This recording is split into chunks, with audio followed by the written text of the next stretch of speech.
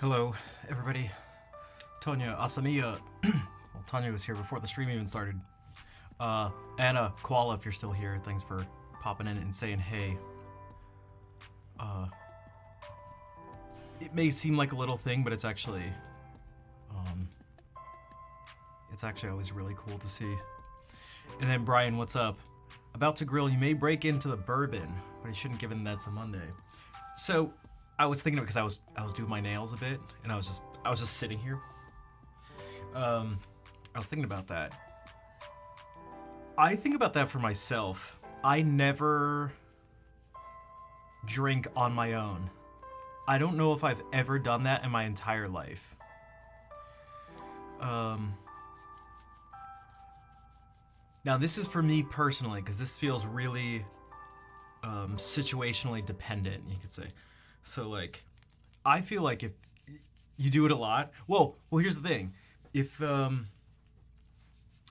think you can do it, and you know, like it's a Monday, and you can just have like one glass or something, I'm not a doctor, but I'm pretty sure that's like not bad, right? It's just like,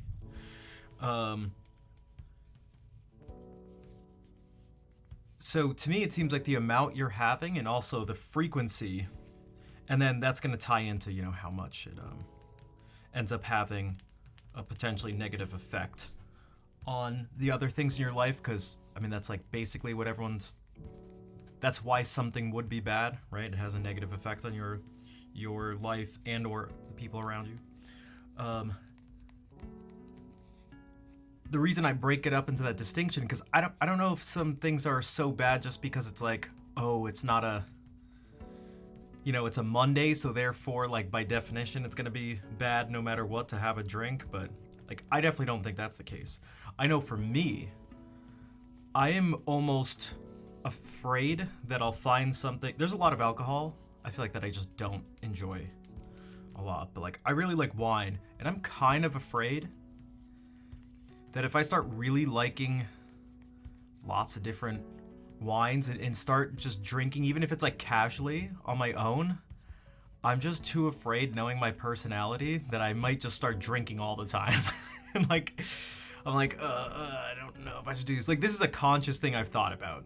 I like, because sometimes I'm tempted to be like, oh, it could just be nice to have some. You're drinking now? See, there you go. What's up, Acoustic? So that's kind of how I think about it. If I felt really comfortable that I could just be like, I don't know, maybe I could. Maybe I'm not giving myself enough credit. I just know it's easy for me to get really into things, whether it's an activity or just, dude, I don't even, you know what, I'll put it this way. How about this? I don't even like buying sour gummy candies. Cause I'm afraid I'm afraid about my pacing. Guys, I'm like laughing, but I'm like actually not kidding. Like, cause there's nothing stopping me really from just like getting more Sour Patch Kids or sour gummy worms. Just like they're super close by and really not too expensive. But it's like, oh my God, I feel like I would just eat so many of them. So, like, I don't know. But I mean, if you think you can do it, whatever, you have a drink, it doesn't seem, I don't know. It doesn't seem bad to me.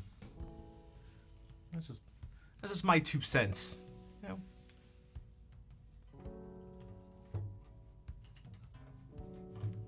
You know, who am I? Just average Joe. You know.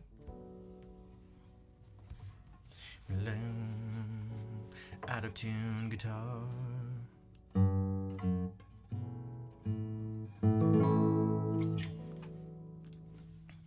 Avant-garde music. It's just like normal tonal music, except it's just out of tune. Because it makes it different, man. Alright. Wait.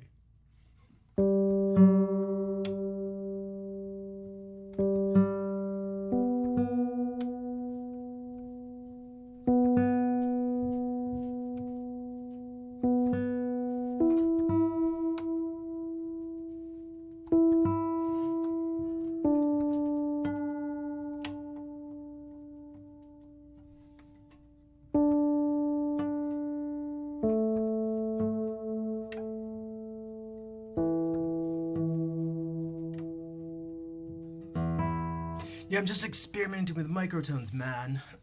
I'm so over that tonal stuff. I prefer when my music doesn't sound good. Alright. Also. Can you guys hear the noise in the background? It was here the last stream, too.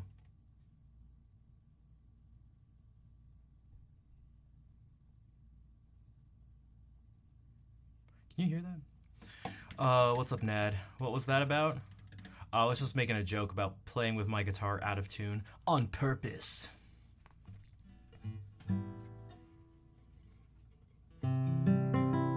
Hey, Lennon, what's up? Thank you for the raid.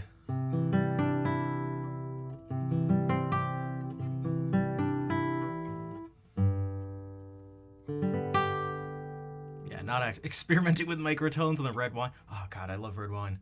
I love the look of it. I love the look. I love the smell. It's got to be. It's easily my favorite alcohol.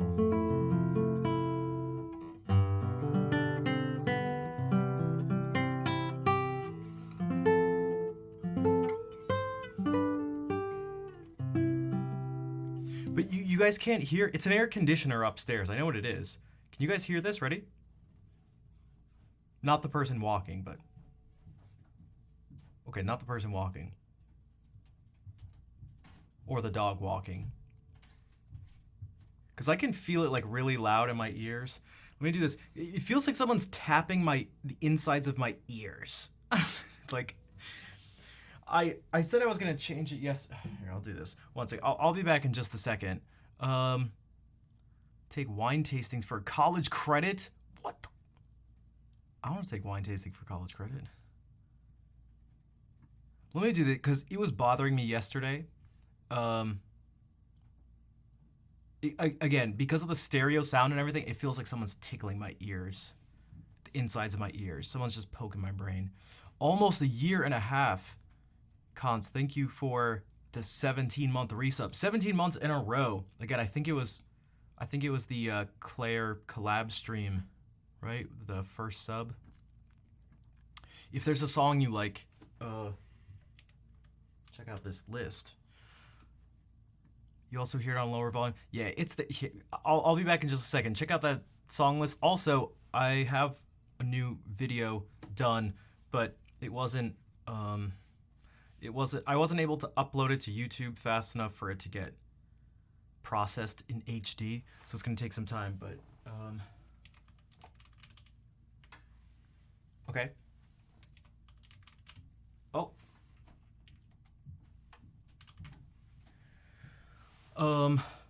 If you'd like to help sharing it, I'd love to get it out to as many people as possible. The full thing will be up on YouTube.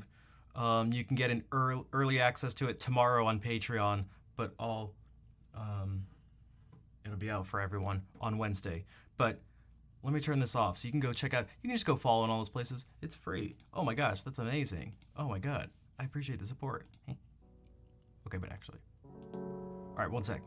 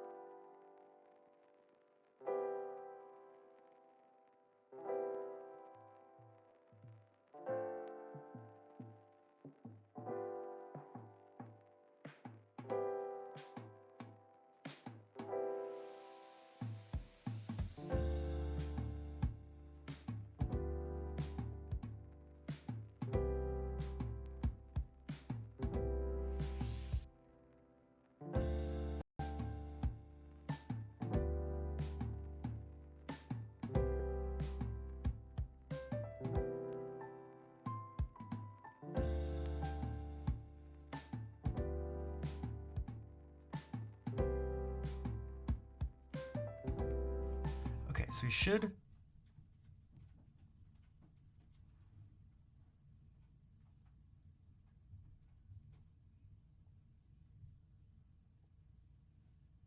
There's something else making a noise, but it's not as much. I think maybe like the water heater or something. But what? It's definitely part of the noise is gone. But okay.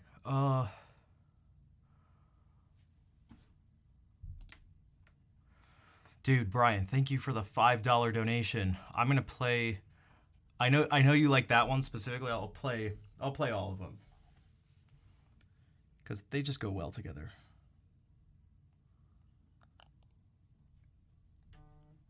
Oh yeah. Except where are they?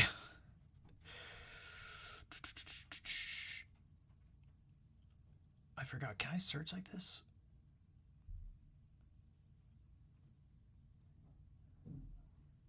I think I just type Italian. Nope. I think it just goes by composer. One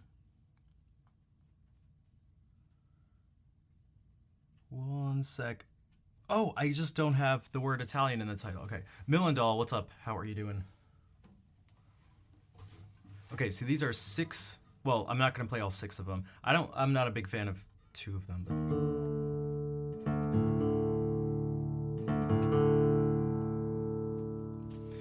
but these are some Italian Renaissance lute pieces whose names I won't attempt to pronounce.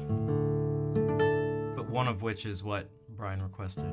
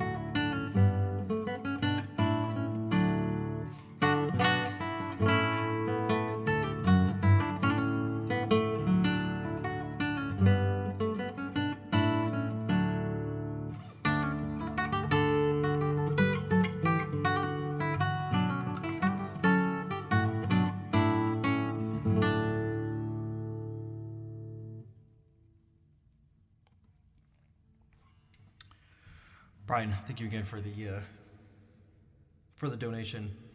Because especially because those first three are like, I feel like they're pretty good to warm up with.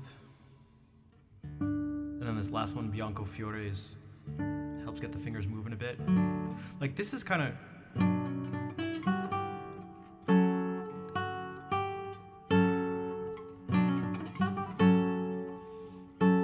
Doing that's always been a little bit tricky, up to speed, and doing it clean.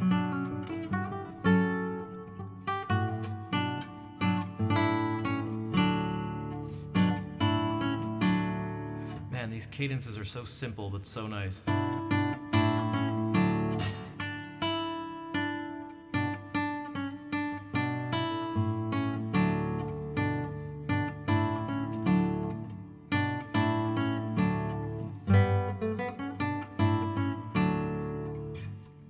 You found some old classical guitar records at your grandfather's today. So nice day. Cool. What were the like? Who was playing on them? What was the music on them?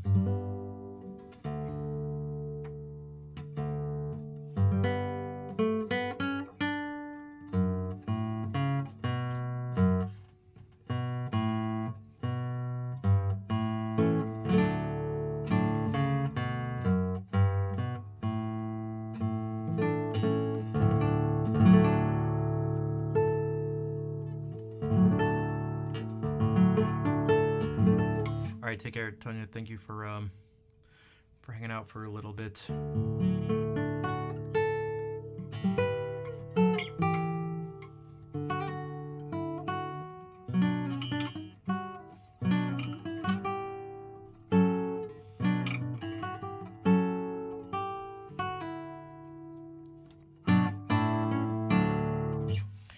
love Renaissance stuff.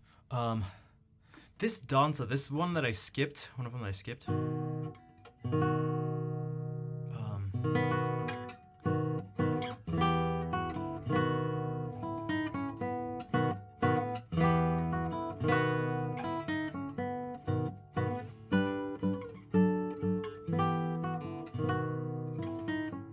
This part, I'm like.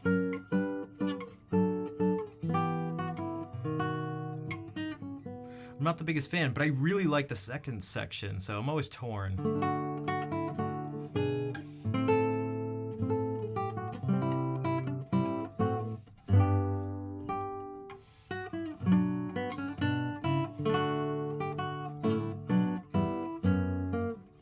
God, I listen like listen to. You could listen to Renaissance stuff for the first time again. It used to blow your brain. Yeah, there's the that's maybe where things will like maybe lose some of the magic, and that's where I try to well, you can explore more genres and then look deeper into the ones you already know, cuz and really try to I don't know, maybe this is some of the okay. This is all sort of coming into my brain all at once at the moment. Whenever I improvise, it almost feels like you're playing something for the first time. Now, in a certain sense, you should be if you're like, you could say if you're like truly improvising. But what I mean more of is that even if you play something that isn't new, like if I were to be improvising and I just happen to play something that's basically this, it feels so much more satisfying than reading these notes. Now, there are a few different reasons for why that could be. And it could be a combination of all or any of them. Like it could be that the physical act of doing it, or I should say the fact that it's you're coming up with on the spot, like as an activity, it's satisfying. Like the execution of the fact that the idea was there and then you execute properly on that idea. It could also be that at least for myself, I hear the music much more when I'm improvising because I'm coming up with everything. Now I try to do that when I'm reading here. Like I'm really trying to think about all these voices.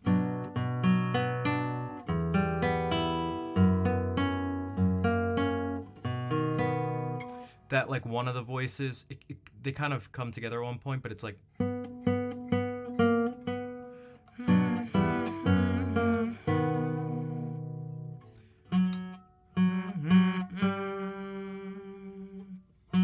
You can actually go like and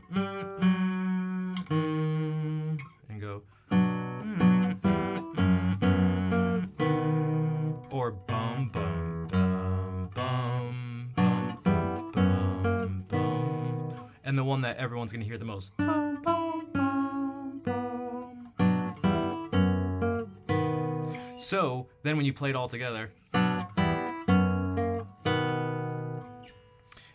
Own Renaissance piece? Not really. Also AJP 20XD. Thank you for the follow. I was gonna rhyme it with something, but the only things that came up in my mind were lame. The only thing I sort of did was it was kind of based on a couple different tunes. It was kind of based on a Dowin piece by accident. And then another English Renaissance composer, sort of by accident, and it's this. I never like formalized it, but it's something like this. And it wasn't meant to be a Renaissance tune, it was just something in my head that I just kept wanting to play.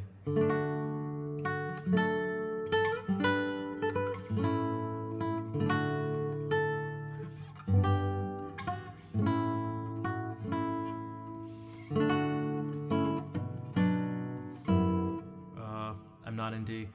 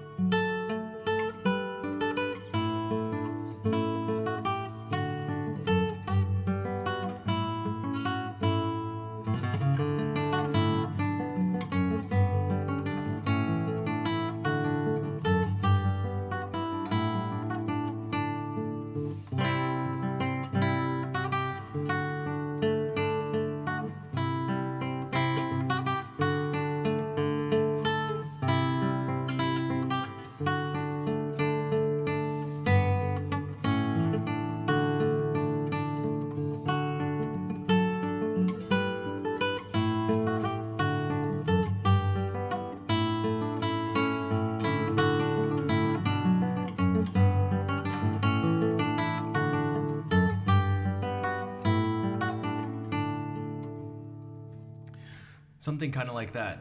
In studio now? Welcome back, Acoustic.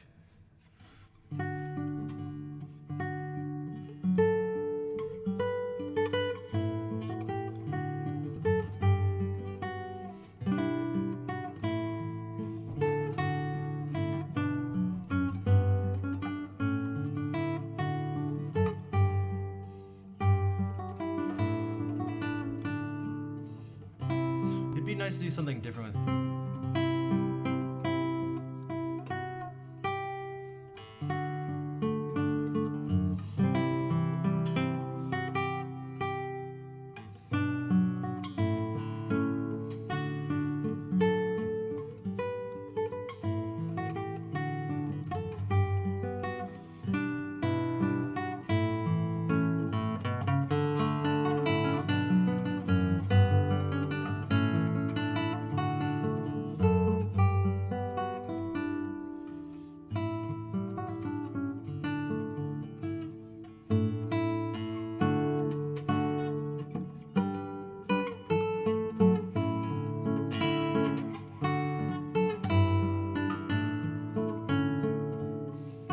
I wonder if I could incorporate this going like incorporate that. Mobile sucks and is cleaning up the kitchen. Okay, gotcha. Yeah, and it's just, I mean, in terms of sound quality in particular, it's just not the same.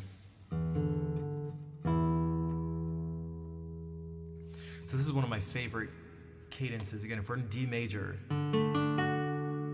You can do it a couple ways, but it incorporates using this just.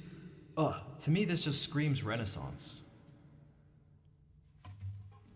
If anyone, these are the types of, this is, to me, maybe this is kind of getting back to what I was talking about. This is a way to somehow reclaim the magic a little bit. Again, nothing's ever the same as like the first time you experience it. That's just life. But you know, if we're in D major, so someone watching, this may be particularly helpful to someone watching here. That means, according to our friend the Circle of Fifths, who else has a Circle of Fifths on deck on Twitch? I've said it before, but all right, okay. All right, look at the 2 o'clock position on the circle. It says there's a D major, there's 2 sharps. So if you play a scale, start on D, end on D, all the notes are natural except for the ones in that key signature. I mean, boom, you got a D major scale. Okay. Cool. Got it? All right, nice. Then the C's should be sharp, but in this particular cadence, you specifically play a C major chord, which isn't in D major. But again, these rules aren't really rules. They're just, well, they're ways of helping you understand, potentially. So if we're in D major and then we play, you could go C, C, D, G, A, D. Or you could go C, B minor, G, A, D. But if we take out the G, it kind of actually sounds more Renaissance-y.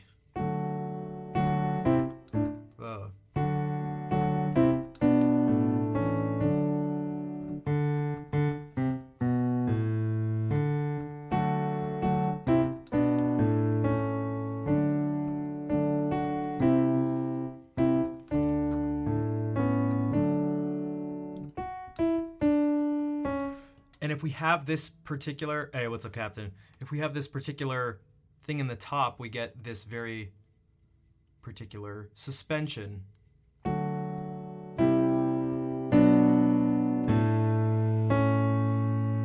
It's properly prepared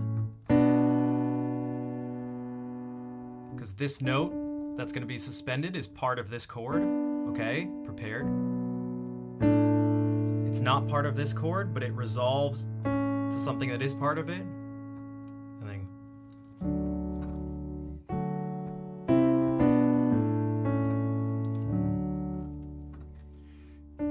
but it would have also worked.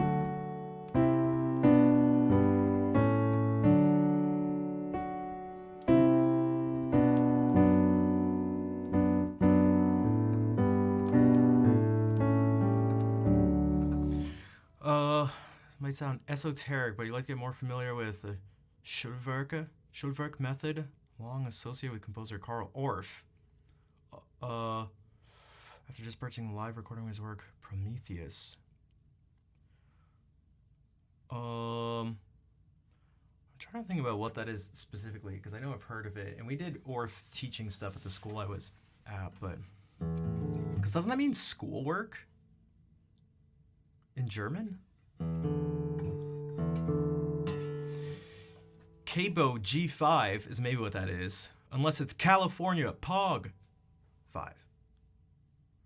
I'm good. How are you? But yeah, so then if we apply to this thing again, so then we go like C, D, C, B minor.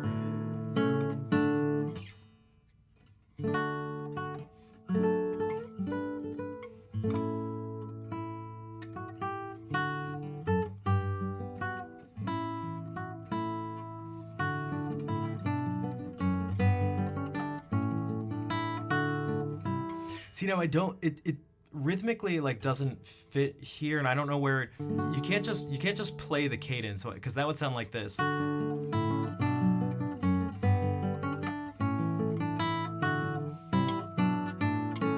it'd just be like, what? You're just playing 2 different songs. That's so pretty. Thanks, Capo. It was something I wrote, but I didn't. This is the type of.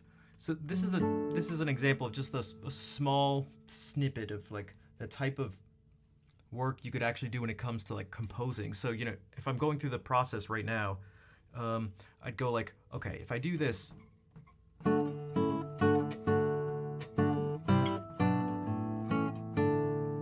Think about what the time signature would be, where the chords actually change. 1, 2, 3, 4.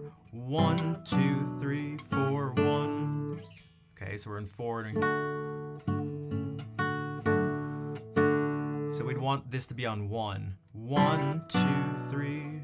Whoops. 1, 2, 3, 4, 1. Then we go, okay, so what's happening in the actual thing that's been written here? 1, 2, 3, 4.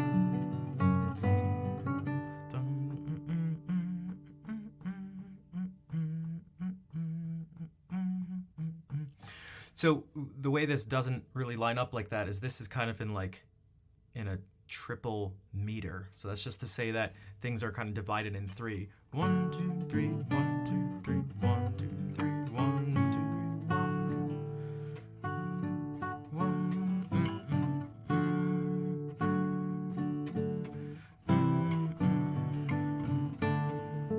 1. So you'd have to try to make that fit into the mold you've already set. That mold's been set by just what you've written that's come before it. So.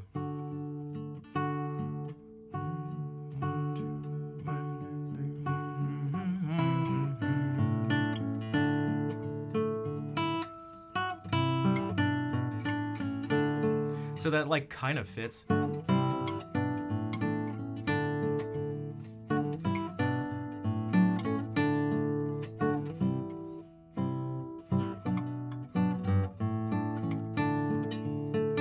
And so now I'm experimenting with different things it's somewhat of a puzzle, meaning a puzzle isn't just do whatever you want. The puzzle pieces have specific shapes and they fit together. Now it's a little different from a puzzle, from a jigsaw puzzle, in the sense that in a jigsaw puzzle only one piece can go in one place. But here there's still the idea of something fitting. It's like you have a puzzle, but there's the different puzzle pieces have shapes, but some of them have the same exact shape, but there's a different design on them. So two things can fit in the same place, but depending on which one you choose, changes the overall aesthetic, the overall feel, the overall, piece of art, whatever it is.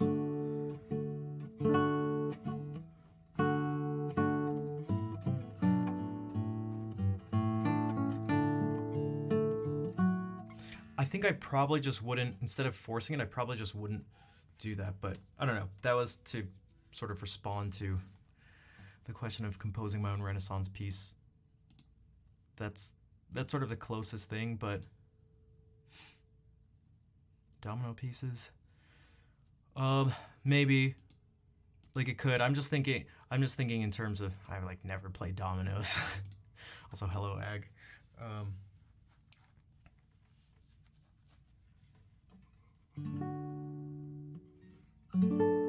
Acoustic, thank you for gifting a sub to Capo.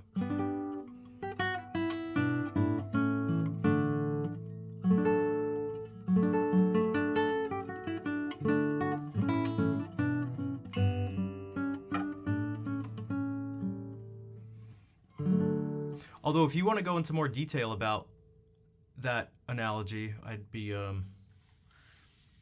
interested to hear, and maybe it would help someone else too. I don't know, maybe some people just don't.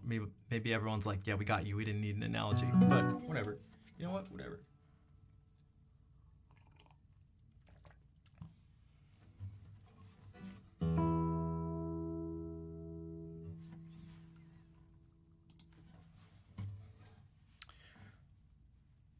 You know what? I was talking with someone yesterday. Yeah, yesterday. Jeez.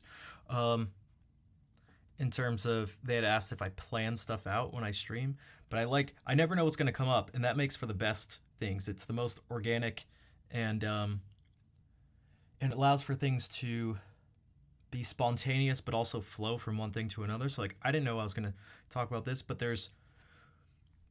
we can look at somewhere where this happens, and that is we see it a bunch here in some of the music of Luis Milan. So we'll see that now. This time we're in C major, so there's no sharps or flats. But if you want to do this cadence, you start on the first beat of the measure. You start with a major chord, a whole step down from the tonic. So a whole step down from C is B flat, and so you go. Where are they here?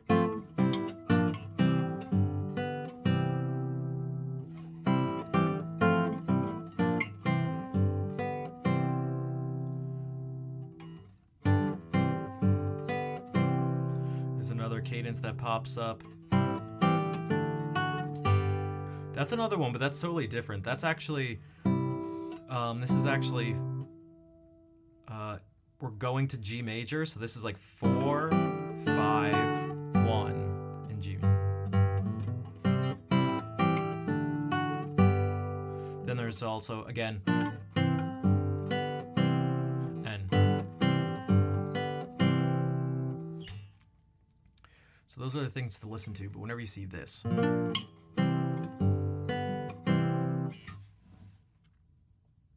Now he could have done this. Maybe I can switch. Maybe the last time, instead of going,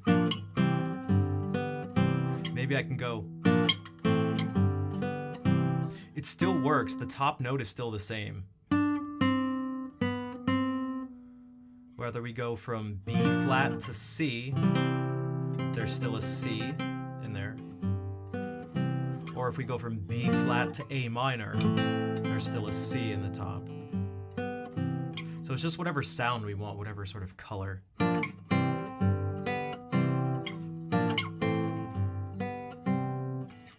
Maybe I'll switch it on the last one.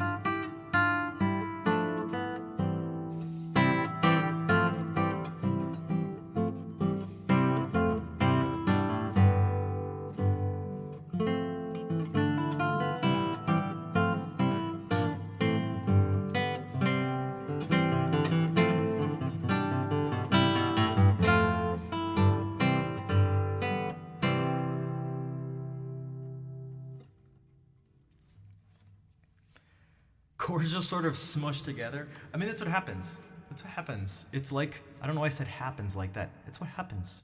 It's what happens. It's what happens. It takes work, and if the work isn't there, then chances are things will sound like a smush, whether it's one chord moving to another, or whether you're adding notes to a chord.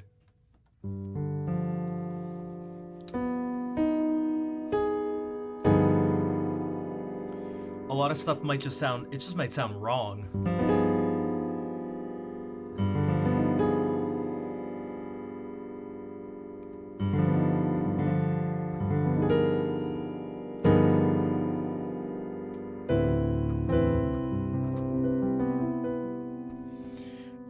And so until you it takes work to encounter the chords, listen to them in different contexts, and then you do have to play around with stuff. And if you can do it in a sort of experimental manner too, for this example right here, if we do this, actually, I guarantee every single person listening right now has heard this chord before. Like, you've just heard a G7 chord. You don't need to know that you've heard it. So if I play this, it's just, you're like, okay, yeah.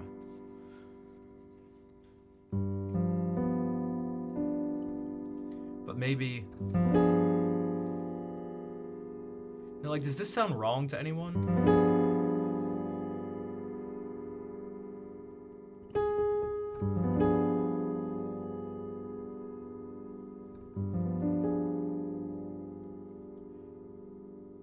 Or if it sounds right, does it sound the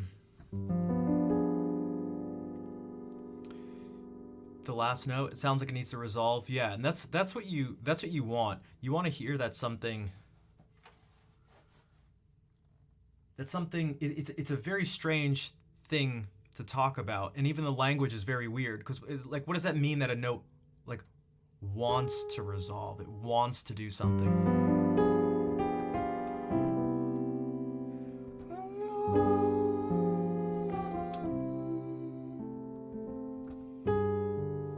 Or if you were to change it, instead of doing this one, you play this, and then it goes.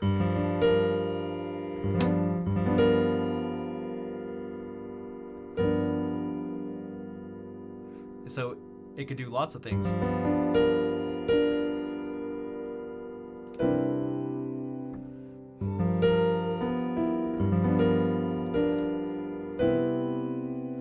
Or it could be like a combination.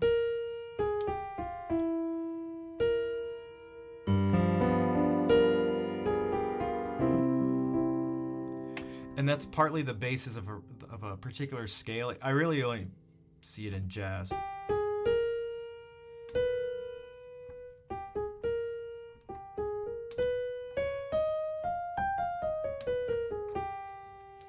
And so if you play this chord,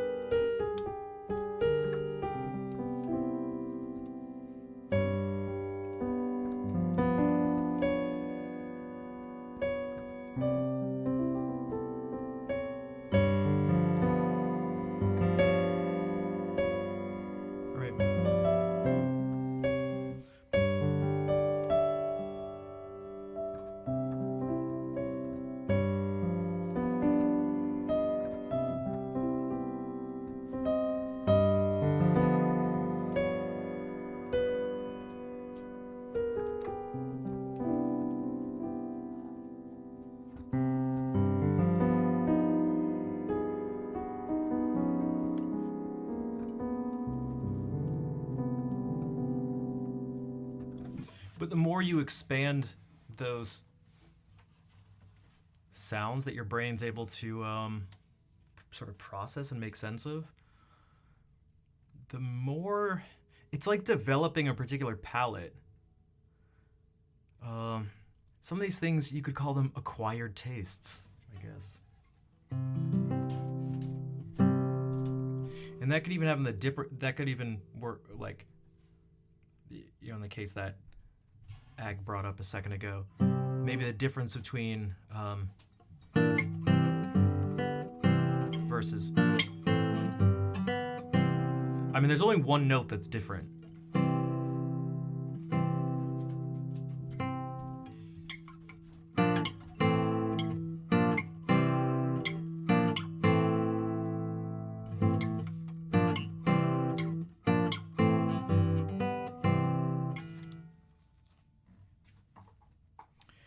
Now, I tried to do this. This is going to be scary. But this is, is it? What do I have it listed under? F for Fantasia.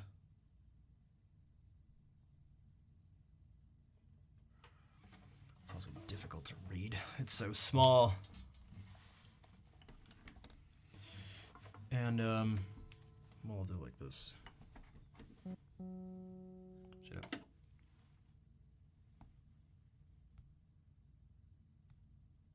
Okay, that should work. All right. We're gonna see this complete, so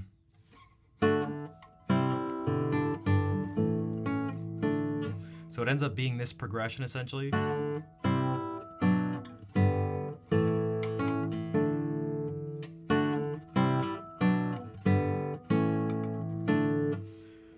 But it's slightly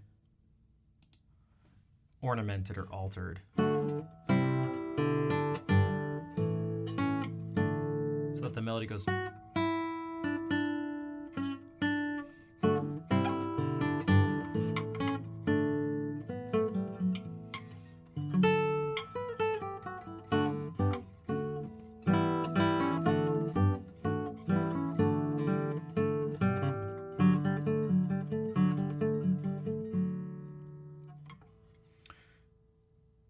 Metal guitars don't usually play chords, they use the instrument differently. They use it totally differently, and they create texture and sound through purely through what you could say tone. So because things are distorted, playing this ends up having a ton of color to it. You end up hearing all sorts of, you actually hear more notes. There are frequencies present if you were to play this, and the more it's sort of distorted it is, the more distortion or overdrive, you know. The more you actually hear, this is a much purer sound. And you can create a sense of harmony by having notes align vertically, or sorry, horizontally. So if I go like,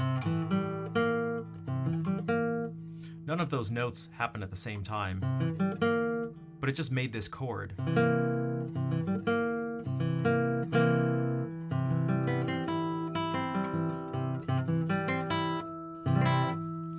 So they take advantage of that too.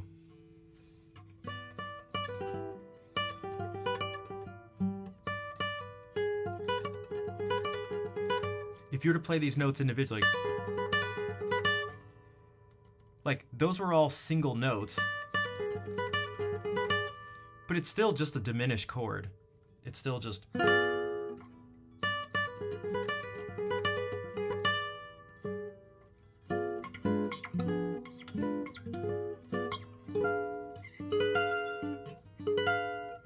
It really is a richer sound, yeah. And that's just part of it. Like, I don't know if you've seen the things where people play like electric guitar solos, but with a totally clean sound, and it doesn't work.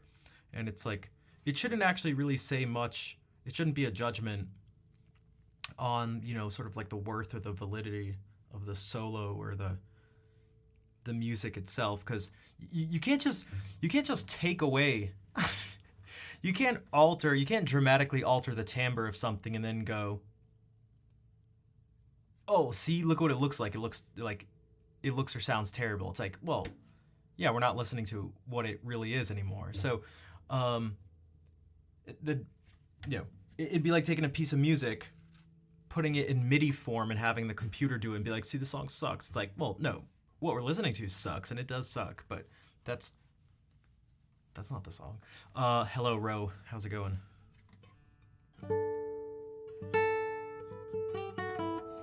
But you said you haven't listened to a lot of polyphonic music. No, but you said, oh, I hope it'll come naturally just through listening.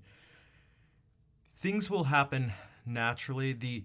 Obviously the rate of progression of, you know, incorporating these things into your ear will be slower than if actual work is put in. You know, your ceiling. This is for most people, like the ceiling of how much you'll internalize and stuff, that'll be lower. It's just like learning anything. It's just like learning anything. The more time you put in, and then also the more focused, targeted time and effort you put in, the more you're going to learn and the faster it's going to happen. But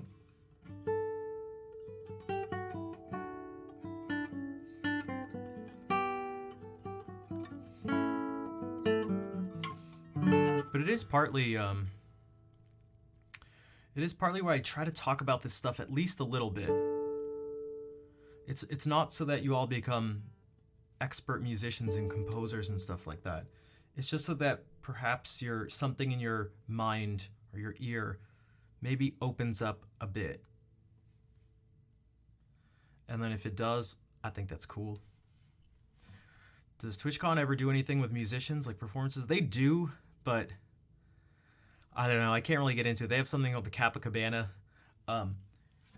The Twitch musicians take it way too seriously because I won't get into it. I won't get into it. It's a trade-off. Yeah, it's definitely a trade-off.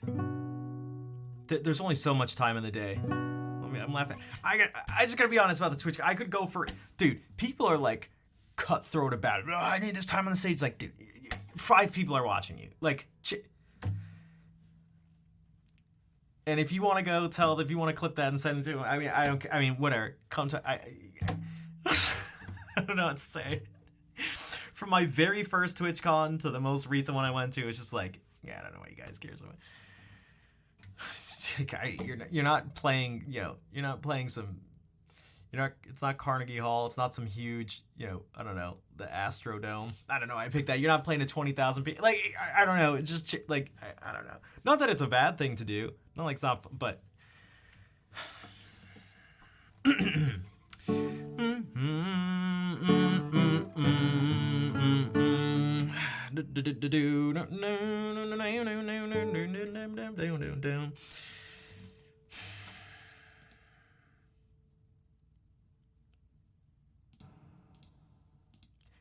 Let me put it this way. I've played on the stage a bunch of times.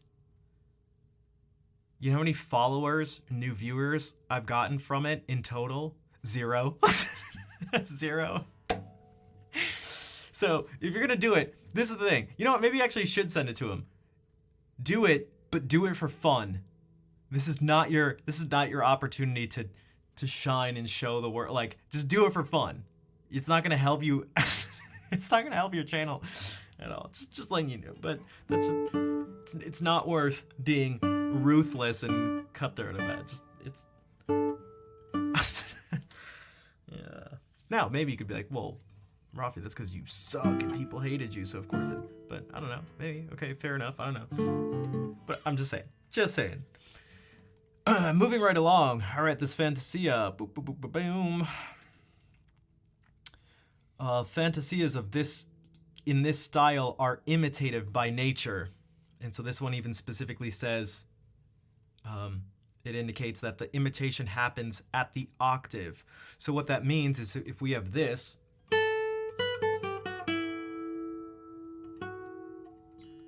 that means at some other point, well, he actually does this, he does something a little special because he's the one that says it's at the octave.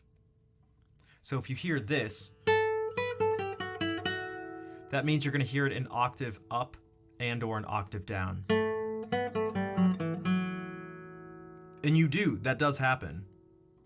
But he also imitates it at the 5th, like you would in a fugue. So he goes...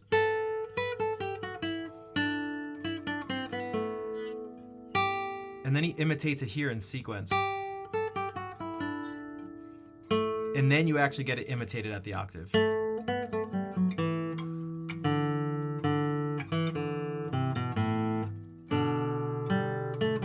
So this whole thing gets, actually, you know what? He was doing this whole thing gets imitated.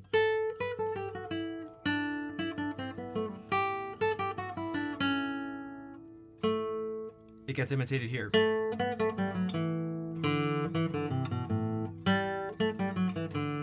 And then cadence.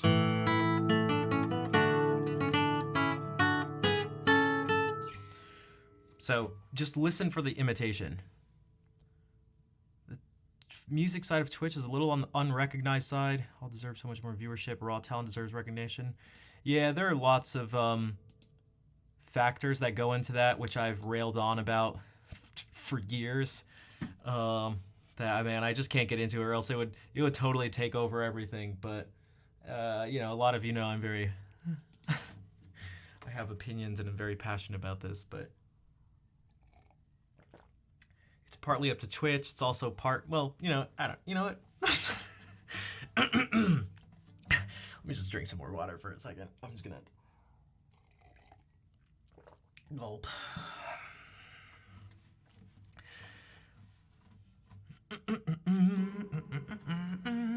Okay, so I haven't played this in a while, so let me just do this for a second. I know this part is tricky.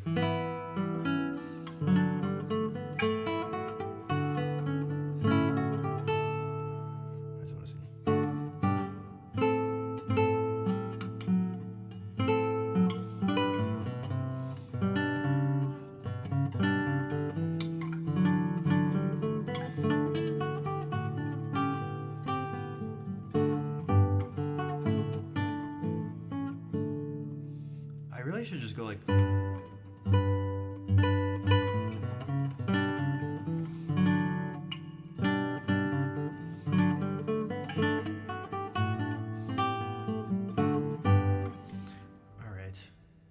All right, that's sufficient practice. That's all you need to do, right? That's all you need.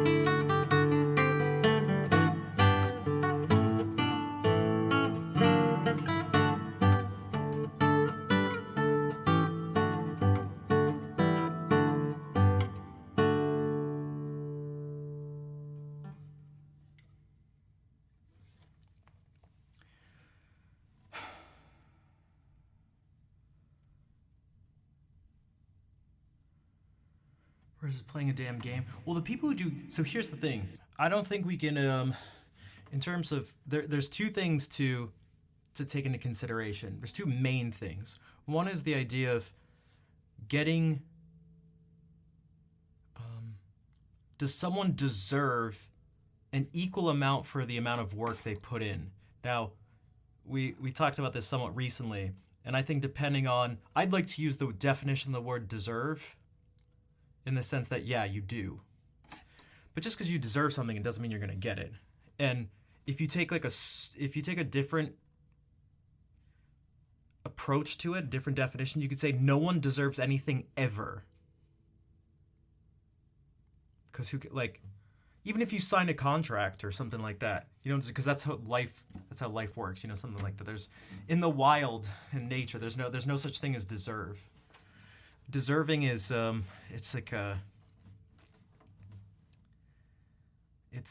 deserving isn't a law of physics. In a certain sense, it's a human construct, even though if you tie it with fairness and justice and stuff like that, animals most certainly have a sense of right and wrong and a clear idea of fairness. Okay.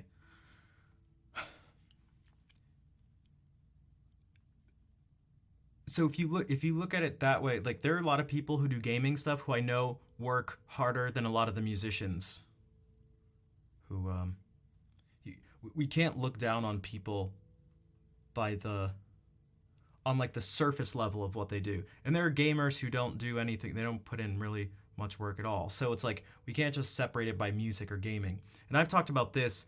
It can come across as not nice, but I don't really care at this point. But you can have two people that stream under the category of music who are really actually nothing alike. And I mean, even their goals, what work they've done, all that stuff is nothing. I feel like I'm very different from almost everyone else on the platform there, in terms of what my relationship with music is.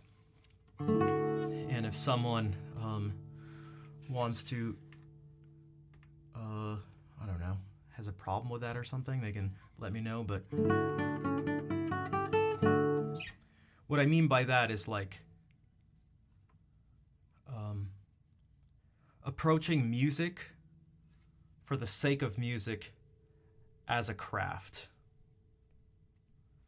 Studying theory, studying harmony, counterpoint, composition, orchestration, doing ear training, technique practice, like literally tens of thousands of hours of pure guitar stuff. That's not taking into consideration,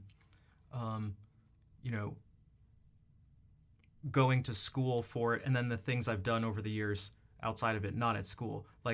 So if someone wants to, call me out on that, I'll be happy to have a conversation, but I'd advise them not to. That compares a little bit with the gaming stuff, where there are people there are speedrunners who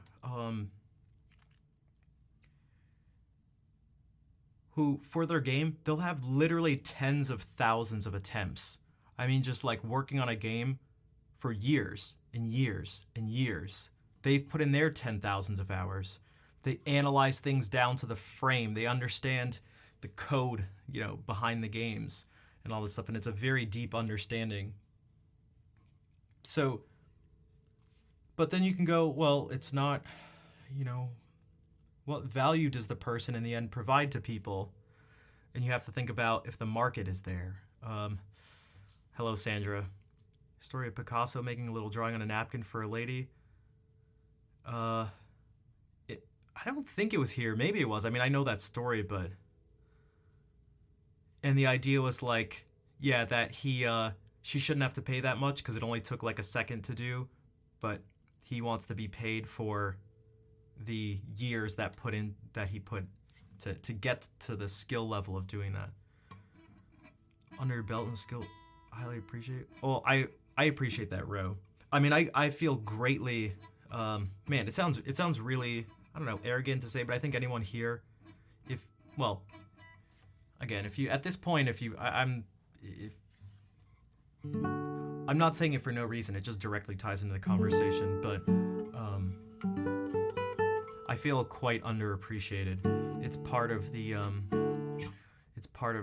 struggle and frustration around streaming. you know, okay, I'm gonna do this.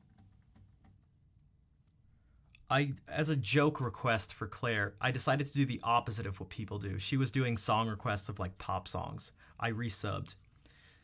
And so instead of doing the classic, I'm playing guitar and someone comes in and goes like, dude, sing this song. Oh, what, it's easier. I can just give you the sheet music, blah, blah, blah. I decided to do the opposite. I told her, I really need to hear you play the fugue from Bach's First Violin Sonata in G minor.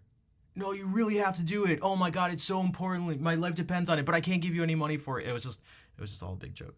But okay, so I sent it to her, and people, just from like playing a little bit, like, just like donations, and people like, oh my God, that's so impressive from just like playing a little bit. But what I mentioned, because I talked to her, she actually messaged me after the stream. She was like, I'm so sorry I got any donations for that. But I'll do this. I'll play it.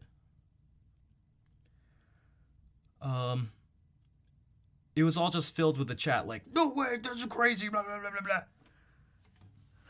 I do that stuff. I actually play through it like every day on stream, and usually when I do it, it just silences the chat for like 20 minutes, and I don't get anything. There's no like, that's insanely impressive. Here, get this thing, and I just sit. I do it. Jeez, maybe I should put the music up on the screen. Here, let me do this.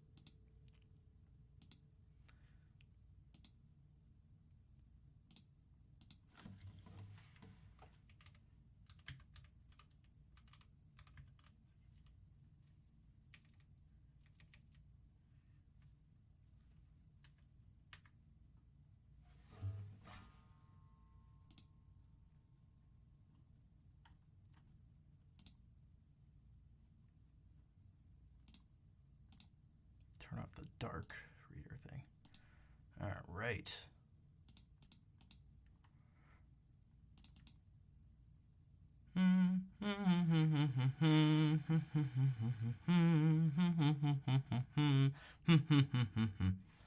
Bum bum bim bum bum bum bum bim bim bum bum bum bum bum bim bim bum bum ba-da-doom dum dim dum bim bum bim bum bum ba-bim bum bum bum bim.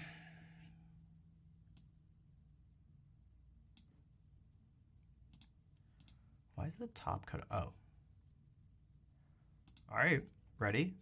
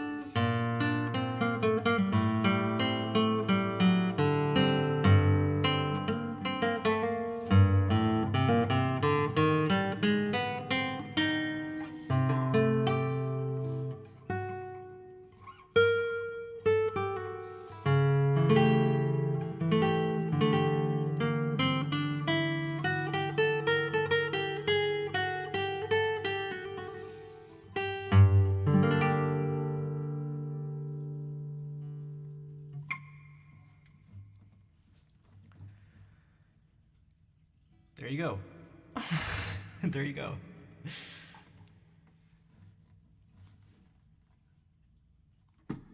So,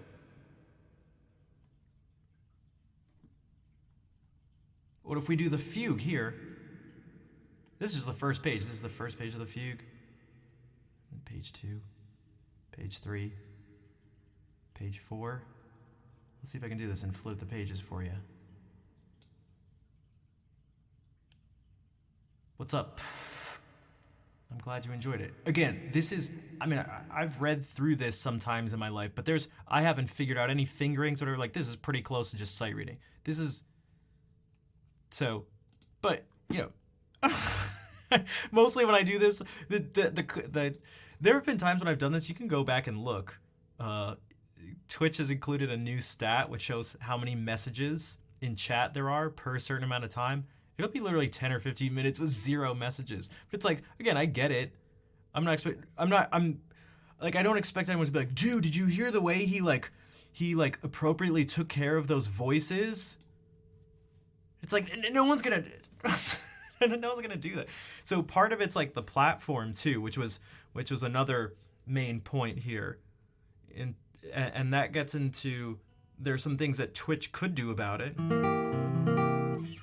You know, Twitch doesn't have a very good reputation outside of the people who already know Twitch. And there's a good reason for it. It's not like people are just dumb and ignorant. Now, obviously, there's some ignorance, and I mean that in just a very technical sense. Like, you know, if someone's not familiar with the platform, by definition, they're ignorant of like what goes on. Like that's just, you know, that's how it works. So don't get caught up in the terminology. But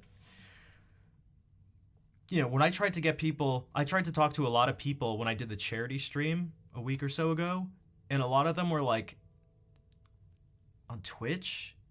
Like, isn't that a gaming platform? Isn't it really toxic? Isn't it just like a bunch of like dudes, teenagers? And they're not wrong. So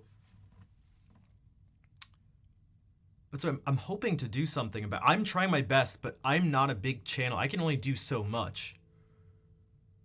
And I would love to have... Then there's also the idea of what Twitch promotes in terms of like people doing song requests for the most part, which is fine, but that's... There are a lot of people who would like more stuff like this, and a lot of people who...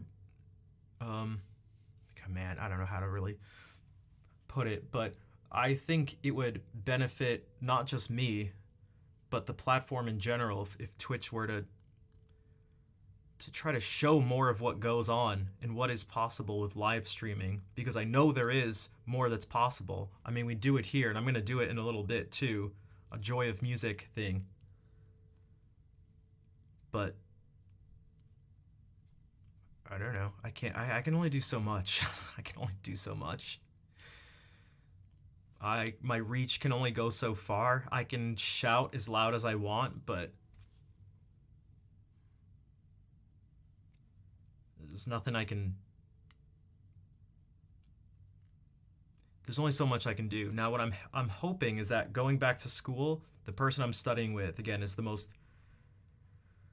More so than anything, he's like the most hard-working, conscientious guitarist, or just really musician, maybe even person I've just ever met. He's a workaholic in like the best sense, and we already have plans to do stuff like even things like a TEDx talk on like streaming and what you can do with this, and trying to incorporate more stuff into the larger music world, so that hopefully we can legitimize live streaming and get more people on, so that the platform isn't filled with a bunch of degenerate dudes. Dudes. Because they're not the problem. They're always going to be there. What do you want? You want teenage boys to not be teenage boys? What, you think if you were to put in front of a teenage boy me talking about the Circle of Fifths or someone in a bikini, Which one do you think? You think it's their fault? What are you gonna blame the person streaming or the person who's? You think? Come on. If you are, then you're just out of touch with reality, and I don't know what to tell you there. So I'm trying to go. Okay, you do that, but let's just do more. Let's just show more. Let's not have the platform be gamers and people in bikinis. Because it is more than that, but that's not what anyone's really gonna see for a large part of stuff. So, fugue, shall we?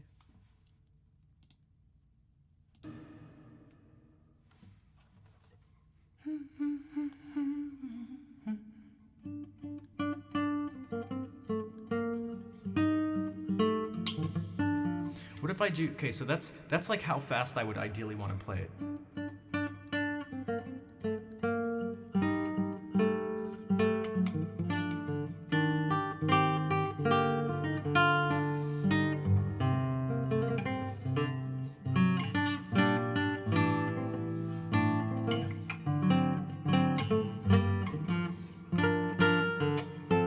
But I'm gonna take it slower because I need to, but then that also means I need to change the interpretation.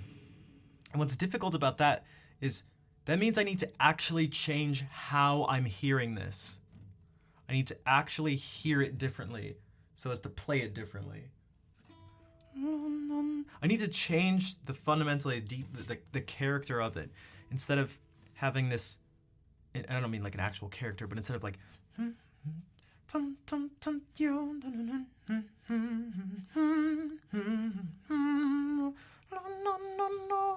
it's gonna have to be something more delicate and darker or sweeter in some way.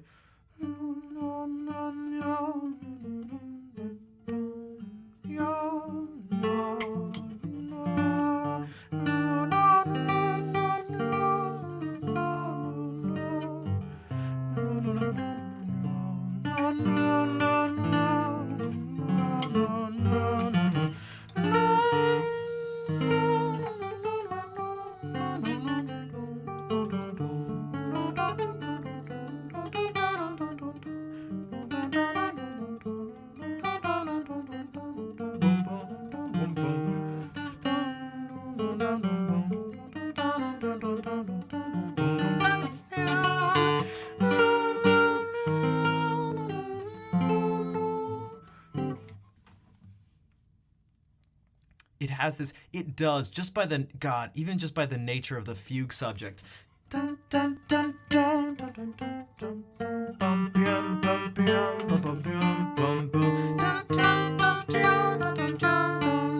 It's like already driving forward, it's pressing forward, yeah. So it's like, so you need to change it. So if it needs to, you need to mold what's there and still have it make sense. You can do that. You can fit the notes into different molds. There isn't just one correct interpretation. You can fit it into different molds. So that's part of the difficulty here. The other part is playing the notes.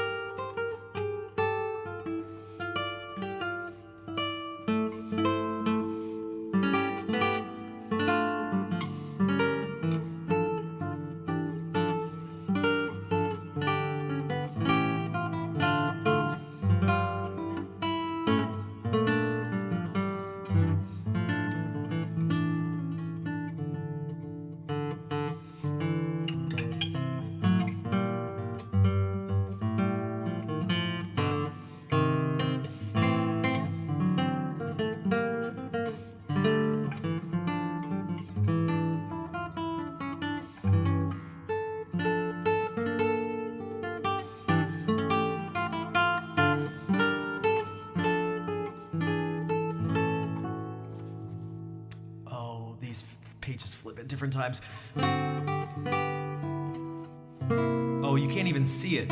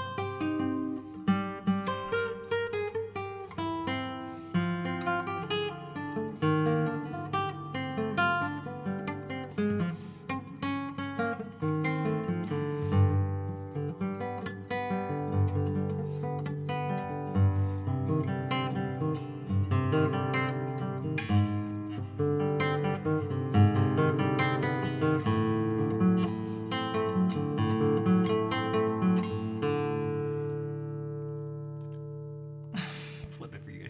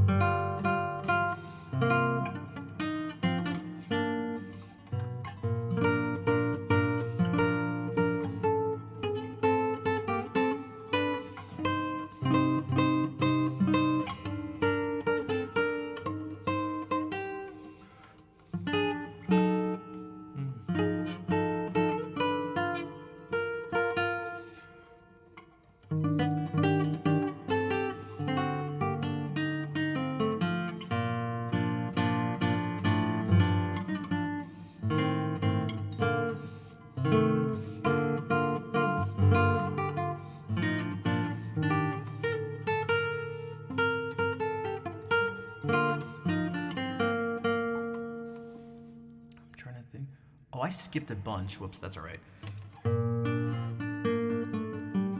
Meaning on the one that you guys see, not what I'm actually playing.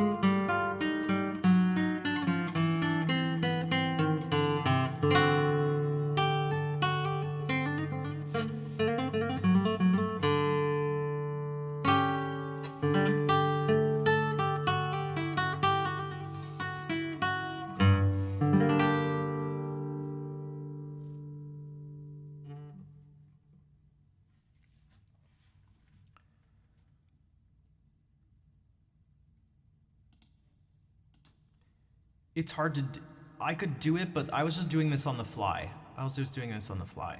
That's not the point though. The point is so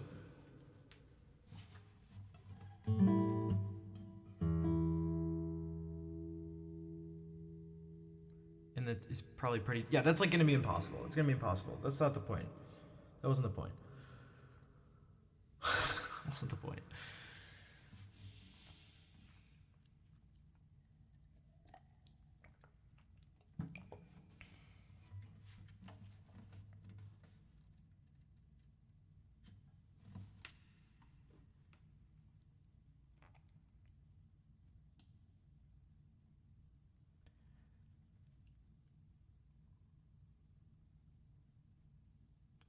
But yeah. So hey, what's up, Al? Understand that it's not a rehearse, memorize. I mean, maybe, but I don't think the whole thing is that I expect people to look at this and just it should sort of melt their brain, which you should get some. You should become overly stimulated, perhaps. Uh, but that's not what I mean. I don't know. This was to sort of all go back to what was being mentioned before about um, different levels of recognition, and that this almost right. This almost looks like a joke piece of music.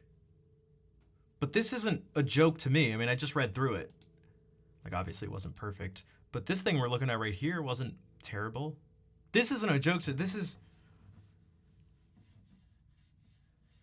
And so I'm in Claire's stream watching because she pulled this up, and people are like making all sorts of ridiculous comments, and it's all this silly thing, and it's like, well, um, like this is music. This is what I look at all the time. This is perfectly easily decipherable to me. Not only that, I know all the harmonies and stuff that are happening as I'm reading it. Like this makes total sense. It'd just be like looking at a bunch of different words. I don't know, if I just pulled up a bunch of text. It looks like this.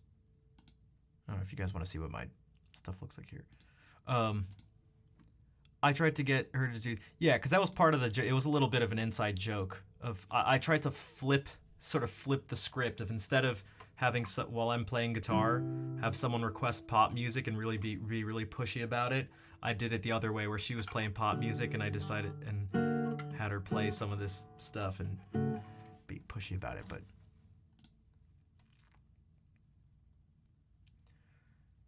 but I don't know. I sit here and it's like.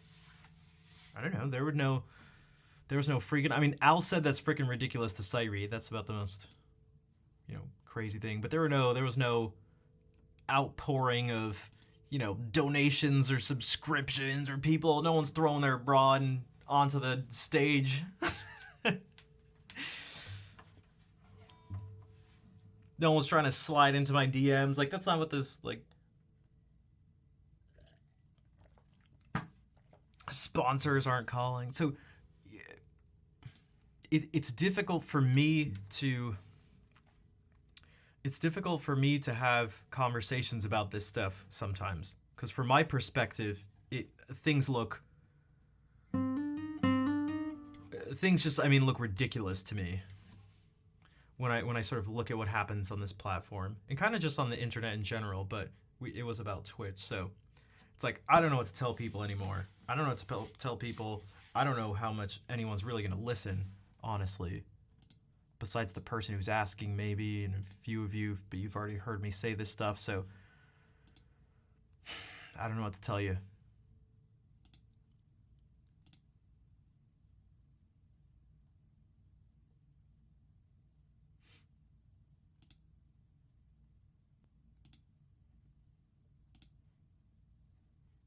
I don't know. I could go on for a long time talking about this stuff, but it would just make me sound more and more like a jerk.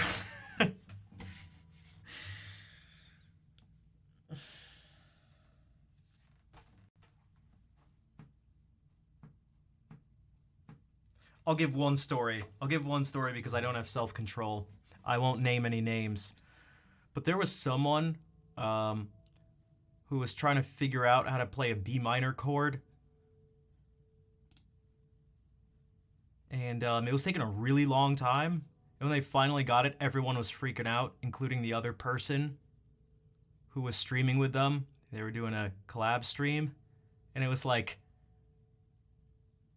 yeah, that's crazy. No way. Yeah. Whoa.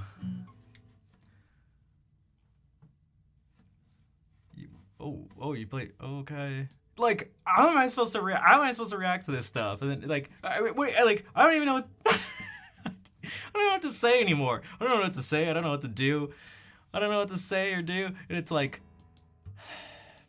I was borderline gonna like. I was on the fence about because they were listening to something, and I was like, I wanted to just type it in chat, but I didn't want to sound like I didn't want to be that guy. So I just sat and watched.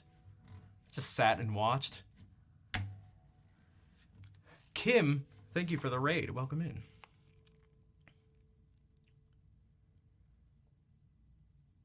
How was the stream? What's up?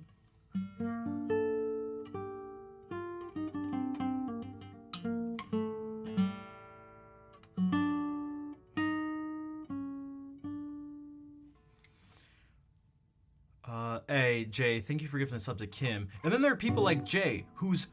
I mean, guys, just look at the...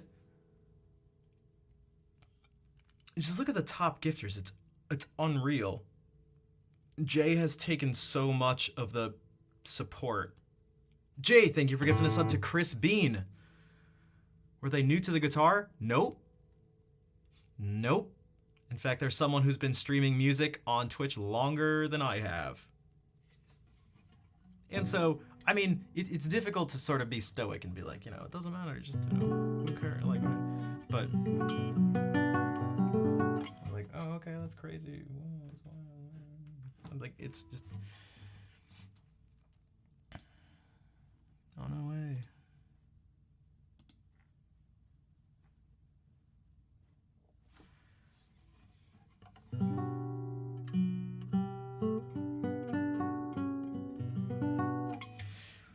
Here, let me play a piece of music. I don't think there's a B minor chord. Oh, there is a B minor chord. In fact, it gets approached like this. So it actually gets approached. There's a suspension from below. There's at least one B minor chord there. Sassy Night Owl. All right, ready? Ready? Go.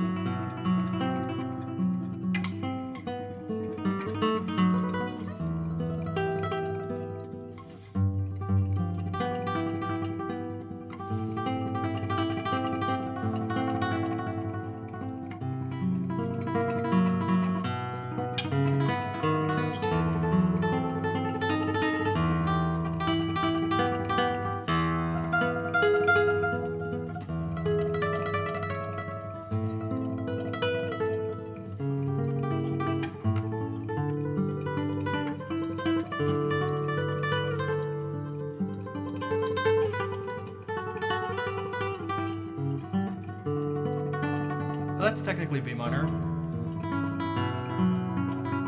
And here's the B minor chord, there it is. This is actually technically B minor too, and so is that.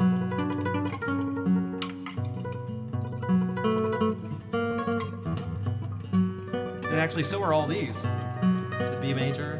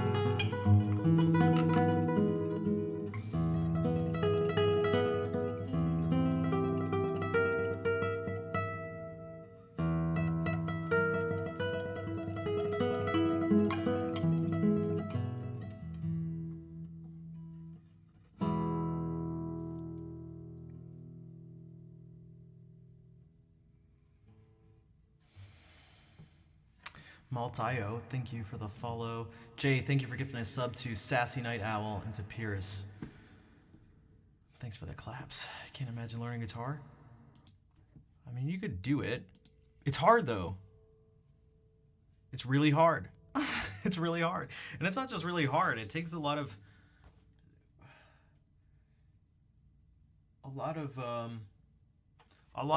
pain, like a lot of physical pain, emotional pain, mental pain, just like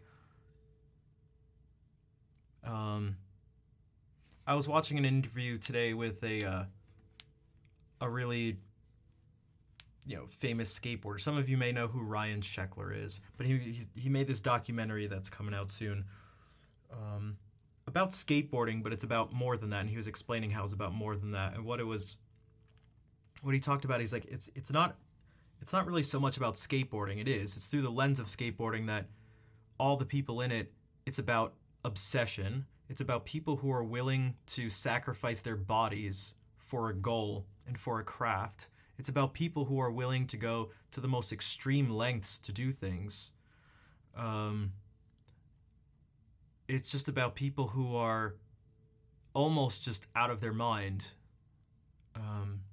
Let's go. Thank you for the follow.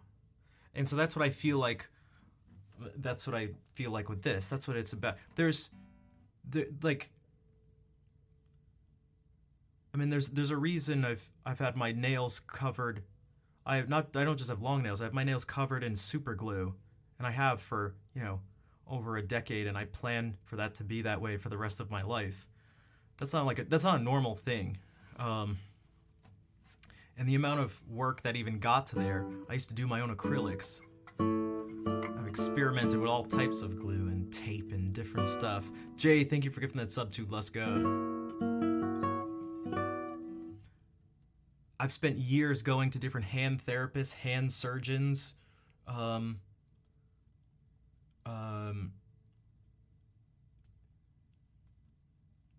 occupational therapists. I just actually scheduled something today. Well, didn't schedule, but talked to the referral person about going to a special program up in Boston to deal with hand issues. Like, none of this is fun. It's not fun. Kim, thank you for the 300 bits. If you'd like to request a song from that song list, let me know. Type !SL. And so, like,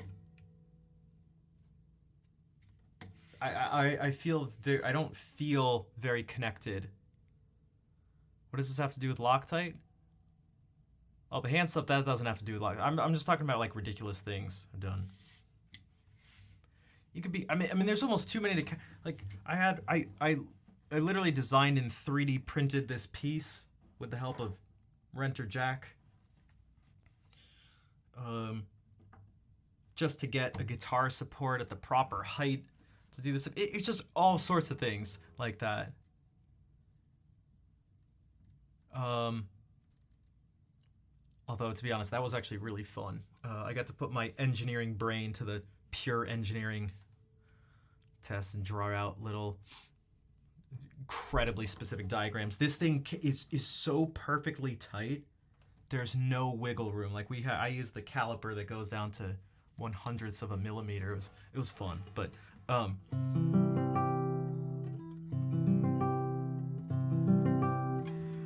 you have the urge to say the single most dumb thing ever. I do that all the time. It's all good.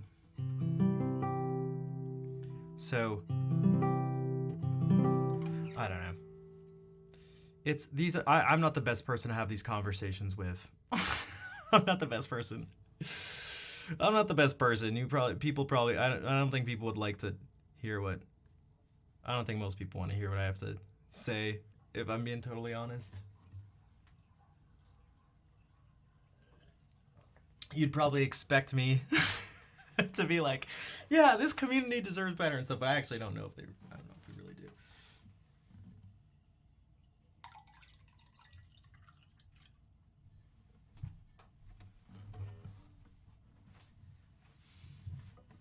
So you give up in college because of nail care? Oh, then they didn't care enough.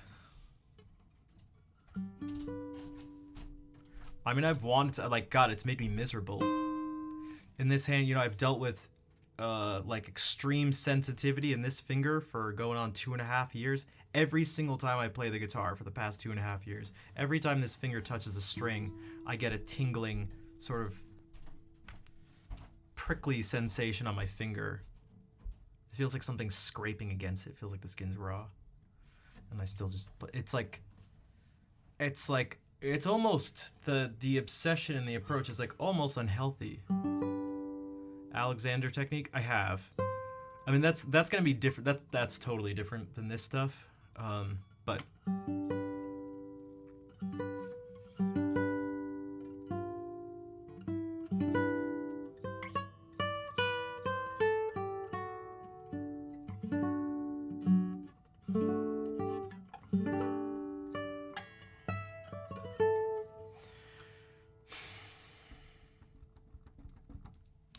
yeah, I'm not really sure what to say. I think at this point I've not given up, but just like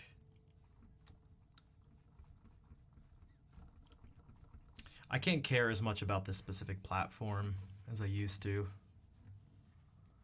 That in terms of my relation to Twitch itself and also the other streamers, I don't really care so much at this point.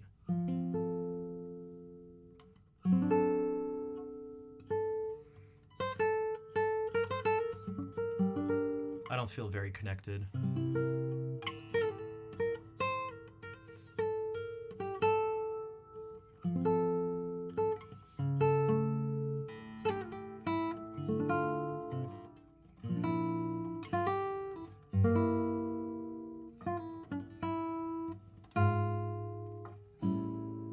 That's sad. It's okay. It's you think it's sad. You think it's sad, but it's actually, I'm not even kidding. It's actually totally fine. I mean, it's not good. Like, it's not great, but there's nothing I can do. I've come to the realization that no one at Twitch cares about me individually. No one at Twitch really cares about anyone individually. Like, man, it can be sad. I feel like I see some people who are like trying to, suck up to the CEO a bit and stuff like that. And it's like, oh, dude, don't even try. They don't care about you. They don't care about you. It's just not that they need to care, but it's just like, I mean, in a certain sense, so it shouldn't be in a certain sense it should be empowering. And you may go, well, what the heck are you talking about? Why would that be empowering? And here's why it could be empowering. Because what it would mean is that it's like some of your choices and options that you thought were options, they weren't actually ever really options, are off the table. And so humans are great when we don't have a lot of choices. We like that. Then we know what to do. Even if it's difficult, you know what to do. Yeah, and there's freedom too. When you count on yourself. That's what you actually have to do. I counted on Twitch for years. That one day they'll recognize, I don't know, what I'm trying to do. One day they'll help me out or something. They're not going to do that. Like Nad said, Twitch is a company and companies are there to maximize profit. And so don't fall into the trap of like, but Twitch is about community. Bleed purple. It's like, yeah, right. Yeah, right. Like, yeah, right. Oh, are they? Oh, yeah. Let me do you a favor. Oh, there's a bubble. I hate to do this, but let me just grab a pin here. Let me do this with you. Let me just, this may sting a little bit, but all right, burst.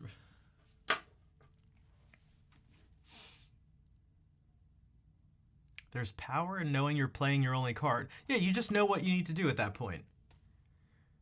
You don't even have to choose. There's no choice. Because there's also no regret. When you don't have choices, there's no regret. There's nothing to regret. Even if it's difficult, there's no regret. You're now going to do all that you can do. And you can't go, oh, I should have done this because there was nothing else that you could have done. So you just do whatever.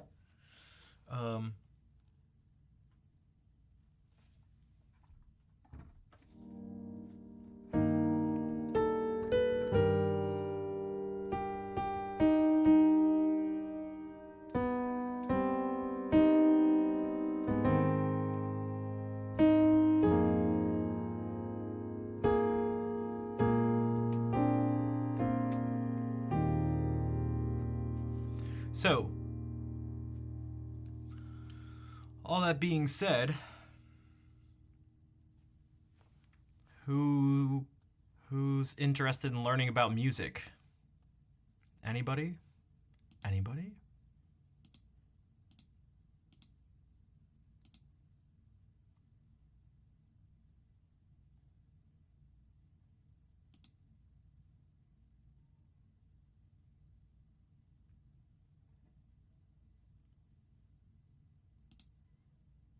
Are you ready, kids?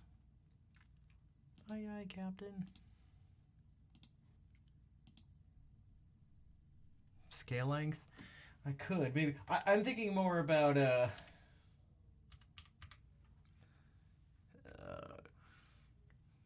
things relating to, well, what's in that document there? Things about scales, modes, harmony, form, composition, all that stuff.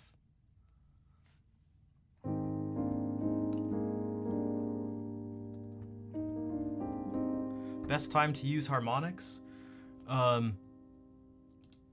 We can turn that from a specific question into a general one. Okay, so what does that mean? The best time to use harmonics is the best time to use anything. Okay, what does that weird response mean? It means listen to the harmonics, because not all uses of harmonics are the same, but I'll take an actual example.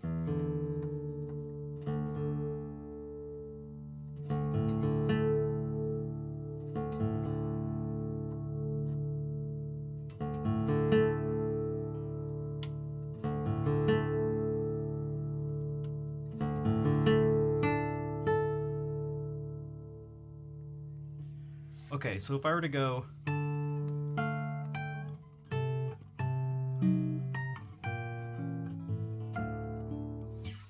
harmonics can be used to do a variation on something already played. So if we go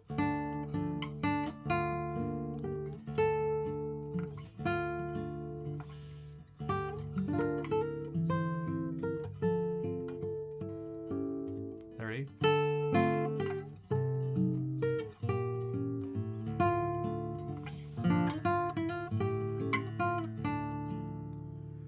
So when we went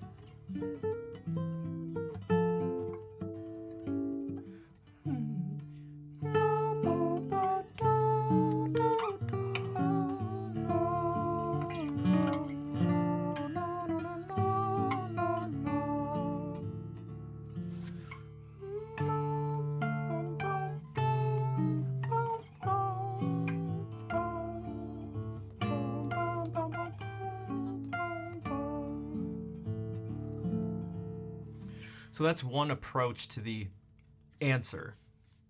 You can to that question is that you can use it to do a variation on something that already exists. In this case, the second half of the main melody was used harmonics. The more general sort of answer is that you play the harmonics, you think about it,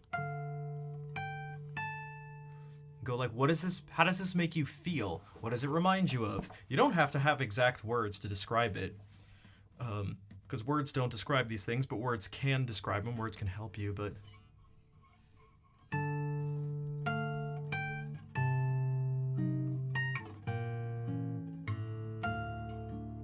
just what do harmonics?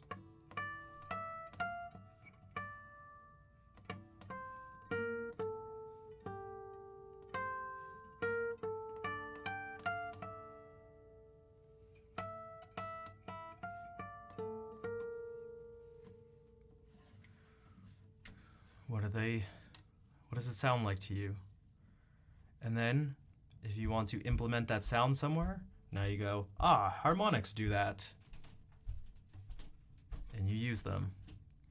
Another more practical, not practical, but purely sort of technical way of using them is if you can't actually easily play a note, so like these two, oh god, if strings are still relatively new. What the?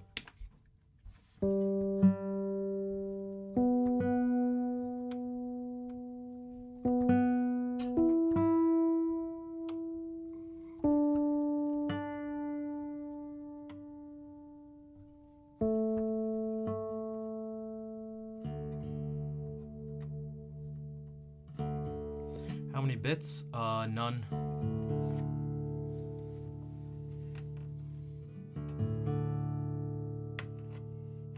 Right now we're talking about writing music. Oh, I should have changed the title.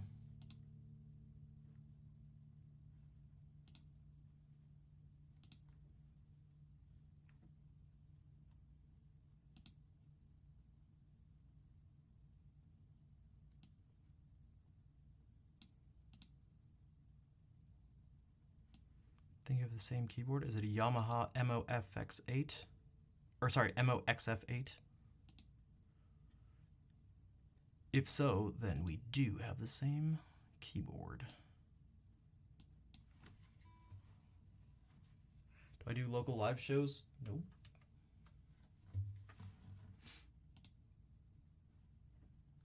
I used to for different stuff, but MOX8, okay, so it is pretty similar, yeah.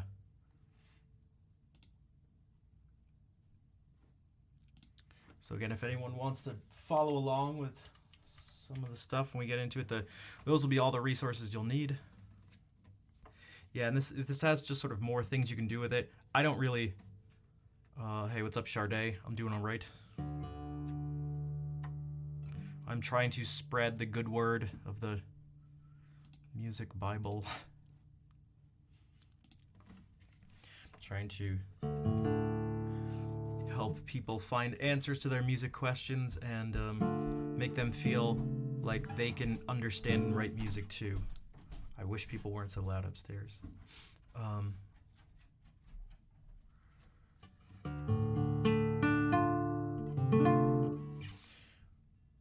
So yeah, sometimes maybe you have to play this E, but you can't get to it, and there's like I don't know.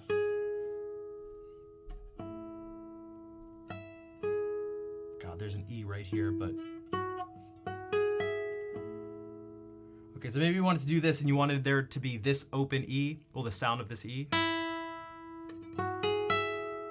There's no E very close, but maybe you want all of them. You could do that.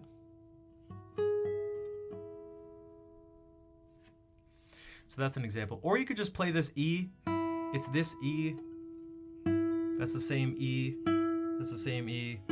This is the same one. This is the same one. All the same pitch, but different color. This is also the same E, but with a different color.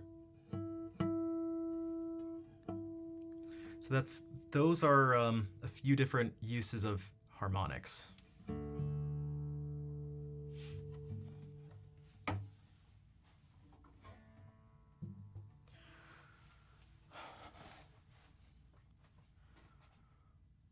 The camera, do exclamation mark gear and it'll just have it typed out, or exclamation mark camera. Number one most befuddling thing. It's actually well, maybe we can clear it up. It's actually should be very straightforward. If you play on a string, if you touch a string and pluck it in equal divisions, it produces a note. The larger the fraction, if you think of 1 over the division, so this is 1 over, you're cutting in half, so 1 over 2, the easier it's going to be for the note to come out. This is 1 over 3, you're cutting it into 3 pieces, so this is 1/3 of the way up. This is also 1/3, so it's the same harmonic. Now, in terms of choice of notes, you don't actually really get to choose the note. That's given by the harmonic series. But yeah, multiple places in the same note, it makes the guitar very, very interesting. It can make it very difficult to read because you can think you're about to play the right note. In a certain sense, you are, but you can't actually play the other ones around it. But and then these artificial harmonics, you can just cut the string in half essentially, but just shift it around. So if this is the 12th fret, it's in half. When I put my finger here on the 1st fret, you add 12. So this is the 13th fret.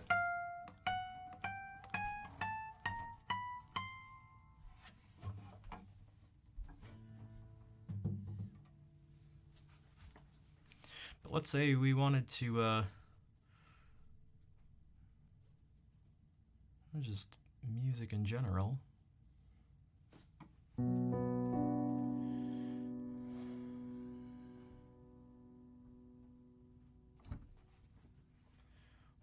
What's the first chord of Karma Police again?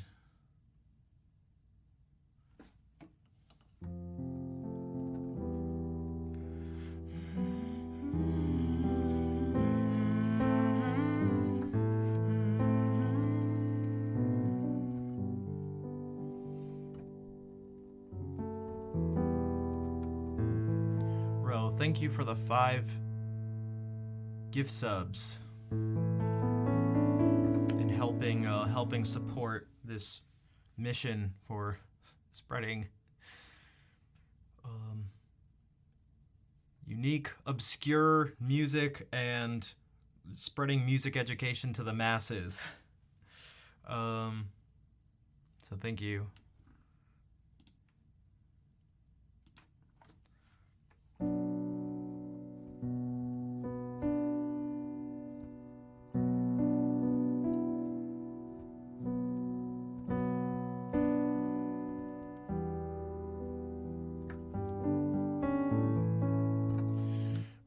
Why can't I? Well, okay, let's do this. Hopefully I won't get... I just need to hear the first chord. Although I'm not sure this is going to be the best example of this, but we'll see. Come over me. Okay, so it was A-minor.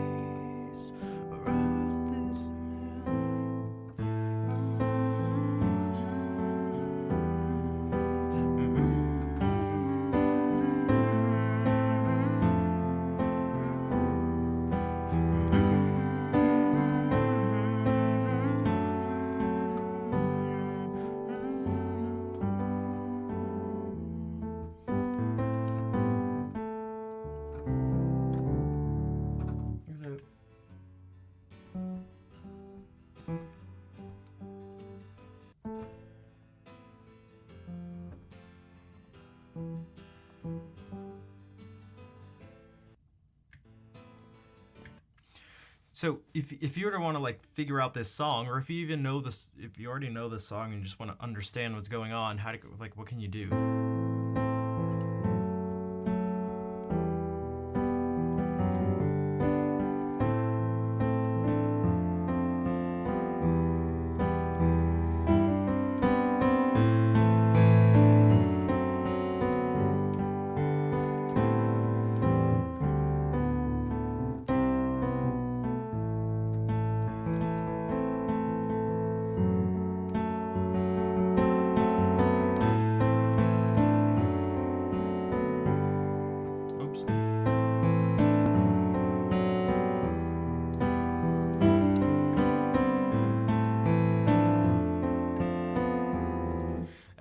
And what are these chords? How can you figure it out?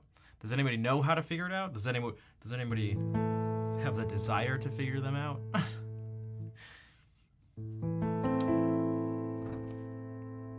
What is this chord? How did I know to play this? Or what if this is what you're hearing? How do you know what it is?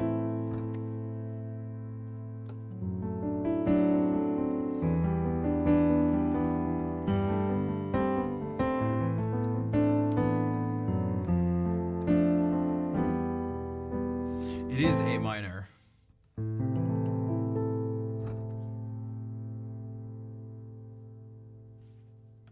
How did you know? Although actually, how did you know? How do you go about figuring that out? Does anybody not know how you'd... There's all sorts of different ways of doing this.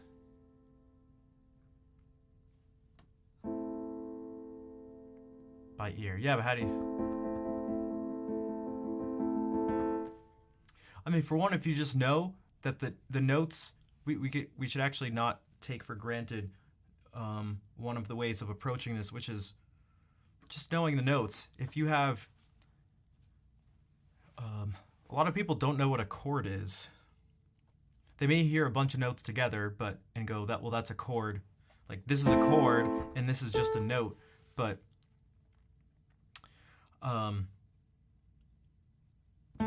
this is a note. 2 notes together are called an interval. 3 or more notes in music are a chord. They have to be different notes, though. This is not a chord. But if you just have 3 or more notes, you have some sort of chord. Now, what pattern can we find? What if I play a bunch of chords?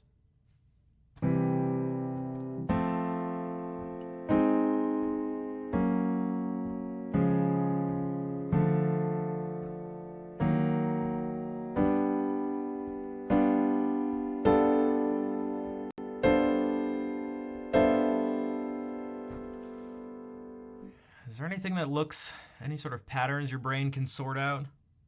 What if I play all the chords in C major?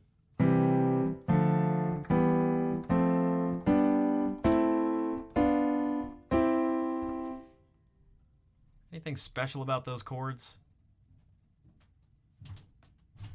Well, maybe not special about the chords, but special about the notes in relation to each other.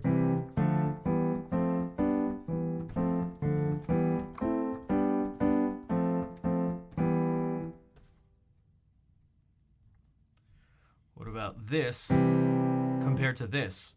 So these are 3 notes. What about these 3 notes?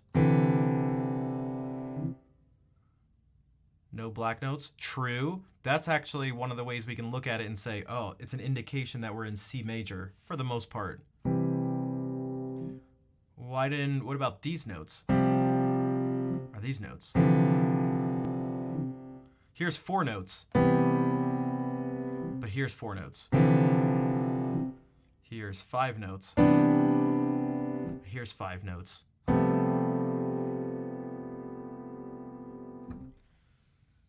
All have the same interval spacing. Yeah, and that is the magic to this. That if you left with nothing else, know this. All this harmony, all these chords, that most of you will experience in your whole life is going to be based on this concept. That you start with a note, and you just play every other note.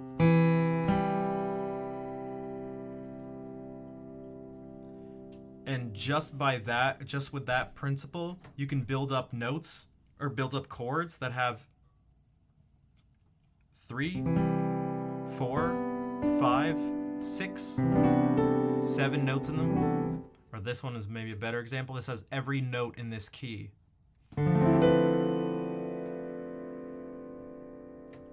I just did it by playing every other note.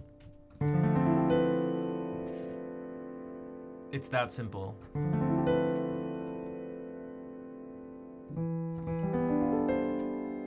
Now,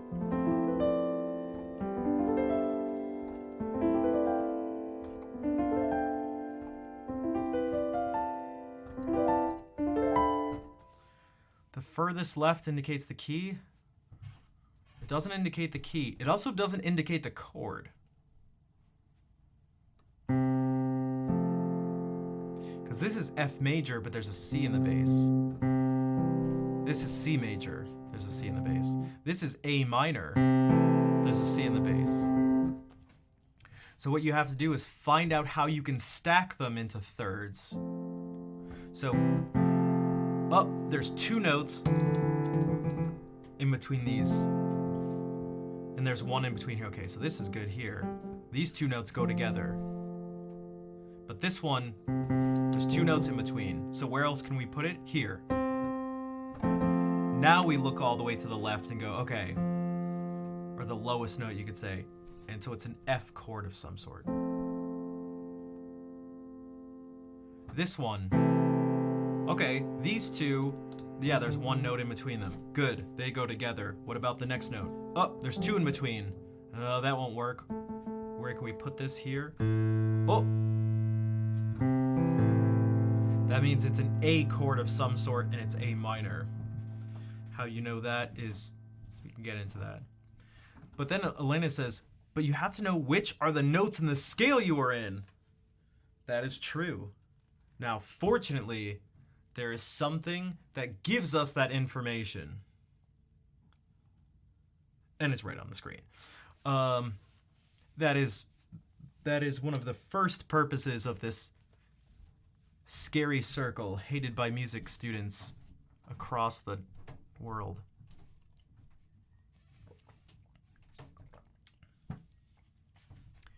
If you look at C in the 12 o'clock position, there's nothing there.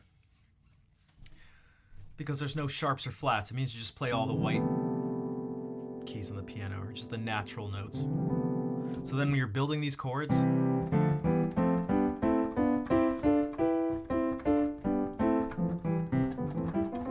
right, that's what you do there. We talked about D major earlier. So you find D, the capital D, it's at the 2 o'clock position. You have to learn how to read these things, but it's actually not as... it can be difficult to get proficient at all this stuff and do it quickly, but figuring it out actually shouldn't be too difficult. Because you may go, what's that thing near the D? To the upper right of it. What the heck is that fancy looking thing? And what are those 2 hashtags? What does that mean? It tells you what the 2 notes are based on where they're positioned. You can look at it this way. That thing is making a little crosshair, a little aimer on the second line from the bottom, and it's putting a target on a G. And if you go up, you're counting through the alphabet. G, A, B, C. Up, and there's a sharp sign there. Again, the pound sign. So C is sharp. Above it is D, above it is E, and then the top, F. Oh, and there's another sharp sign. So F sharp and C sharp are sharp. So we do the same thing. We can go here. Oh, F is sharp. Oh, C is sharp. So now when we're skipping notes, this is our first chord here, our second chord,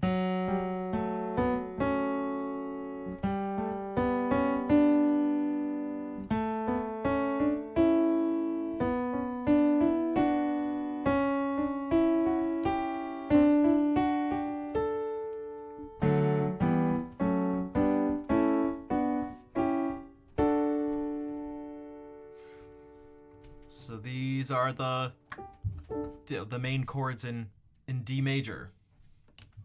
Now they don't have to be, you could go like this. I go, there's a lot of space between these. And you can almost, if you want at first, just by, you can guess and check, start putting notes. Well, what if we do it like this?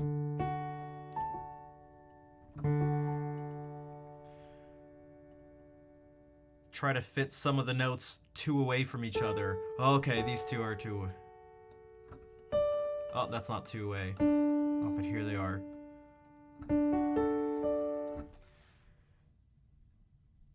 And you can figure out it's D major. All these notes fit in the key that is D major.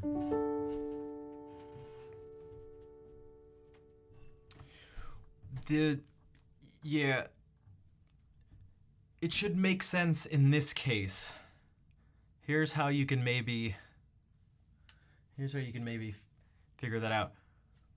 Because you're right, the spaces between them aren't regular, which is why the chord qualities aren't regular. If the spaces between them were regular, there's a scale where that happens. This scale is purely symmetrical. This is a whole tone scale. Why? Because there's a whole tone between each note. It repeats. I didn't mean to hit that. So what happens when we do that transformation now? This is an augmented chord, an augmented triad. This is an augmented triad, augmented triad, augmented triad, augmented triad, augmented triad, and we're back to here. So all the chord qualities stay the same. For those who are wondering, quality is what you call major, minor, diminished, augmented, any of those. Dominant seventh, major seventh, minor seventh. So because of the irregularity, it gives rise to variations of chord qualities. Because you're right, this note is moving, it's skipping over a note here. This one is not. It actually moves a smaller distance. And this one moves that same larger distance. So this goes from major to minor. Now they're all going to move the same distance. They're all going to skip over one of these notes. And so the quality remains the same, minor to minor. Now this one's going to move and skip over a note, and these two won't. And so it goes from minor to major. They all skip the same amount. This one's about to move less than the other two, so the quality changes. Now, one of them is, now the outside one is going to move a smaller amount than the other two. So the chord is actually going to become like more compact. It becomes, hence the name diminished. And then you're back to major.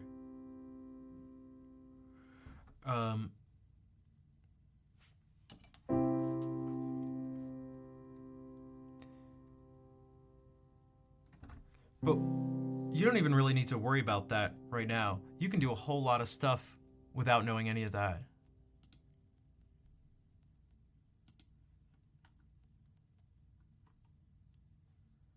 Just stick to C major. Don't be fancy. Now's not the time. You can only be fancy once you've been crude and rough. Also, someone had asked before about a minor 7 chord. Hey, Brent, what's up? How's it going? We're talking about some nerdy music stuff. Major, minor, diminished are the three that arise naturally from that scale. Whoops, that's not what I meant to do. Kind of. That's only if you're playing 3 notes. Because if I do this based on 4 notes, major 7th arises, minor 7th, major 7th, dominant 7th, minor 7th, half diminished. Your guitar playing dad is here. Welcome, guitar playing, Brent's guitar playing dad. How are you doing? I also play guitar, despite the fact that I'm playing a piano right now. So it just depends on, and then as you add more, this is a major 9 chord. Why? Because it's 9 notes up. But this D, why isn't it this one down here? Why isn't it 2? Well, because we skip notes. 1, 3, 5, 7, 9. 1, 3, 5, 7, 9. 11, 13.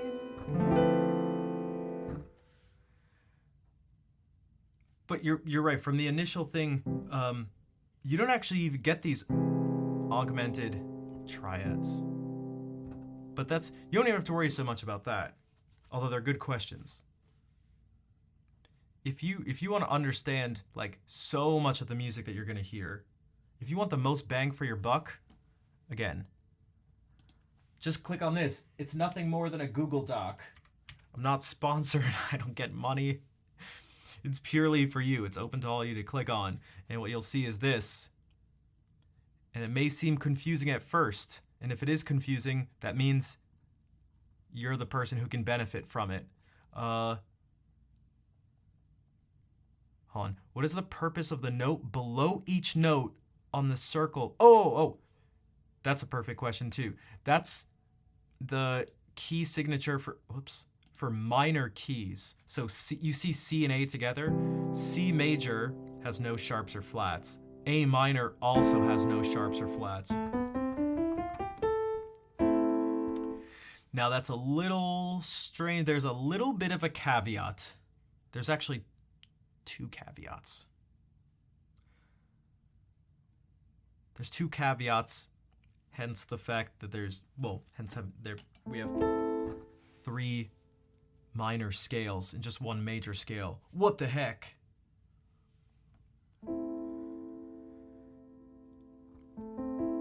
That's right, bass dad. Wait, are you Brent's father, bass dad? Although that would be bass with two S's. Although maybe not based dad. Based ad? I don't know, maybe.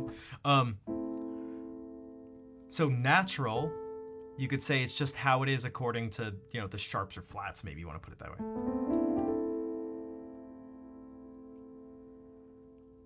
Harmonic minor is where we get the harmony from. You go, what? Like, these aren't really the chords in A minor. We're missing something. This note. That note's very important. So this note becomes this note.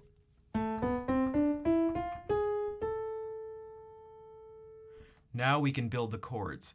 Kind of. What the heck? You said this note was this when you build the harmony in a minor key. Well, you know what? I lied. But just that once. Don't hate me for it. Okay.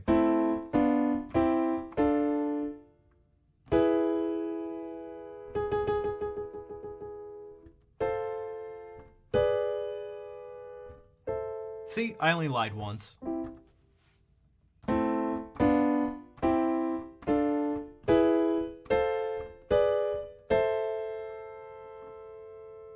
So that's what those little notes are. That's what those little letters are. And just from that, also the melodic one is a little deceiving. The best explanation is maybe not the simplest explanation. And there's also more than one use for it, but the typical use is if you have a dominant chord, if you have this chord,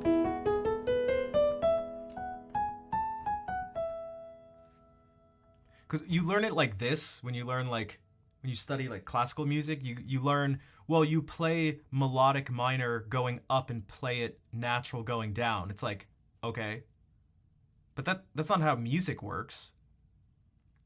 Like, this probably sounds totally fine.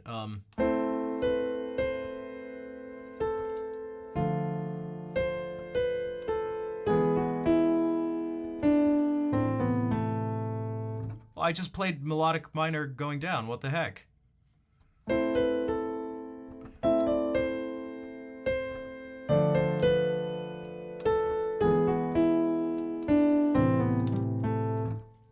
It's just really like you tend to use these two notes get changed to these two over a 5 chord. But that's already going a little too far. Don't worry about that. Just keep it, yeah, uppercase major, lowercase minor. Just start with C major. Just keep things easy for yourself. This is not, people try too often to be like, okay, I'm just starting out with something. All right, I'm going to do G flat major. It's like, all right, have fun. Go, okay, all right, let's see how, all right. I'll be waiting. What's that? I just started? All right, time for me to be a genius. Like, okay, I'll be waiting. which is why I put everything in this document in C major. It's just easier in C major. So these are the only three things you need, really, for now. This is where you can start. In fact, you can start where it says start. And where do you start with? A capital I. What the heck? No, just kidding. Ha ha ha. That's a Roman numeral 1. Okay, well, what the heck is a 1? Good thing you asked. Let's see, where else? Blue, can you find the 1? Oh, I'm so sorry. That's right, you found it. Just kidding, kids shows would take so long. They give them so much time to find whatever's on the screen. It's so easy. I'm so good at kids shows. All right, so you find this 1 here. That's what you start with. Yeah, but what do I actually play? What the heck are these things? Well, those are notes. This is the negative of what you see because I have dark mode on. Cool. Okay, but I don't know what those notes are. Well, we talked about the fact that this is G. And you just count through the alphabet. But let me just do the work for you. Here are the notes right here. C, E, G. Oh, highlighting like that didn't work. Yeah, but I don't know where C, E, and G are. Okay, I got you covered. C, E, G.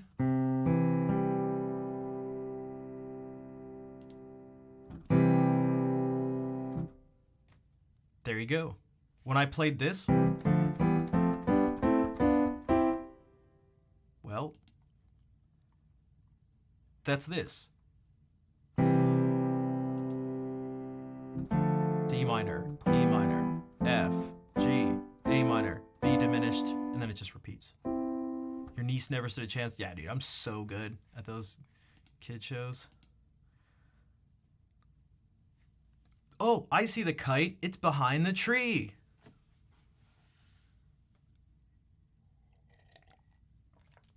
Yay! All right.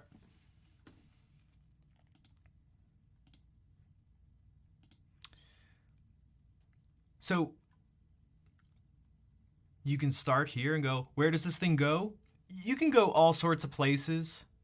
This thing is already confusing enough, and it doesn't even point to all the places you could go. So, I mean, this first one does. It points literally everywhere. But, so you can just pick, I don't know, whatever you want. You can pick one of these, and maybe you go all the way to the end here, and you look for I. You look for 3, Roman numeral 3. Go up here, go whoop, and you make that noise. Whoop. E, G, B. Where are those notes? E, G, B. Okay, so if we start there, we go.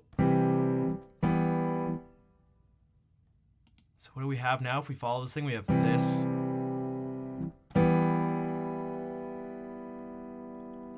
Okay. 3 is saying to hop over here, maybe to one of these two, or it could just go right here. What if we just go right here? From 3 to 6. What's 6? A, C, E. Where are those notes? A, C. There's an E down here, but you can play it over here. It just keeps going. Gonna go nerd out for a bit. All right, go for it. Ro, thank you again for the gift subs too. I appreciate the support. So what do we have now? 1, 3, 6.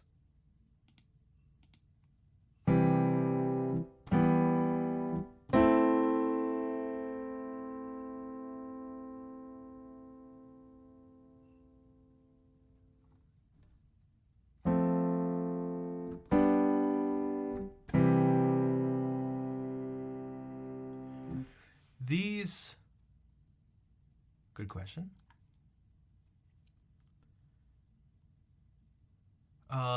Oh, these are marked as tonic, but these aren't actually the tonic. This should be the tonic.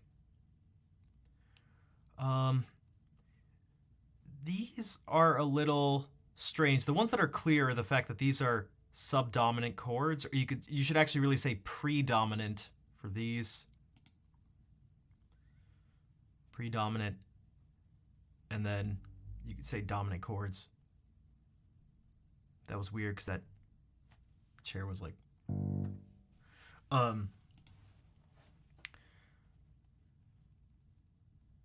So what it kind of means is that once you get to these subdominant chords, again, these are just generalities. This whole thing is just general tendencies. Is that they're going to tend to lead to one of these. And that these, you're going to basically go back to this unless you have a deceptive cadence and go to this 6th chord. So if we simplify it a little bit and go to this one, that sounds like this. 1, 4. So this is predominant 5. Back to 1. There's a sense of this being at rest. This you've moved away and it builds somewhere. But you could go to some different places.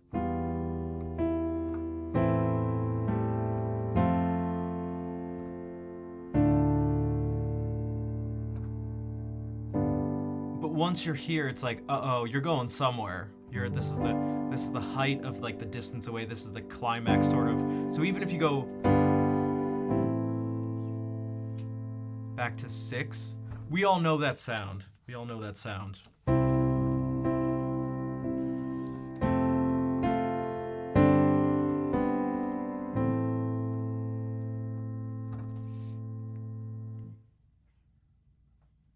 We actually kind of know that sound in a different situation.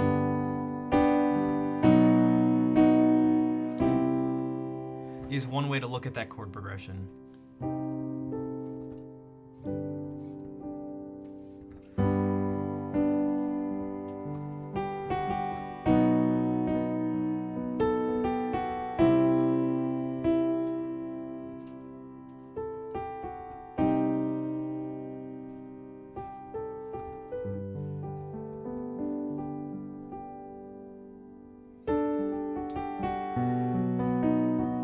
Here's what would happen if we sort of followed. It could have actually happened like this. It could have gone.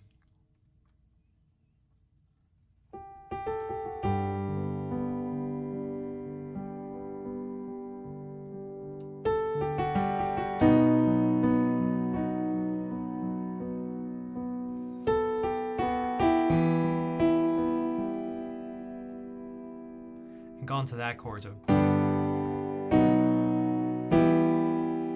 But instead, in craving.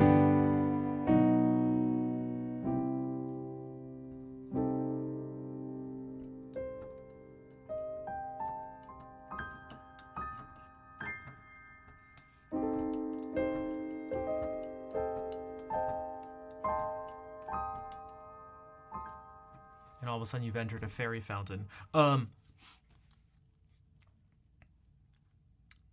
What's up, Steven? You love Nickelback? We're not at Nickelback. Although, do the... Look at this photograph. Makes me laugh. Although it doesn't go...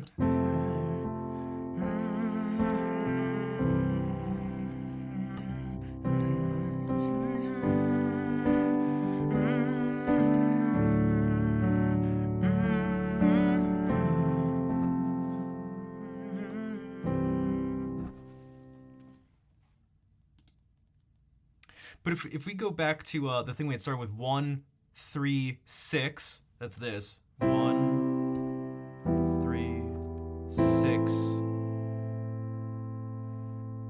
And maybe we can pause there and then just really simply go 2, 5, 1. And I said 2, I meant 4. 4, 5, 1. 4, 5, 1.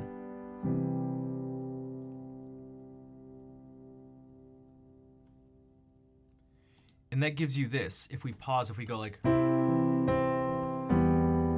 Well, let me do it without any fancy.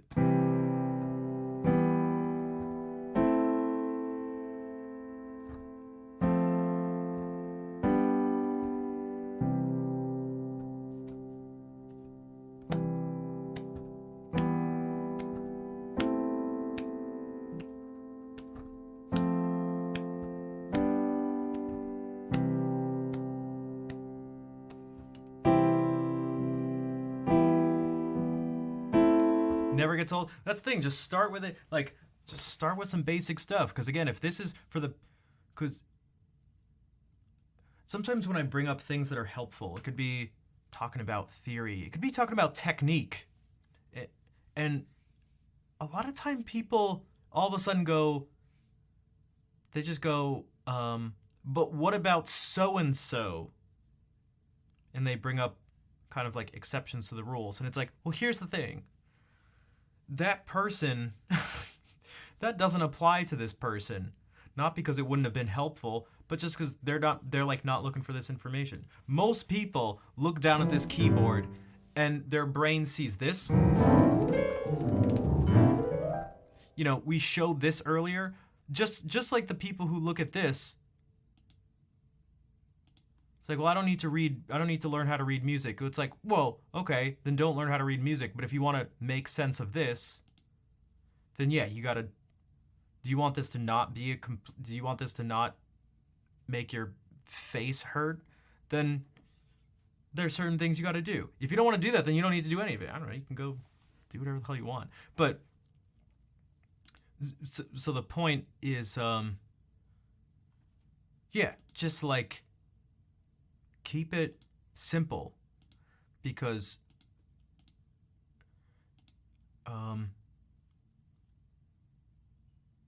you'll be able to get to more complex things later. Because and part of the goal for this, and I'm going to keep going, and you'll hopefully see, not you specifically, but because obviously if you're saying it's classic, then you already are aware of 4, 5, and 1. But look at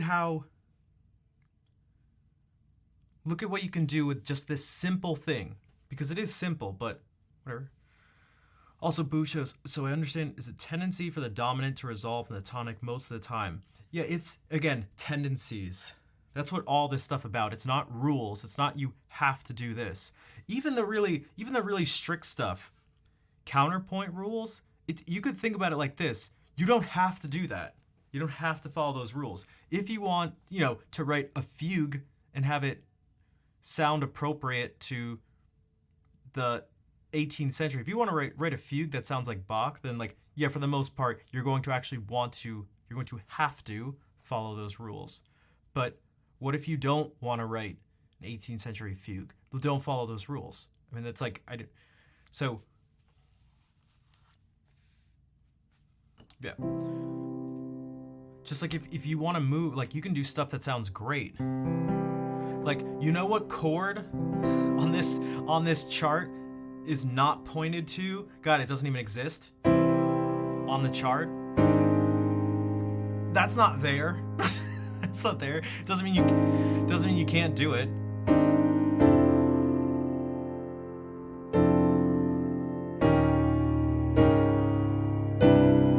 That was not on the chart.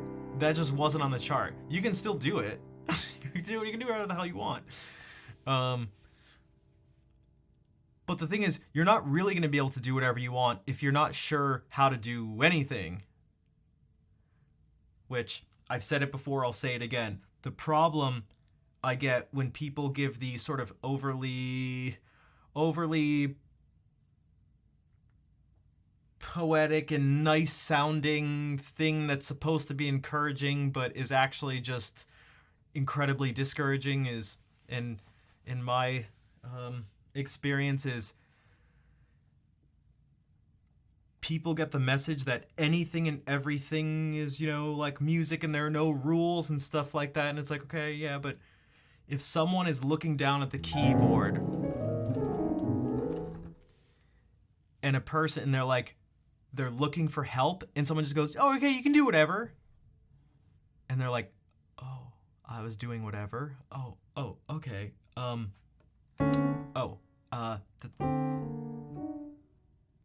So, what am I supposed to do? You're not supposed to do anything. There's nothing you're supposed to do. Just play whatever. It's like, oh, this sounds like shit. It sounds like shit. What? No, anything is everything. It's like, and so then the conclusion that let's say this is all true, the conclusion you should draw is that you're not very good at music. And not that you're just not very good at it, you're like deeply not good at it. You're like deeply not talented because you can do whatever. And so if everyone's just doing whatever, let's say little Mozart sat down and he just did whatever too. He's in your position and someone said, "Oh, Mozart, you can do whatever you want." Okay. And because they talked like South Park characters in Austria, I don't know. In the 1700s. Okay. And he goes,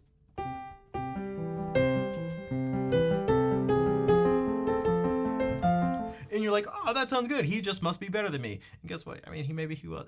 I mean, statistically, he was better than all of us. Whatever. You know what? Not the point. What the real point is that a lot of people, I get a very strong sense that a lot of people, and a lot of people have just said this, they look down and this is just, they just don't get it. It doesn't make any sense. And no one's ever helped them make any sense of it. So it's like, oh, then it's all magic. I don't have the magic. I don't have the talent. I'm not playing things that sound good. I'm not liking what I'm playing. I'm not enjoying it. So it's just not for me. I'm not good at this thing. And it's like, if you had some structure, it'd probably suit you well. If you're not someone who's sitting down and going, "Oh, I'm Mozart."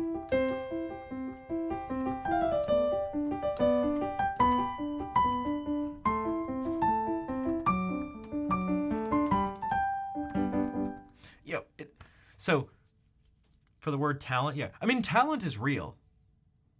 Talent is real. It has effects. You could, people have different talents for different things.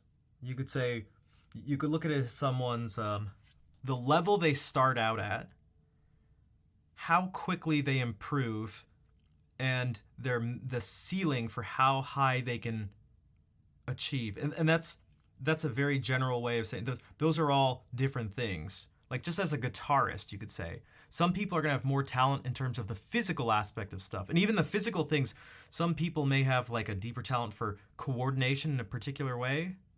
Maybe that's suitable to playing fast scales, where someone's going to be able to like stretch and reach and play crazy chords and be more talented, you could say. They're going to be just sort of better at that. And none of those actually have anything to do with musicianship necessarily. So then there's the musician who's maybe more creative in they explore, I don't know, they go wild and push certain boundaries. Maybe other ones are good at finding patterns and stuff. Other ones are just obsessed with form. The other, like, so, Bushos, thank you for the 200 bits. And then there's the idea, yeah, so people like, it's often put, we run into the trouble of like the tortoise and the hare, which I get it, and there's value to that fable. But you don't really want to be the tortoise or the hare.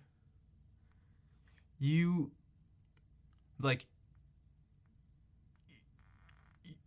probably not talentless.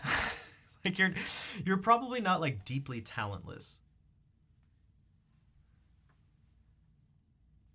But you're also, again, just almost by the definition of, I don't know, just sort of how we're looking at these things, statistically speaking, you're also probably not the most talented. Okay, so am I talented or untalented? It's like, it's not even going to change anything. It's not even going to change anything. It's not going to change anything. Like, let's say, okay, fine, you're talented. What do you do anything differently? No, you're not talented. Do you do anything differently? No, you still just do the same stuff. You still do the same stuff. It's like finding out if you're intelligent or not. It's like, what is that? What do you do with that information? Nothing. Like literally nothing. Can dogs learn music theory? I mean, it depends. It depends on what your definition is. In terms of a sense of finding structure, perhaps. I know there are dogs that have perfect pitch. Now, does that mean they have an underlying structure of how sound works? I don't. How pitches relate to each other? I don't know. But that's totally different. That's totally different. Yeah, you've never seen those videos of the dogs that have. Where am I from? The United States, from Rhode Island. You ever seen those dogs? Hold on. You never seen those dogs?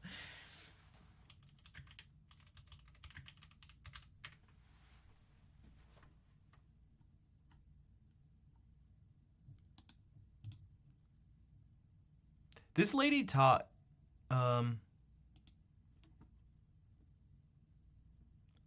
she taught multiple dogs. I've seen multiple dogs. Now she says it's not perfect pitch, but good relative pitch. I don't know. We'll have to. Well, you sort of. It's difficult to tell when it comes to an animal, but.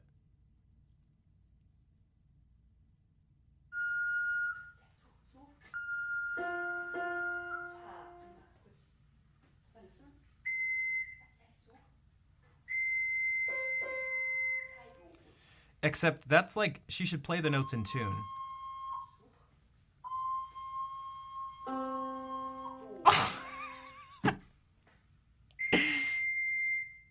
Because that's like slightly flat. Let's see.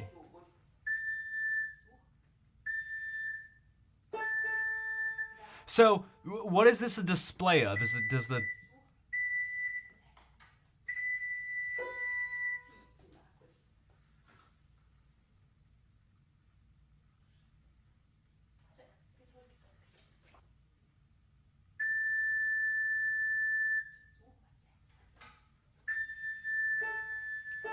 I don't know what it is.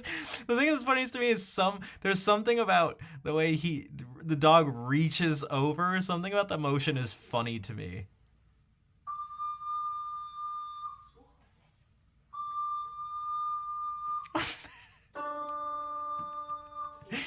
Oh my god.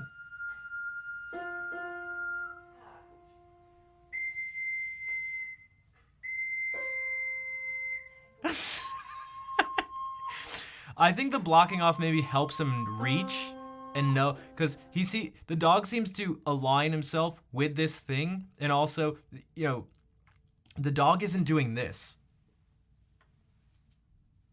It's like shifting over and going out, shifting over, going out. So I have a feeling it's actually sort of helpful in that way to just be lined up like this, and to be on like this like grid.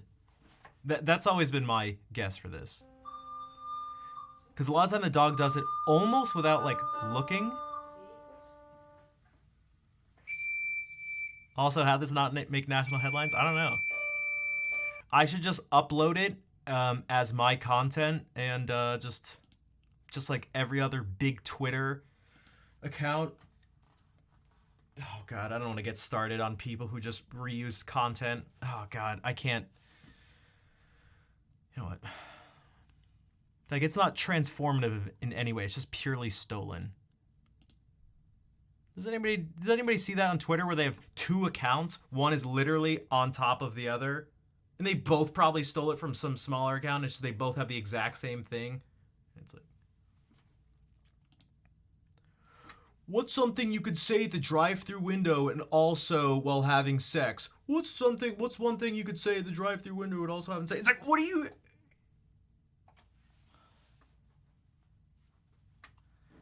Hello, Fair. How are you doing?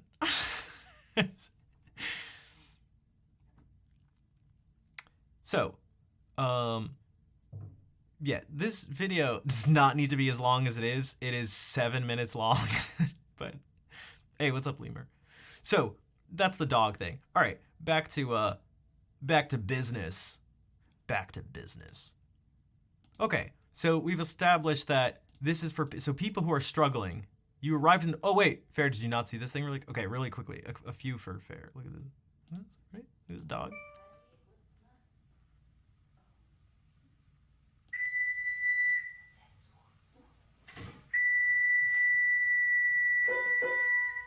It's tough because she's playing... That one B that she keeps playing is like... It's like closer to C than it is B, but whatever.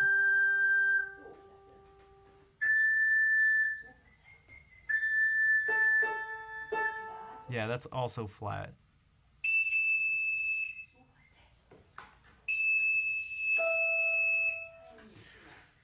So you can learn this stuff. Look, a dog can do it.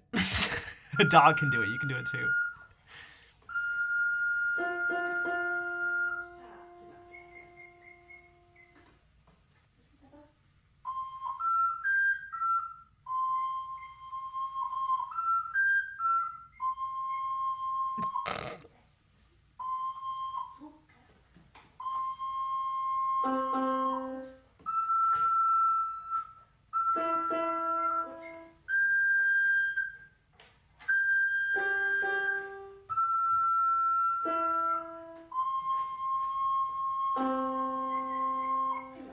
See, the dog just played a C major chord. You'll never be motivated for anything as much as a dog motivated for treats. Oh, you may just have not found the right motivation. I can maybe think of some things. It may not be realistic motivation, but I mean, you know, there's some things like, you know. All right, back to it. Let's get down to business to defeat the Hun.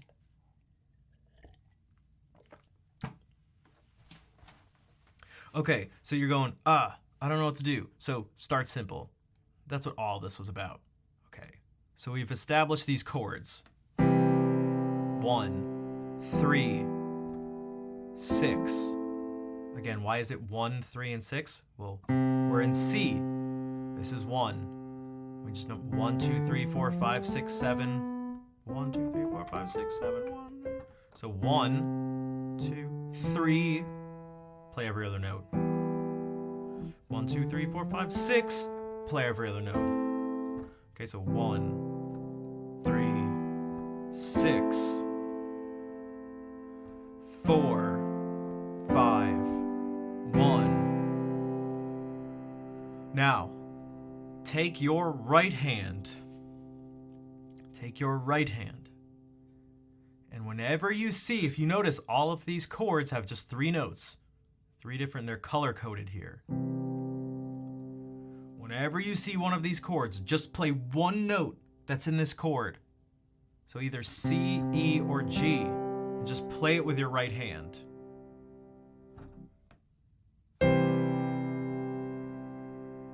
This next chord, just play one of these notes, E, G, or B. The next chord, play an A, a C, or an E. What does that sound like? Look at what we can do with just these 3 chords.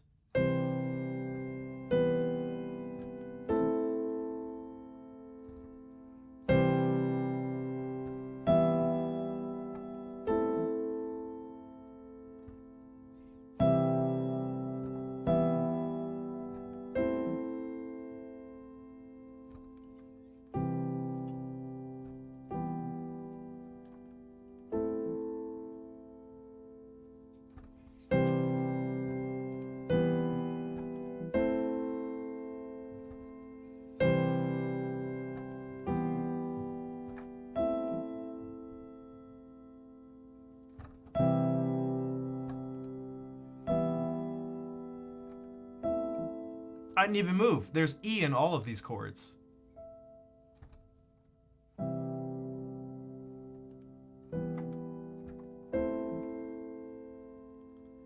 Now, if we tack on the other 3 chords, we can start doing larger things, but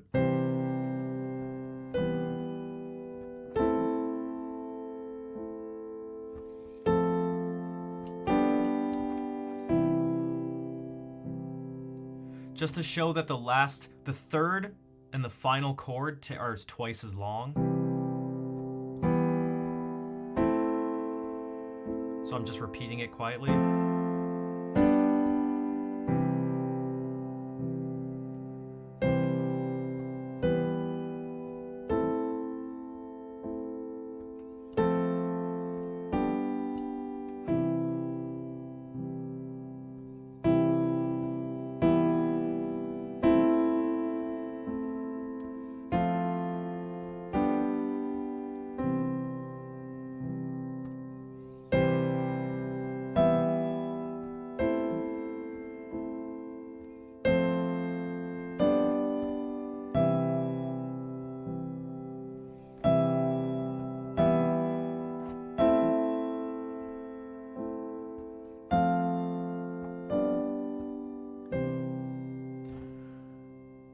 right? This scene in OBS where you can see you have this program Keysight.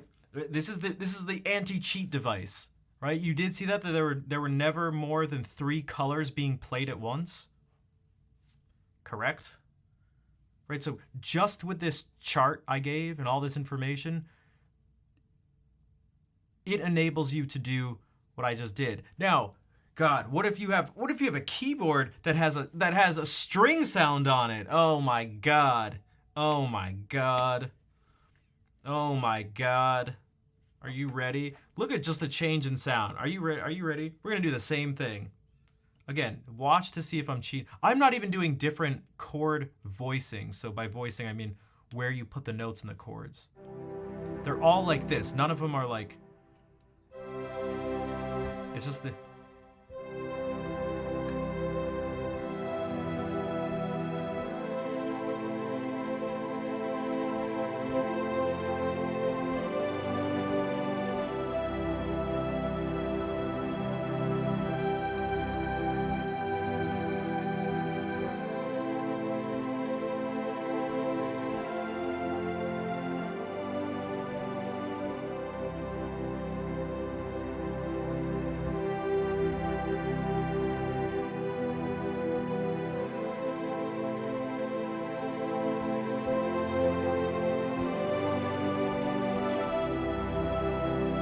Right?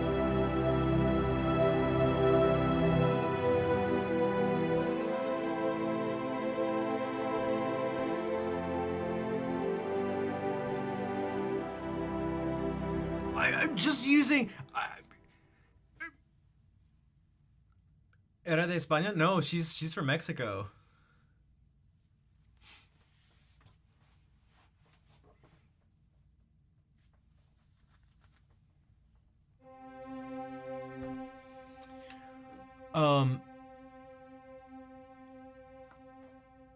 And so, okay, so what if we do this? What if we do this? Okay, we'll go back to this.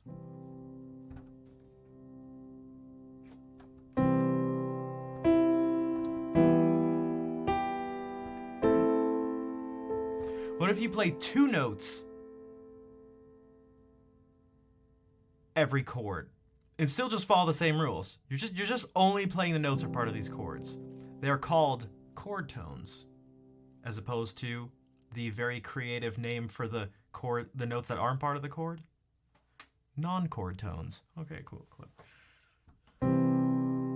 Okay, both of these are part of it. Boom.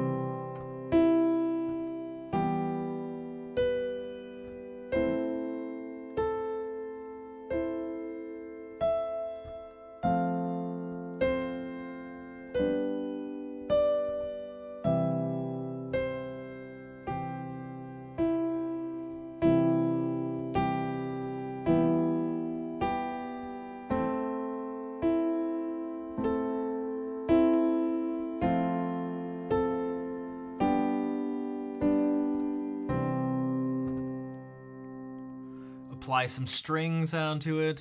Press the epic button.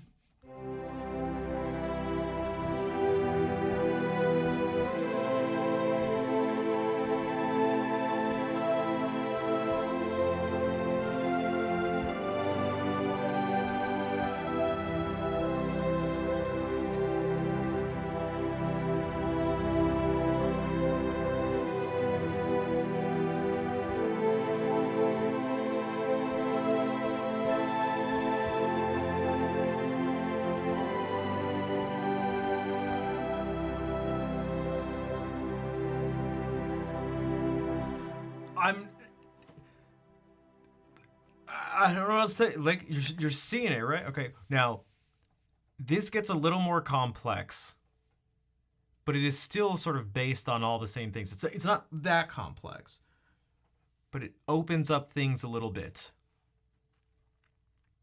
Hey, Zool, how are you doing? Okay. This is going to require a little bit of predicting for your brain. But don't worry, you can plan out this predicting, if that makes sense. Here's what I mean. You're going to play 2 notes every chord. But here's what you're going to do. You're going to land on a note that's part of the next chord. So we start with C. So the first note is going to be one of these notes. At least the first note. The second one can also be one of these notes, but it can also now be any other note you want. But there's one rule to this game. The note you play after has to be part of this chord. And then once you do that, you can play whatever note you want. But the next note has to be part of this chord. But after that, you can play whatever you want. But then the next note has to be part of this chord again, because it just repeats. And then you can play whatever you want. And then the next note has to be part of this chord, and then you can play whatever you want. And then the next note has to be part of this chord, and you can play whatever you want. Then the next note has to be part of this chord. So what's an example? You could go...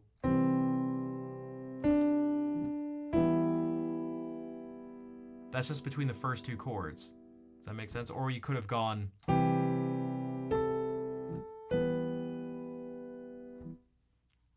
Or it could freeze. 1 second. Or maybe you...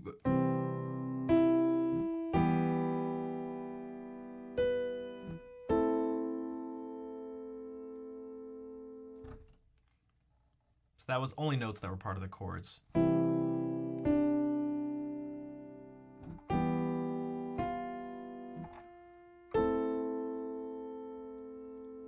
Now, did that one sound weird?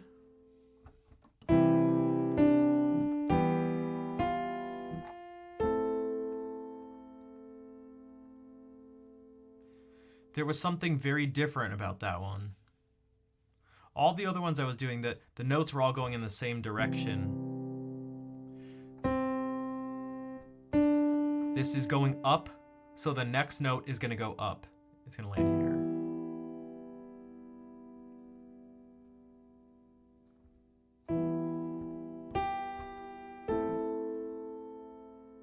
But that's something you can just experiment with. Because, I mean, you could go like...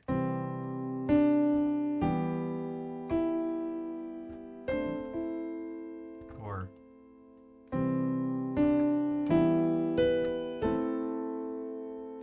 But do you see how I'm playing? The first note is always part of the chord, the second one isn't. And so you just go back and forth between playing notes that are part of the chord and ones that aren't. So with all the chords together, it could sound something like this.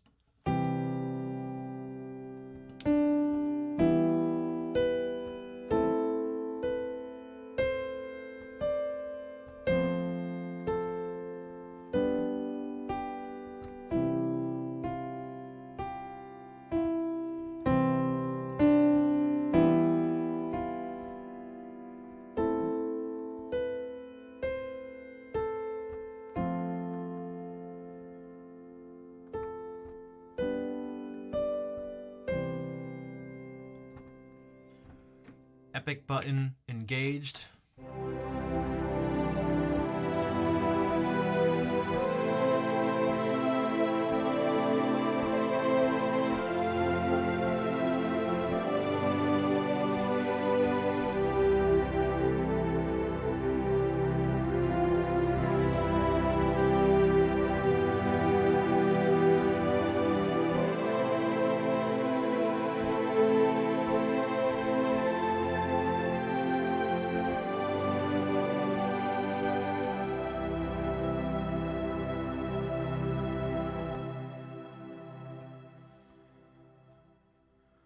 What if, okay, what if,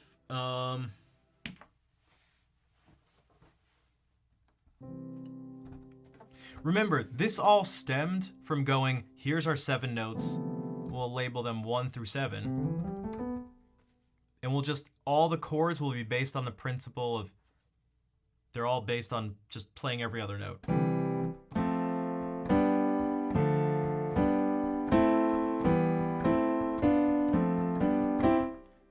That's the whole thing. And then you just play notes that go along with them.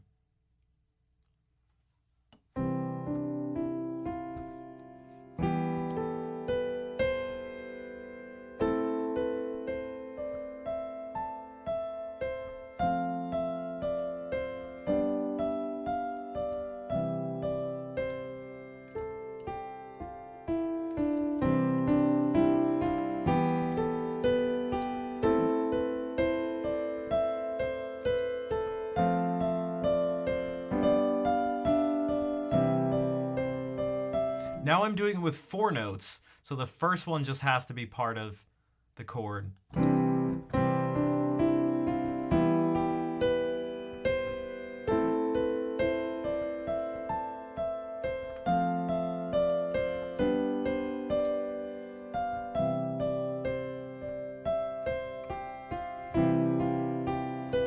Whoops.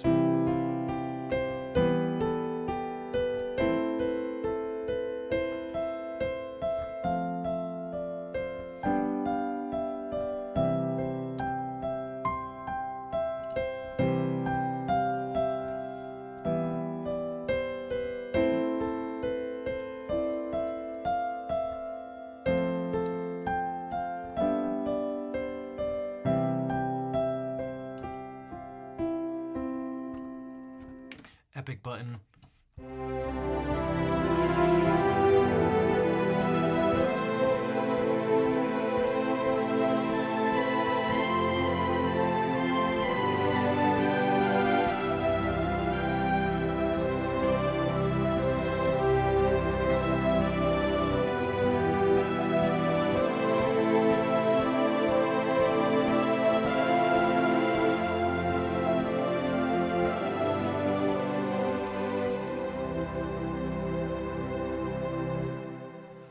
That is actually a very good question. There isn't. And there's a very good reason as to why. This is something, I think that's actually an amazing question. This question exposes something very important about all this.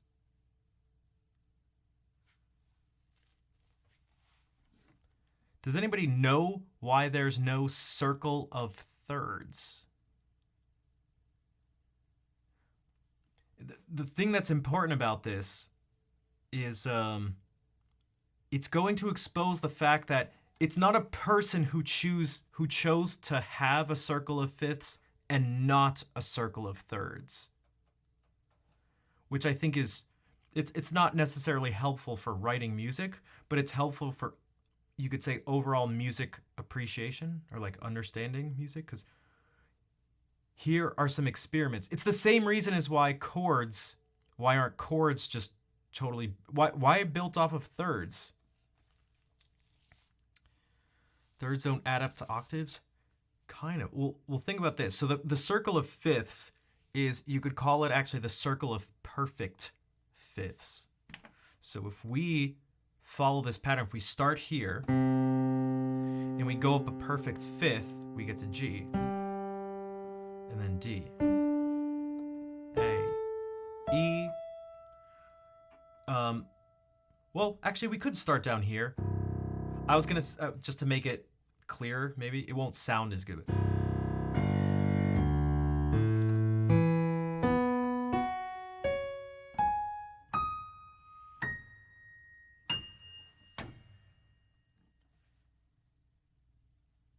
So we finally, starting here, we finally landed back at C.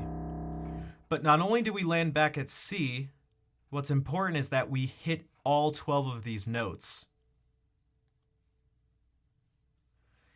If we make a circle of major thirds, look what happens.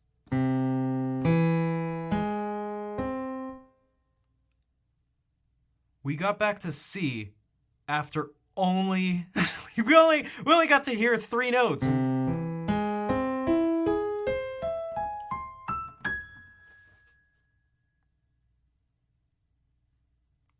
What about minor thirds? So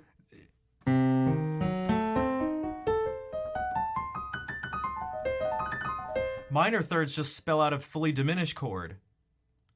Major thirds spell out an augmented chord.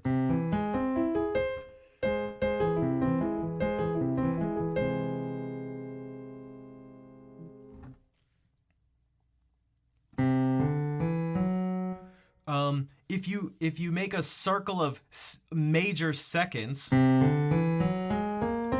oh, we hit some more, but it starts over again and we miss these notes. We actually missed another circle of major seconds. That's a whole tone scale. There's only 2 whole tone scales for this reason. And now there are actually more, but they're all the same set of pitches. This is only true when ascending since it's fourths descending. No, it's going to be the same thing. It's going to be the same thing. It'll just go in reverse. I mean, think about this. Whoa. Now I'm descending, I'm still descending fifths.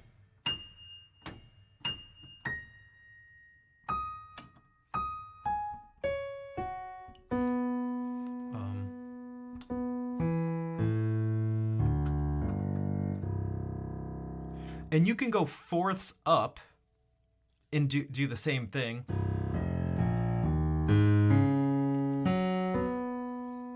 Whoops. That was at fourths up gave us the same notes as fifths down. Ready? Can you follow? C, F. I'll go up fourths in the bass and down fifths up in the top. So.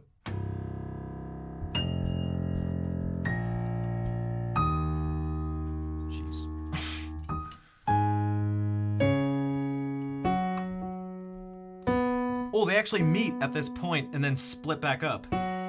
Whoops.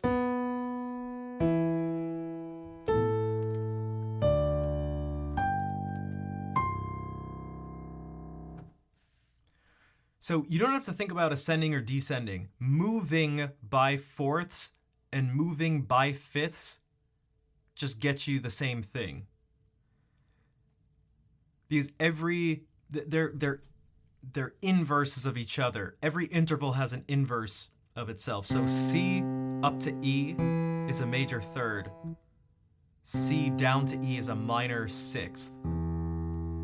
So you flip the quality. If it's major, going down it's minor. If it's a sixth, it's a third. If it's a fourth, it becomes a fifth. Everything adds up to 9. This is a third. This is a sixth. This is a fourth, this is a fifth. This is a second, this is a seventh. So all the things, you flip the quality, unless it's perfect. A perfect fourth inverts to a perfect fifth. A perfect fifth inverts to a perfect fourth. If we were to pick different intervals, a tritone. Okay, that's the worst one. We literally only hit 2 notes. Do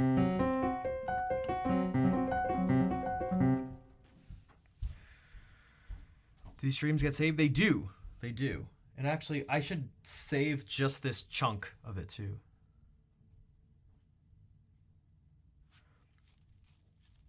Those that can take a song that's normally played in a major scale and played it in its minor with ease.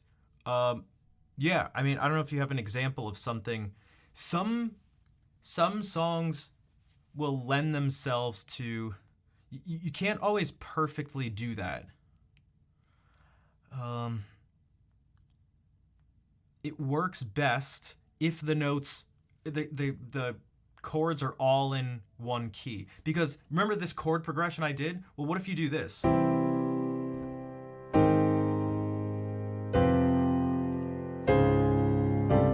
That wasn't in C, like, yeah, I guess it was in C major, but not really.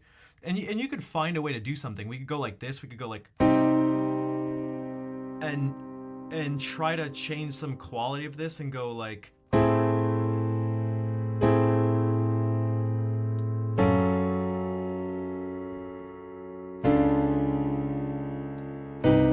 something like that, but it doesn't seem to have the same effect. But I don't know if there's a song you're thinking about. Hey, what's up, VG Junkie? It changes the song. It does. And whenever I do improvisation things, I like to do that. So, well, I'll give you an example. That one that I actually did. Make sure to subscribe to the YouTube channel and follow on all the socials because I did an improvisation based on Basket Case.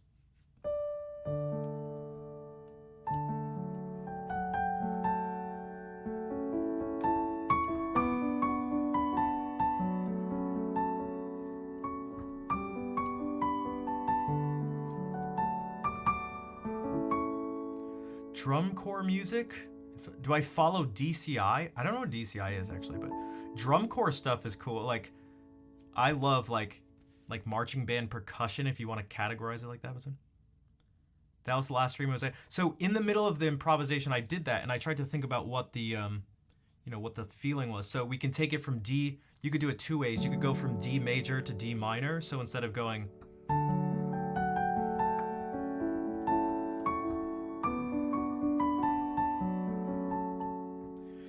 we could do it in D. We could just jump to D minor and go.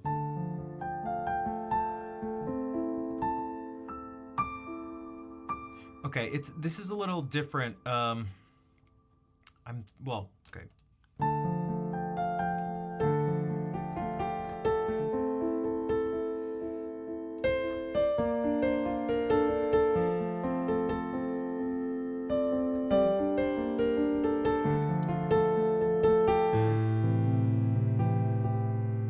But I should really change it to be this chord so that it ends up being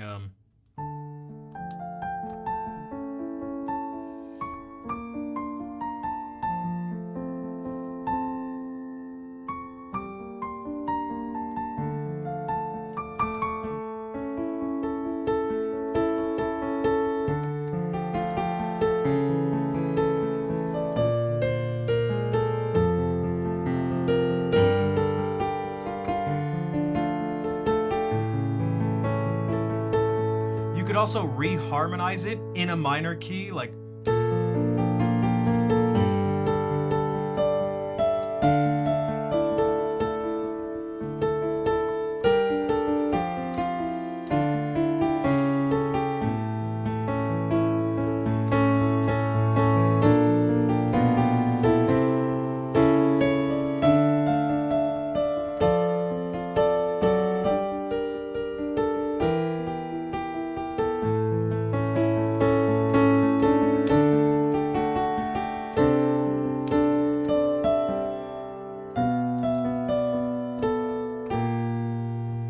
that's wait. What song did that say? That sounded like a Nick Drake song. Damn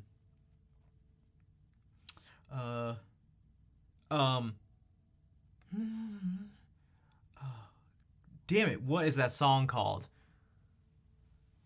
We were kind of doing our, but that was the point of the Nightbot question. Also, Steven Skroderberg, the name. Thank you for the tier 1 sub. I appreciate the support. I can't do a react to some drum corps thing right now. It's just totally out of nowhere. But if you want to share it in Discord, I can look at it. You have to make some slight modifications. You could do it to prevent dissonance or to make it fit within our tonal expectations, but also you have to maybe slightly change some of the intervals sometimes. If you're going to use a C sharp sometimes,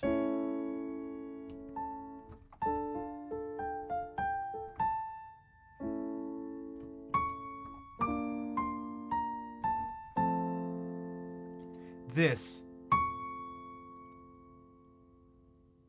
would be how the melody would go again.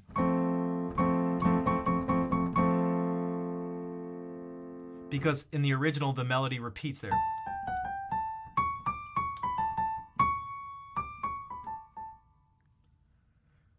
But you could change it. You could go.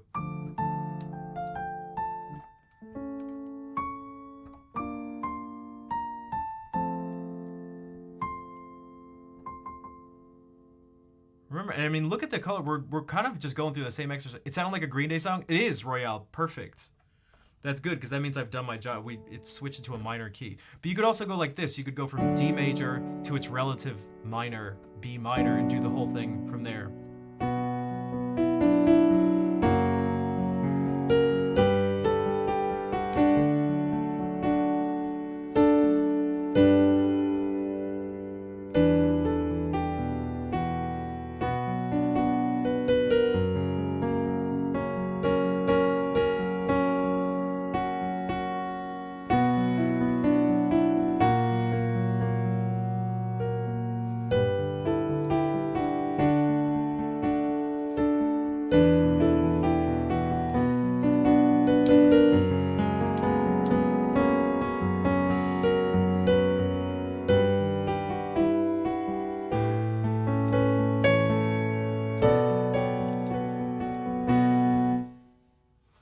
Yeah, and there's also things you could, because it could be like,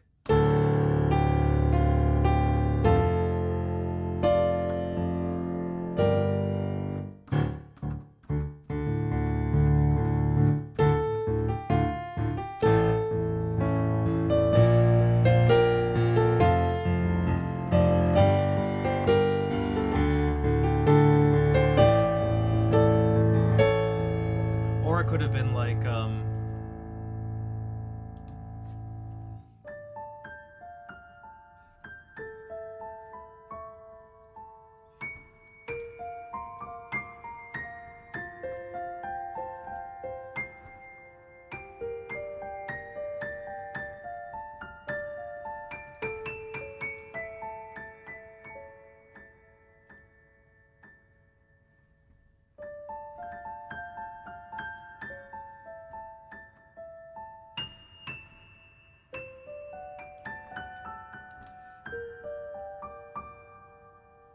now I'm just changing stuff. Making piano covers? No, we're talking about essentially how to write and understand music based on some music fundamentals. And playing it like a polka. I mean, that's what all this stuff, but these are the things that, like,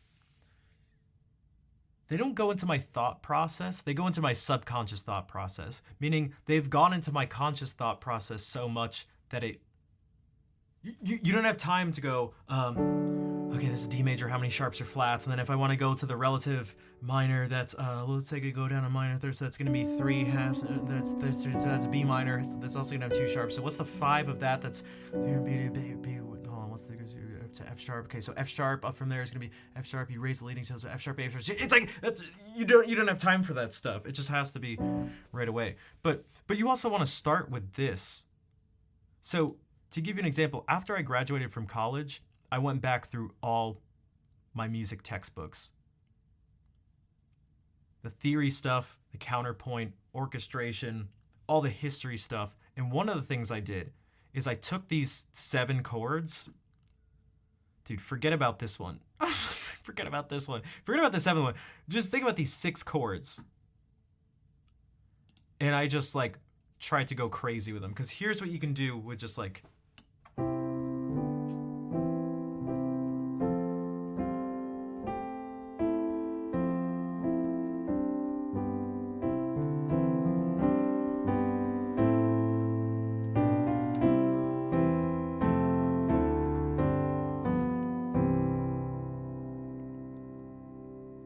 the thing is, it's not so much the 7 diminished chord getting no love. Here's what's, that chord is very strange. It's basically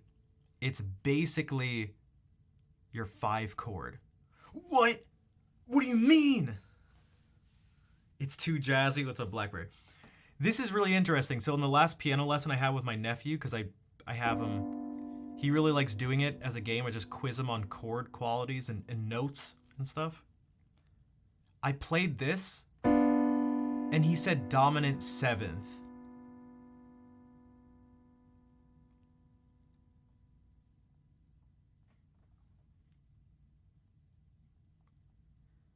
Why is that not a bad answer? It's not technically correct, but it's not a bad answer. This is G dominant 7th. And this is B diminished. Yeah, it's literally part of this chord. So whenever I'm playing like really tonal stuff and I do this, I will basically think, I'm just thinking G7 in this situation. But I just happen to not have a G. I tend to not think about a diminished 7th chord in a major key unless I'm borrowing it from a minor key and go like,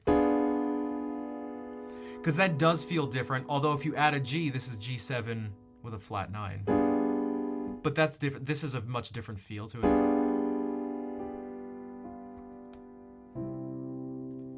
But just this diminished triad, God, even hearing it right now, it just feels like it functions too much as G7.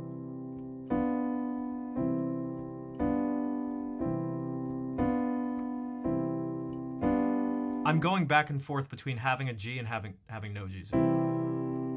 That's with a G, without it, with it. It's just like they just to me they feel so similar. So that's why I said just don't even worry about that at the moment. But if you try to I just tried to like harmonize major scales in the bass.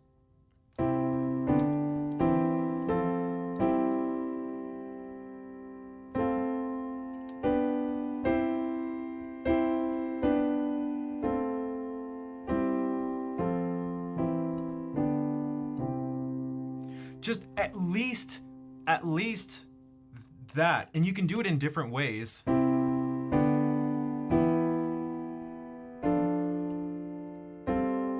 Whoops.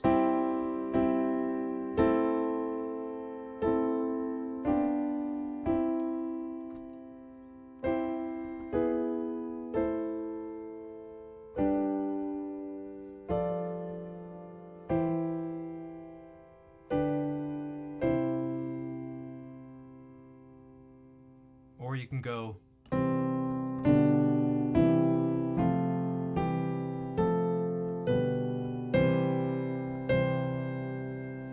Oops.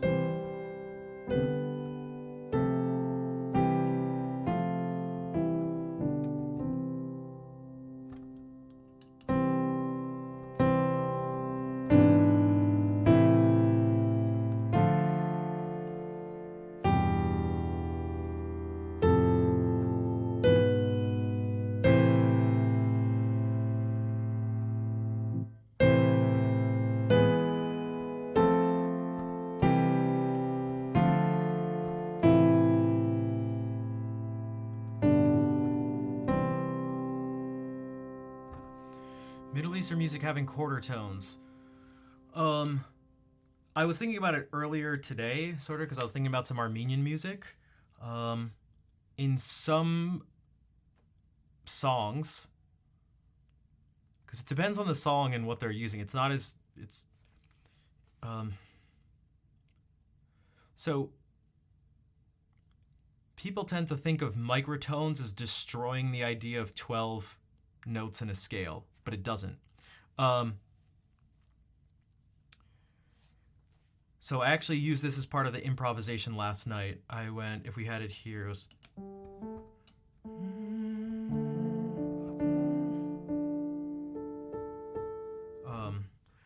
Oh.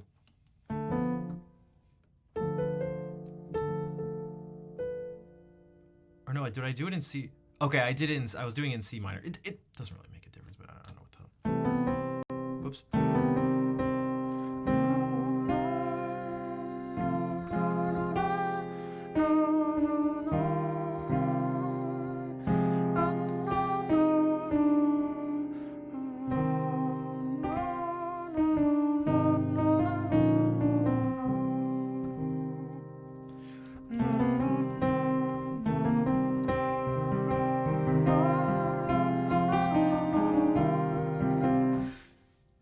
Little side note, something that happens in a lot of Armenian music is to use the fourth scale degree as like a place of rest.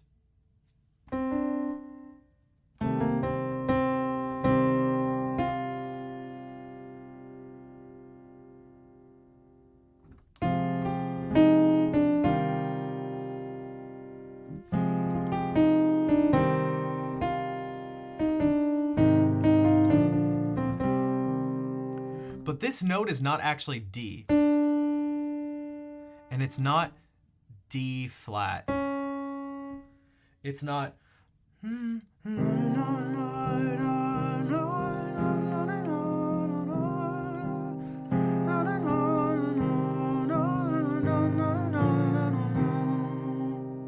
it's in between D and D flat, or I should say it's in between the second scale degree is in between being a half step away and a whole step away.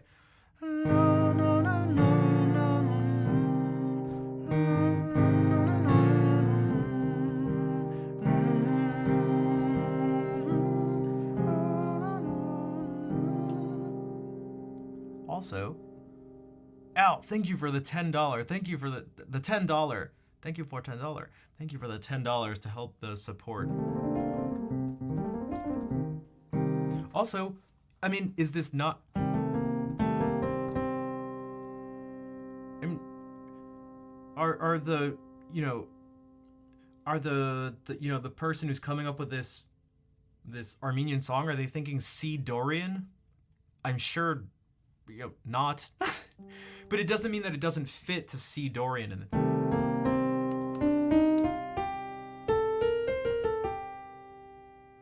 But then it switches to.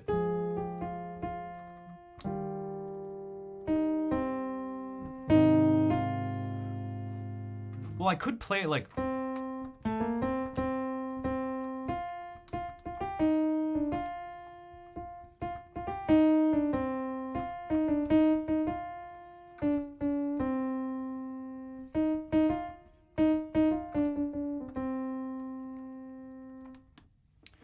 But it's not like the music is this. It's not this.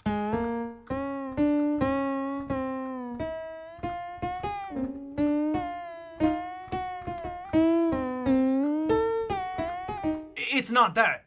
It's not that. It's just not that at all. There's like it's basically it's still just using these scales. Or what about this? The church music. I love this sound. I love this sound. It's harmonic major. So we talked about harmonic minor.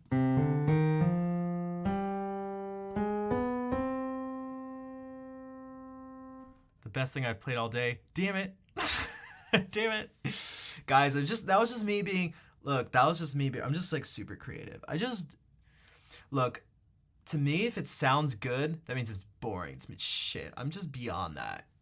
I'm so done with that music sounding good phase. I'm just like, God, I'm so tired. I'm so fucking tired of just the music sounding so boring.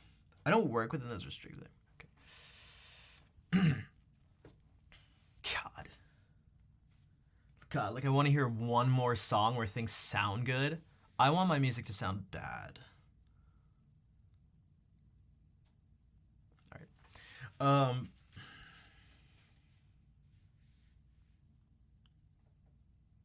That's not even an exaggeration. I won't get into. That's a whole other story. I had that discussion, that totally civil discussion, in actually my counterpoint class with some of the other composition. Well, I shouldn't say the other composition. I was the only non-composition major, and we had a discussion. It was essentially an argument. It was me and the teacher against these two students. Because we were studying counterpoint. It's so, guys, studying 18th century counterpoint is so specific and structured. And at one point, one of my it set me off more than anything. At one point, I literally asked them, I was getting frustrated. I was like, but don't you want the music to sound good in the end? And they looked at each other and one of them went, no, that would just be boring. And I was like, I give up. All right. Conversation over. We've found the point at which we're never going to intersect. We found the bing, like if we try to find common ground, like boom, boom. I identified the point at which our paths will not cross anymore. And I went, okay, I get it now. I get it. Where this is nope. All right. Okay. All right. That's your criteria for composition. If it sounds good, it's boring. All right. Moving right along. All right.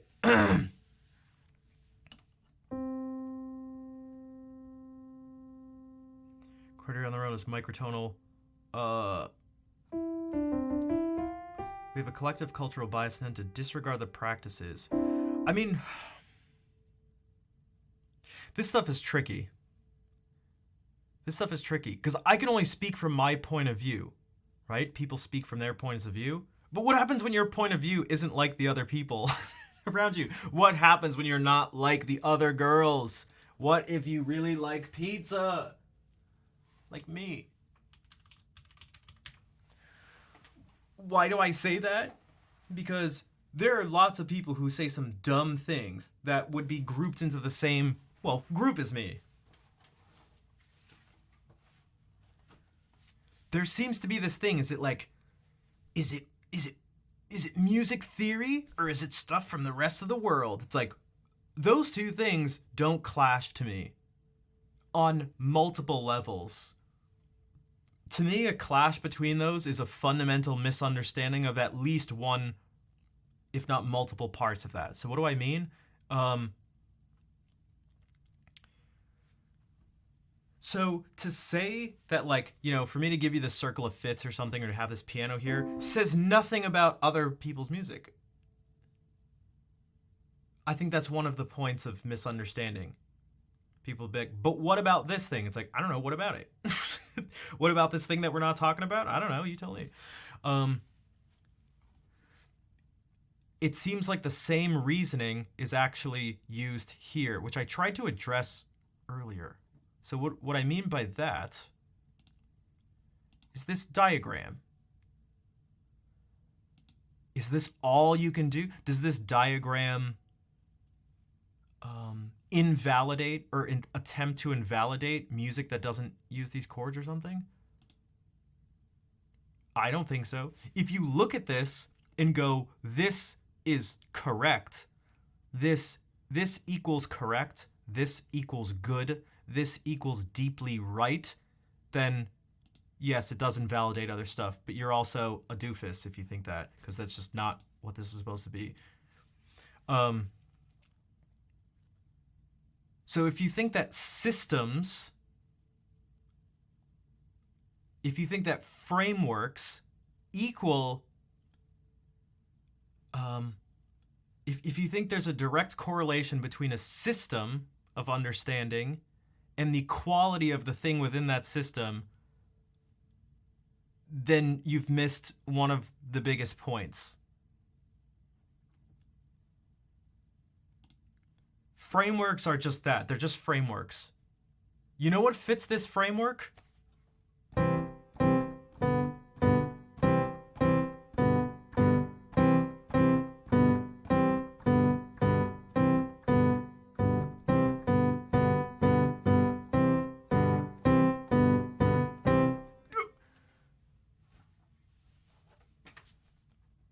That was shit. That was such shit. That fit the framework. You know what didn't? The thing I sang before that used a note in between D and D flat. So it's like, and with it, I would say that was, you know, I don't want to say I'm, you know, my singing is the most amazing thing ever, but I think it was better than that. God, I knew someone was gonna be like, that was dope. Right. So. But people do that. That is like one of the biggest things. It kind of hurts my brain. It's actually like a pet peeve. It's a pet peeve of mine. So I know BlackBerry. I know you're not saying that, but because there's a structure. There's a structure to everything. Every place around the world, every group of people has some system, and the system is for that group of music. It's almost like that. You can think of it, it's that simple. But this is something important. It's not just important in terms of appreciation for other people's music. It's important actually for appreciation of your own music.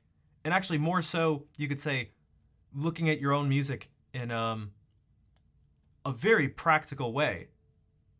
Meaning, let's say you go, okay, tonal diatonic harmony is the right way to do music, and you just rely on that. That's what people do. They like don't internalize the theoretical stuff, so they just go, oh, I need to use music theory. This one chord goes to a 4 chord, and that goes to a 5 chord, and that goes to a 1 chord, and it's like they play something and it's like, oh, but that doesn't sound very good. It's like, yeah, because you're literally not even playing any music. You're literally just doing a theory exercise and expecting music. You're expecting to express yourself through an exercise that you would do in a textbook. Like, that's not the, like, you miss the point. Again, the people that say, there's lots of people who say this. People who have, like, well, I was going to say even people who have music degrees, but it's almost always the people who have music degrees because they're the ones who have learned this. And it's like, it's crazy. It's crazy. It's so crazy. I mean, it's so common that it almost shouldn't be crazy in a certain sense, but it's actually pretty crazy, at least to me. It's like, these are just ways of understanding. And it's not so much right or wrong. Again, I asked earlier if this was what chord this was.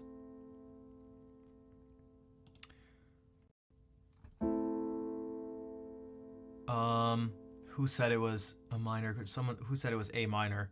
And it was, and then I said, how do you know? And because they said A major would have been this. Was it Al? A major would have been this. And so if you lower this middle note to here, that's A minor. That is accurate, and that is correct and valid. But what if someone went, well, I know it's a major chord because it's a minor third and a major third put together. Which one's right? It's like, they're both just different ways of looking at the thing. One is also, you could say instead of a minor third, it's 3 half steps. 1, 2, 3, and then 4 half steps. 1, 2, 3, 4.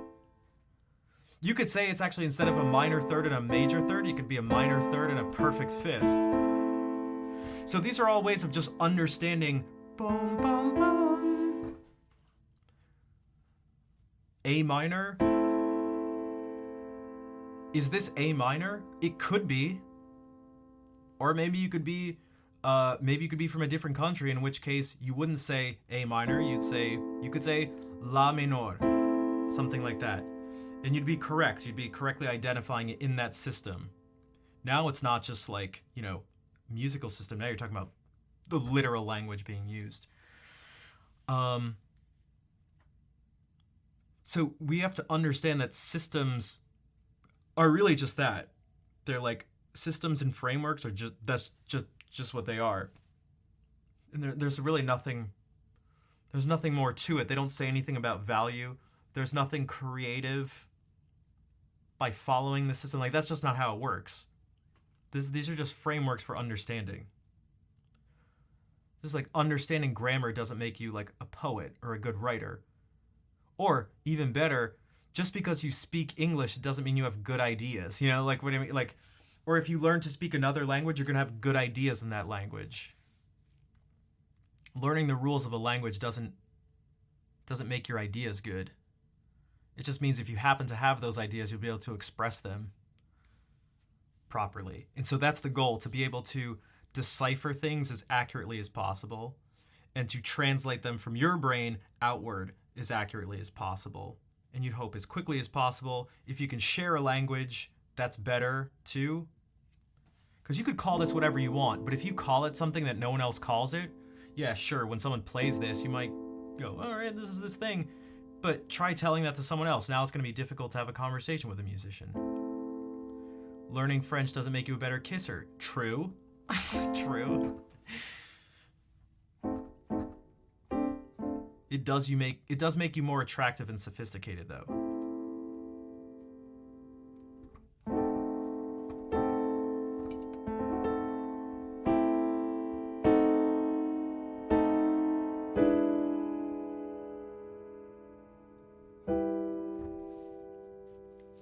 So, yeah. So this is also, to share another thing, just to go back to this, because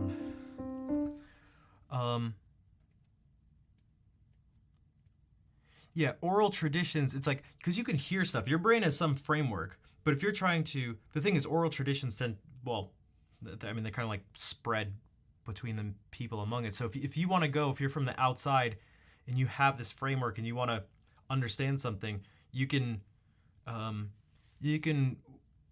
with a good amount of accuracy, you can try to create a system or mold your system, or I should actually say add details, like ornament your system to fit this thing within it. That's how I've always tried to think about all this stuff.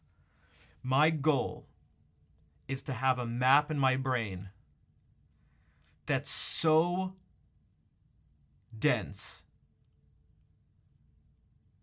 that this is the theoretical, this is the pinnacle, this is the ideal. The map is so dense that any set of sounds will fit on it.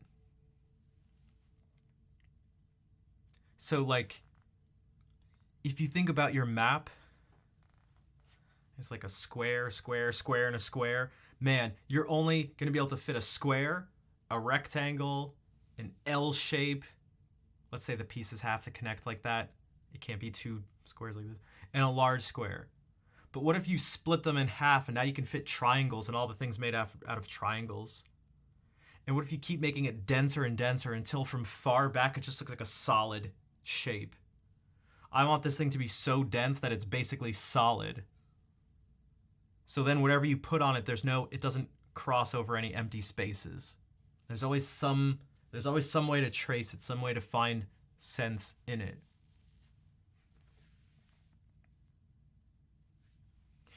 A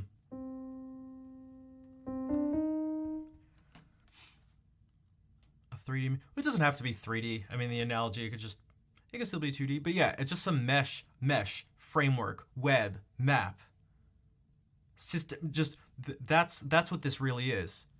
And this is actually really functional because if you notice, we only talked about 7 chords or 7 notes. So what happened when I played this? What did my brain do?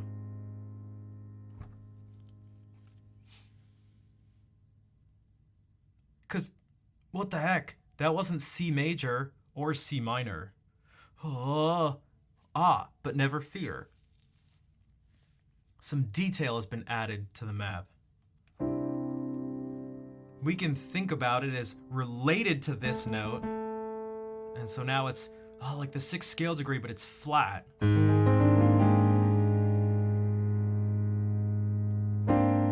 But we're not stuck in C minor. But we've also moved away from C major. So we're like in this place sort of in between in a certain sense. And we could kind of go back to C major in a certain sense if we wanted to.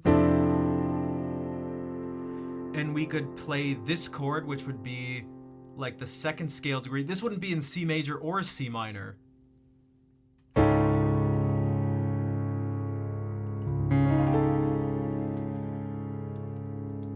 if we go like, it still kind of is crazy, but just...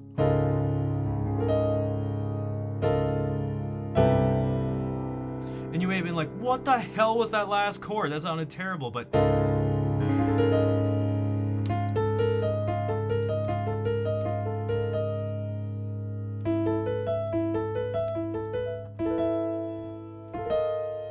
But all these notes did something. This one went up to here, this one went up to here, this one stayed in the same place, and this one went down here. And with the bass notes added in,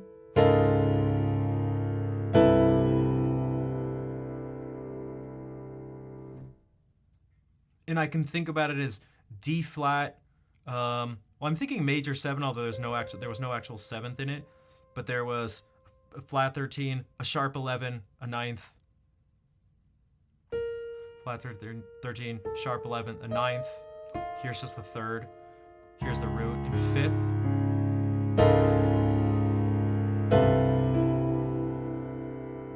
And so, starting from a place of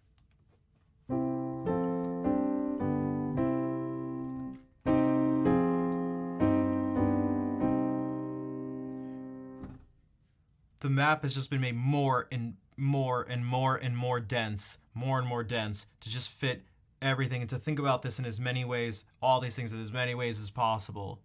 And that gives you the freedom to kind of just play whatever you want. So if you want to play this chord,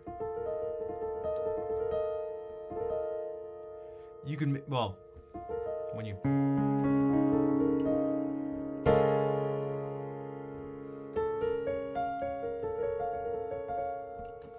This one's crazy because there's an A natural and an A flat at the same time, but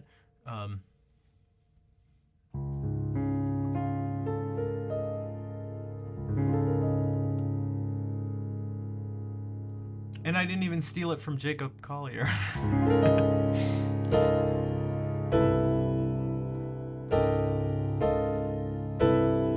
Oh, that actually works too. That's kind of cool too. Oh, also I said sharp 11. This is not a sharp 11. This would be sharp 5.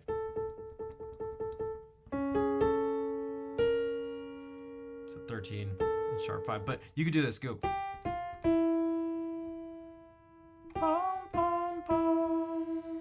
Ready? Without me singing. Epic button engaged.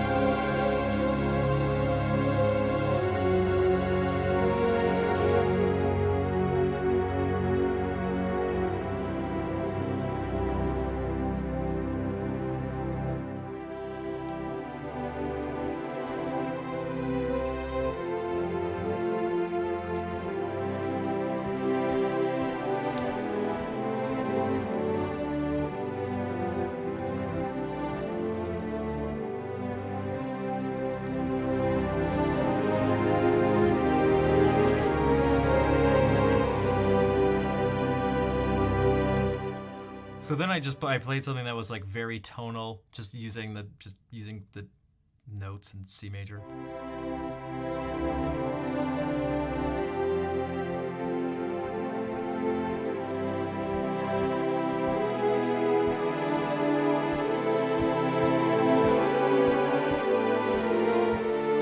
What should I go in?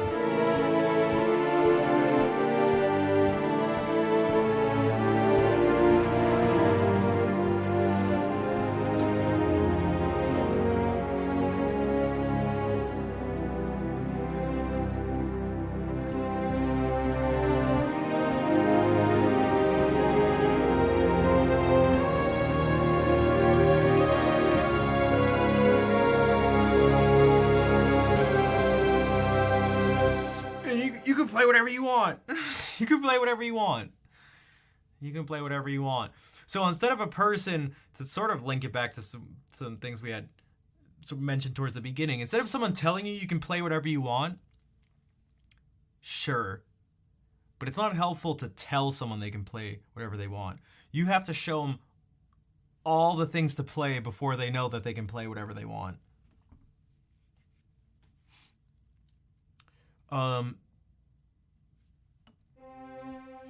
Now this is just sort of a little different, but combining a few different things. A framework of, again, I don't know if the person was thinking this, because the church music was a combination of a lot of different things, but the Armenian church music, but there's this sound.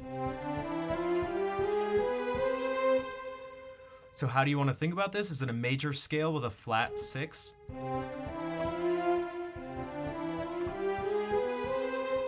Is it a minor scale? Is it a harmonic minor scale, but the third is natural? That's how I tend to think about it. The main way of thinking about it. But it gives you this sound.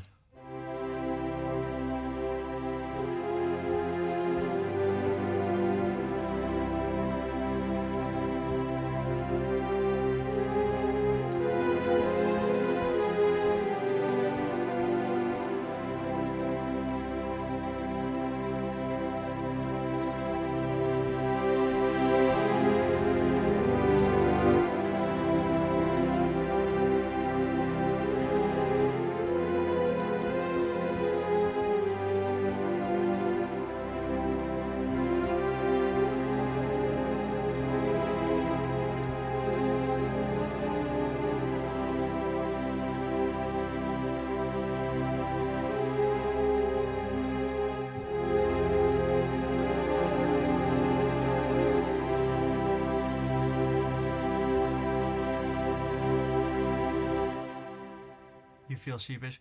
Oh, oh, it has been the topic all stream. Okay, I see why I was. That's what I was trying to say. I didn't realize that you didn't realize that. So now which meant, which means that my explanation before, my response probably didn't make sense, or my confusion around it too. Yeah, it's just been, it's just been the question the whole time. It's all good. Um,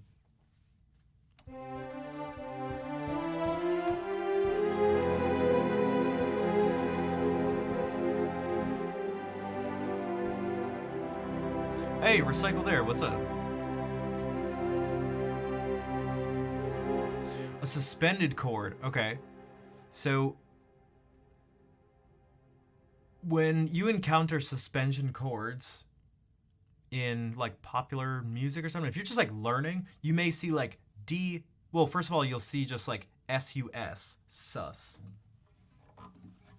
So you'll just see something like this, D sus.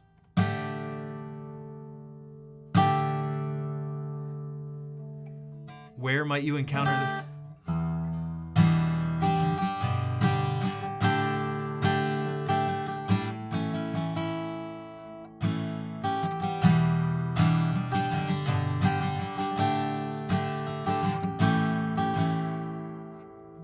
Now this suspension is created because in this, in the arrangement of this piece,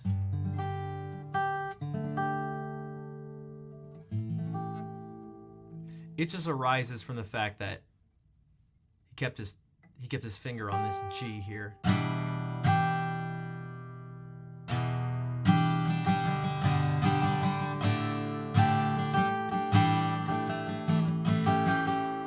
Also, does he keep this third finger down too? Is this actually A7 sus or sus4?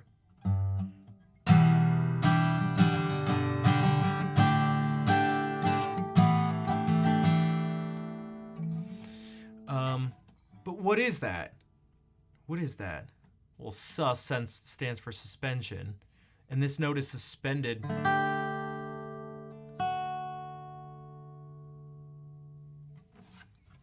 So remember what I said, when you have chords, you just play every other note?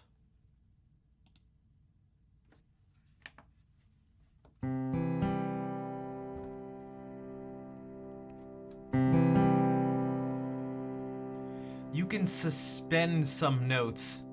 These are the chord tones.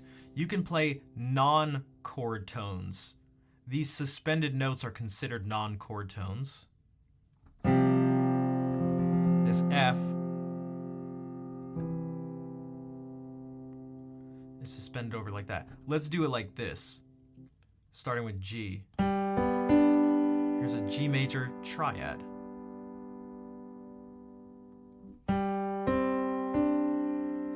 Here's G sus4, because it's the fourth note up from G. If it was sus2, it'd be this. It means the third of the chord is not present. If it was, you'd say add. You'd say like add 2 or add 9. This isn't as common. Add 4, add 11. But you can do. Because nothing's being suspended anymore.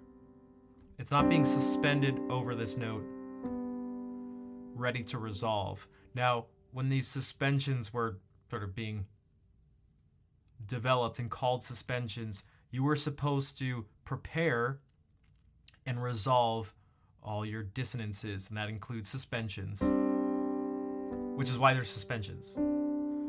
So Bartók is saying some notes cross over between the chords.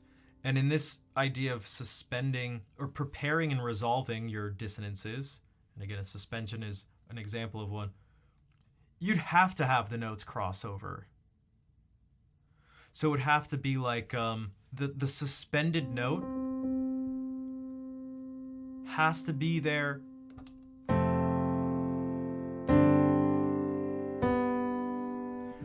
Remember when we were actually doing this in the song that we did.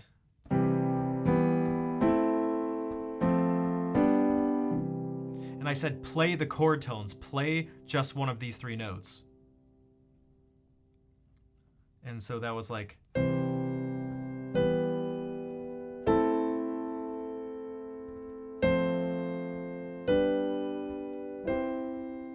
But if we look at these last chords, I just went C, it went down to B, which is part of this, and back to C, which is part of this chord. But what if I just waited?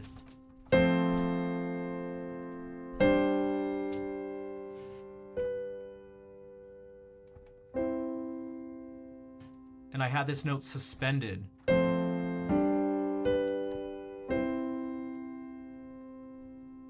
Or I could have sus2.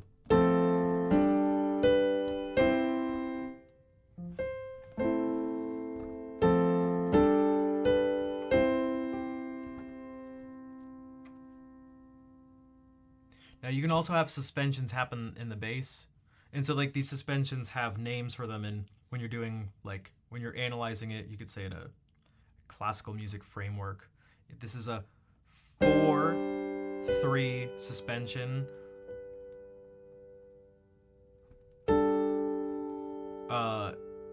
2-3. And then you can have this. You can go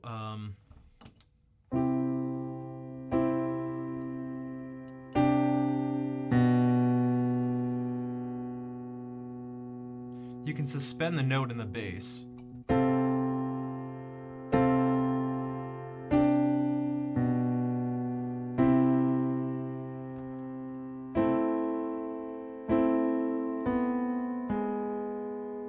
You could do it like that.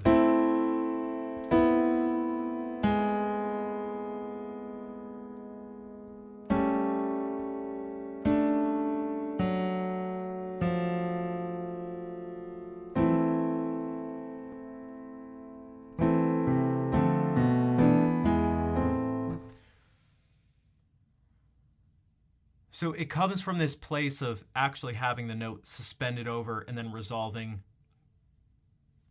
to one of the notes that's part of the next chord. But out of,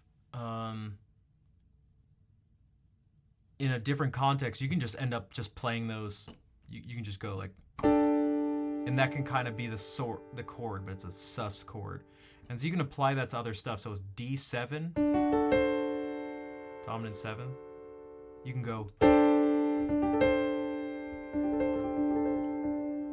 and that can be your way of thinking about this, if you want.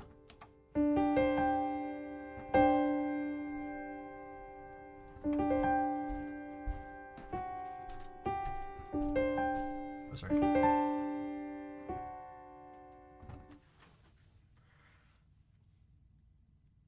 So that's just what that's just what is meant when you encounter that. And again, it's by default, it tends to be 4-3.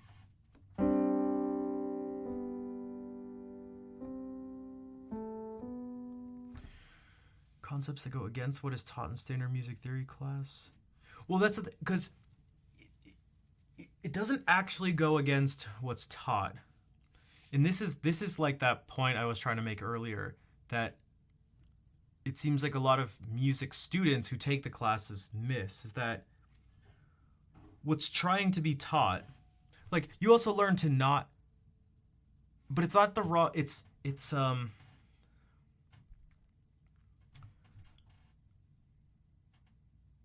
when you're learning these like voice leading principles, you're not being taught about pop music.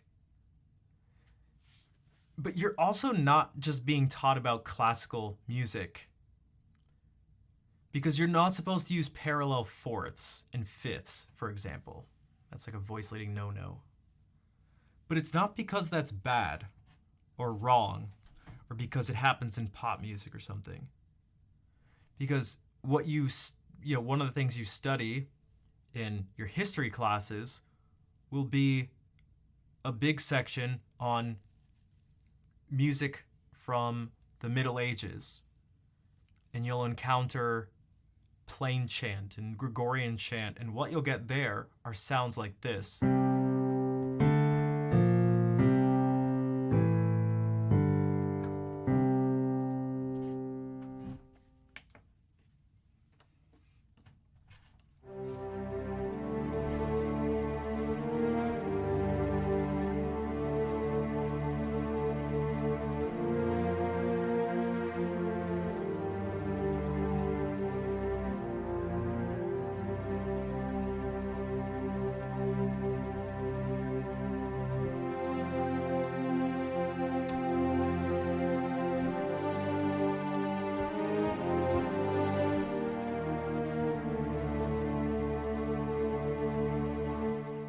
And if you want that sound, you have to use, at least some of the time, you have to be using parallel fifths and fourths. Because that's what they were doing. That if that fits following those rules, it's rules to get you to, they're not rules, they're just ways to get you into a particular sound.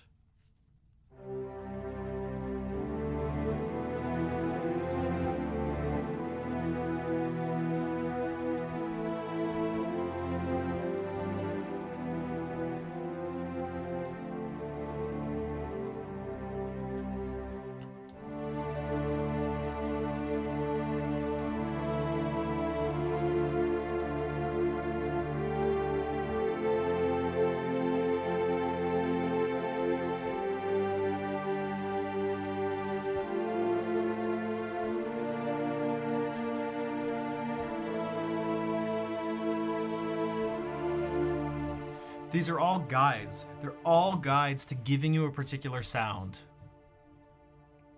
They're all guides. Everything about it is a guide. You want to know why? Because, oh, those are the rules? Okay. Are they? Because I'm not following them. You can't say, what? Oh. You can't tell me what to do. Oh, my hands are doing it. Too bad. Looks like your rules don't exist. You can you can do it. You can do whatever the heck you want. You can do whatever you want. Again, if you want to, if you want to, do something that sounds sort of like a Bach chorale, and you do this, and you do a bunch of parallel fifths, it won't sound like it anymore, because he essentially never did that. So if you're learning about the voice leading principles of that time, you're going to learn to not do this because they didn't do it. It's like that simple. But people take that and go, oh, I'm learning rules, so this just applies to everything. So I just can never do this. It's like, what? That's just not what that is. This is not what that is. Your theory classes were incomplete, so when I say something is incorrect, it's either because you never went anywhere near the level of theory you have, and it's been 20 for you. It could be that. There's also just like, there are a lot of misunderstandings. And again, this one's super common. The one you're sort of expressing is like, it's super common. Because again, so when you do this, if you want to write a pop song, you probably shouldn't do this. You probably shouldn't go, all right, well, how am I going to accompany myself for this pop song?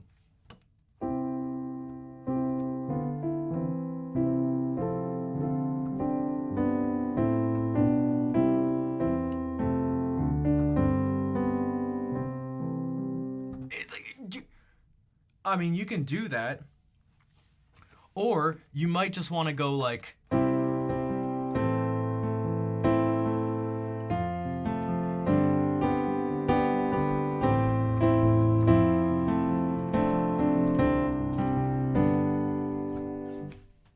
you might just want to do that and not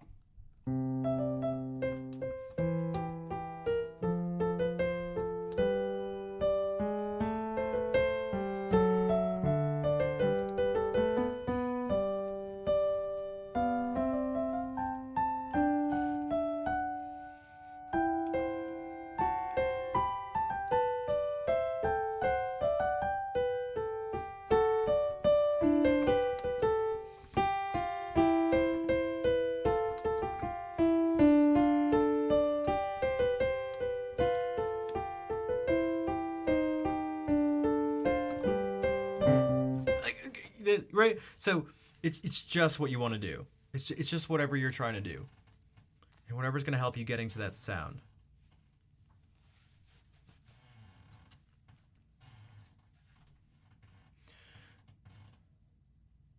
So like if I went today is gonna be the day they're gonna come back to you.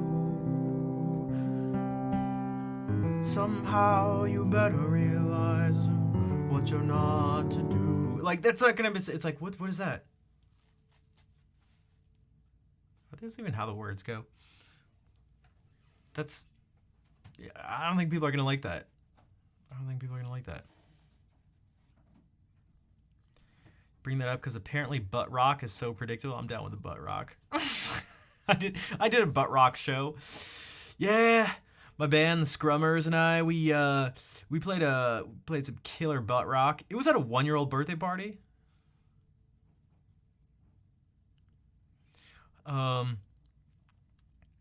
Here's the thing. I urge people, unless it's just for fun, thinking about good and bad. This applies to life in general, but in music, thinking about good or bad has to do with, you have to have goals. If you want to assess something, again, as good or bad, you have to set a goal first. So then you can assess whether or not it helps you achieve that goal. And in your estimation, if the thing that helps you achieve your goal more than the other thing makes it better than the other thing. Outside of that, the information ceases to be very useful unless you're just purely sharing your opinion. Unless it's like someone wants to send you some music. Although even then, you could be exposed to new music. Or I was going to say, like, if you want to get some food. I don't like this thing, I do like it. But that's not even saying that it's good or bad. So yeah, when it's good or bad, it's just like, what's your goal? We talk about this all the time. Is playing fast good or bad? Is playing loud good or bad? Is playing slow good or bad? Is playing high up on the keyboard good or bad? Well, it just depends on what you want to do. And you don't even have to think about subjectivity. You can think about, these things are subjective, but you can think about collective, subjective experiences. And we actually always do this. We do this.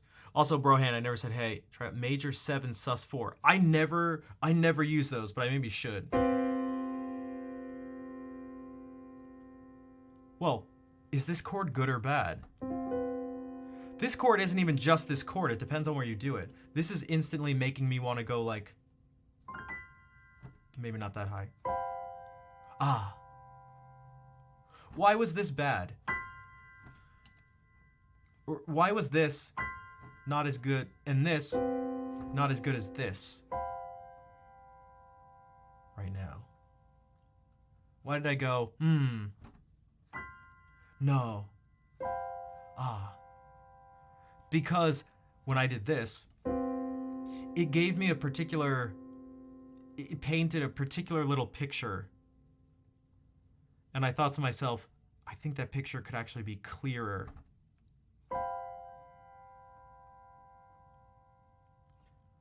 And what my brain said was, the picture will be clearer if I play it higher up. Now I misjudged it and went too high.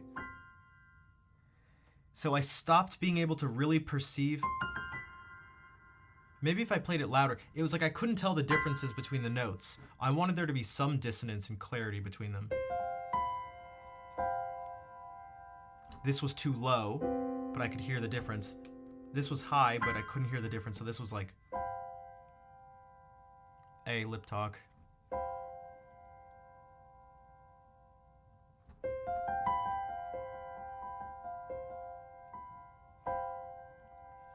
It's a little bit from a tritone sub.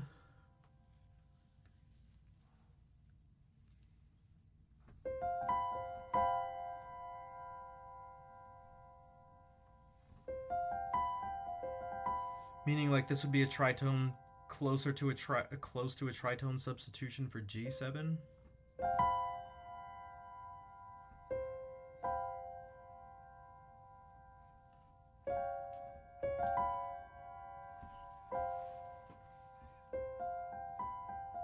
Yeah, it became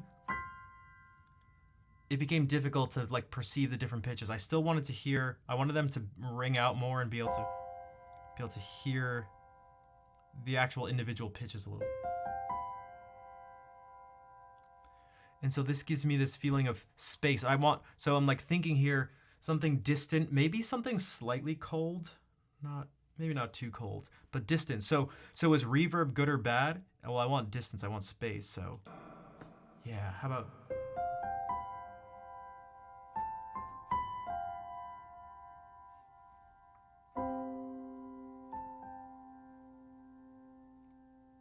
Okay, maybe now I'm thinking...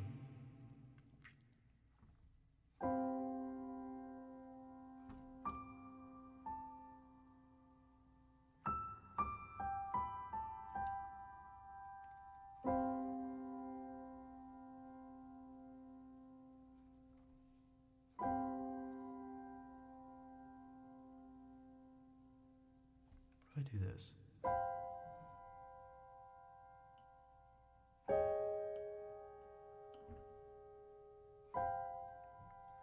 It's like G7 over C almost. Rather than having the D and G move to D flat 7, you have the C and G move.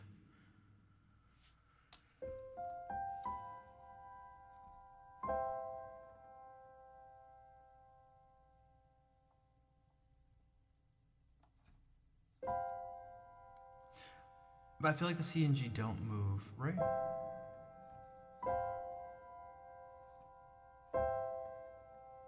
It's the F and B that move. Just like we would have had. So now D flat 7, sharp 11.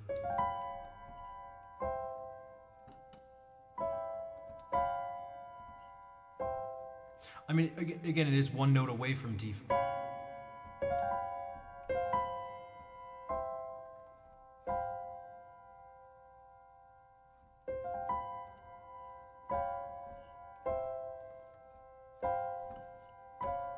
But I mean, if that helps you think about whatever, that's what this whole thing was. If it helps you think about it, if it's a framework that works for you too, then, and it works, then it works. I don't know, like, then it works.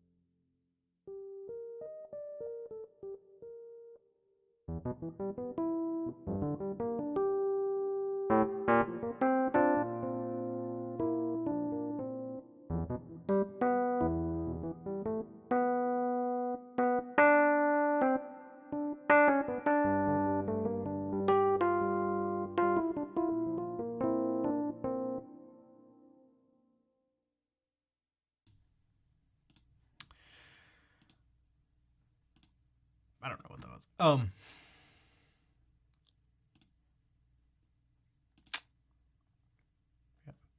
All right, I think I'm gonna head out. It's been almost 5 hours.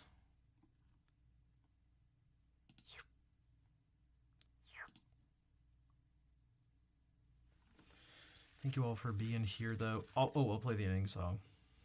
Again, if you'd like to help support, not again, it's the first time in the stream. If you'd like to help support, be huge. If anyone's able to, if you're able to subscribe, donate, cheer, some bits, give subs, follow.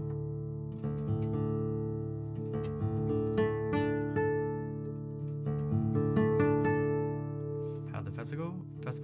Wait for me? Oh, we didn't have that. We haven't had the festival yet. It's not until October. But we've been doing stuff like really early.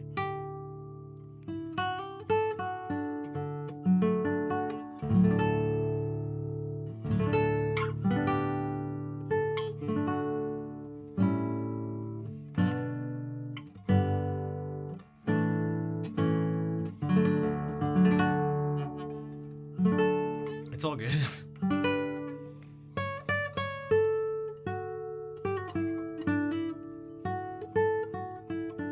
All right. In fact, it's great because it means you can still sign up. Everyone can still sign up. Okay.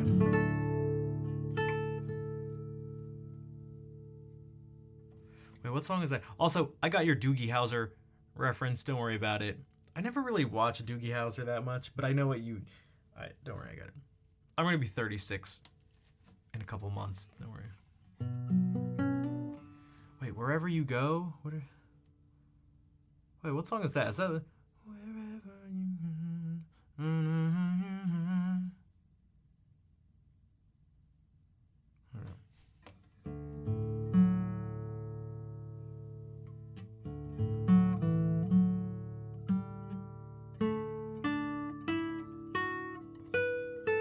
That was it? Okay. It is that one? Yeah, see, I never know. Oh, God, I'm so bad. I wouldn't be able to tell you who sings it, what the name of it is, but...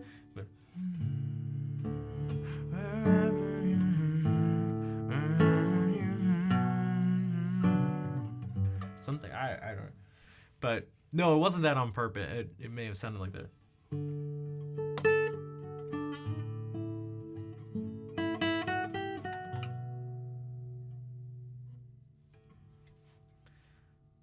Liking this. When did that song come out? Progression by Accident? Yeah, I mean it's in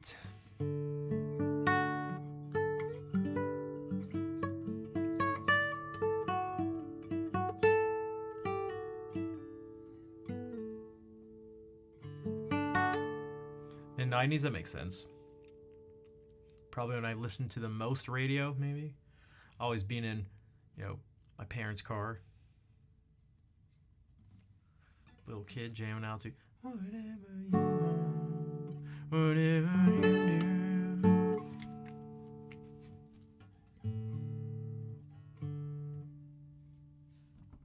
All right.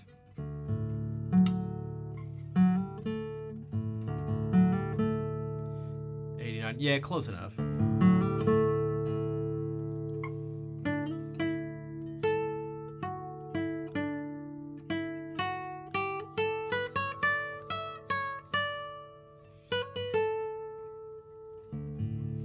All right.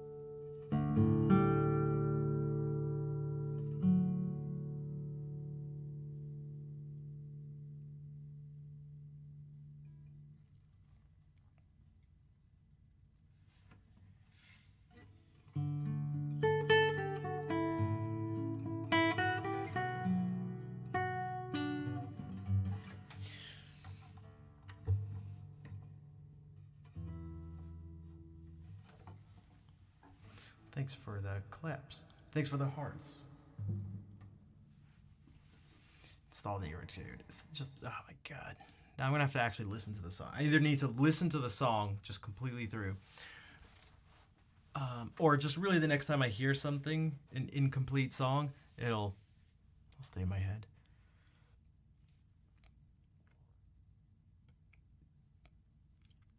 Thanks, Sandra.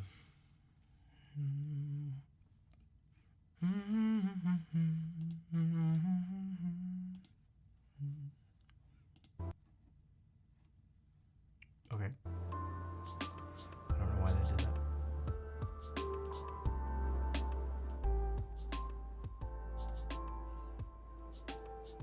Yeah, I spent 3 weeks at #1 in the US.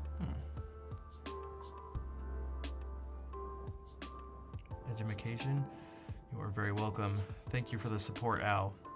I appreciate the donation from earlier.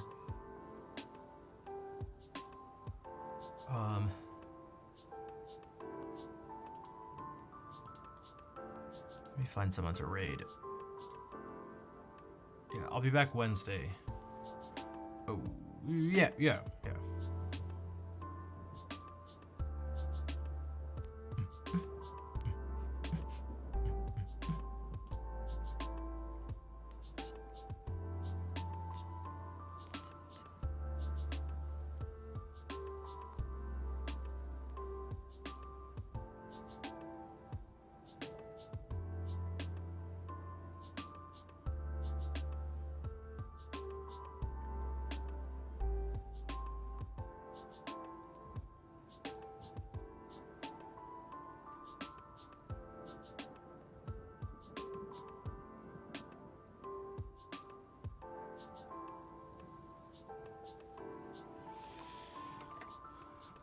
Work through all the good streams. Yeah, I wish the schedule worked for everybody. It's so tricky. There's people from all over doing all sorts of things.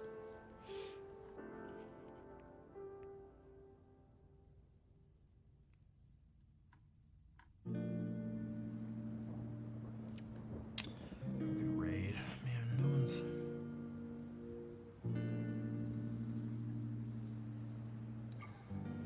Who's doing something different?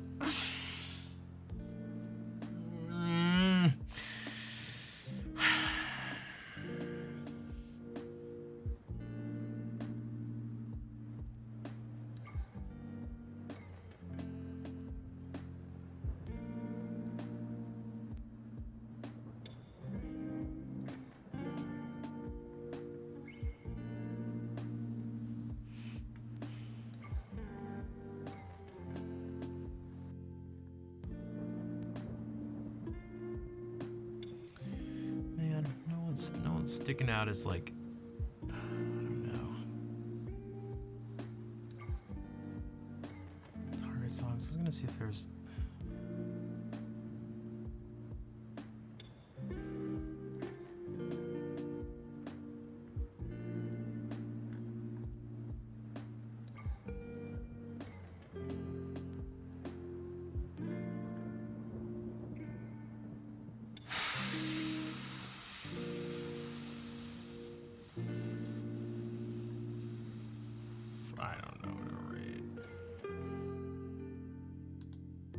Raid them because I haven't raided them in a long time.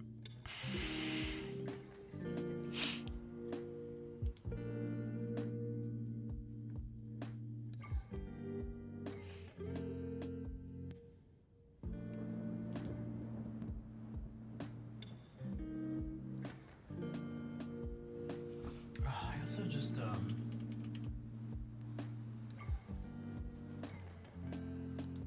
I don't know who this is, but they have a Coda sign. Is there? Wait, what? What is this?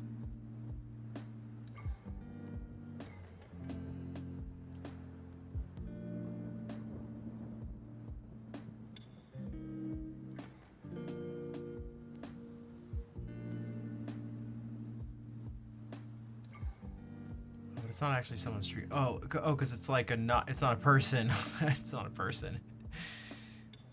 Um, I thought it was like, I thought you meant if we raid Weklap, it will start an endless classical loop on Twitch. They'll raid someone else or something. But I see now that the channel itself is an endless classical loop.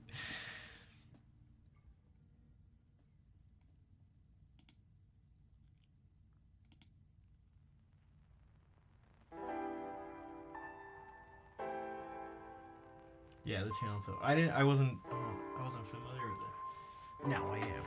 Man. I'm gonna raid someone and have to just leave right away. I just don't have the energy.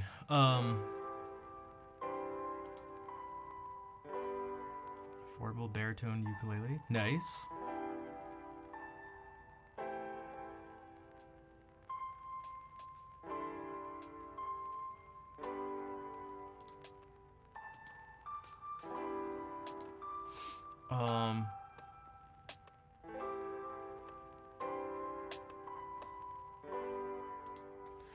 We'll just do this. I can't. I hate picking raids.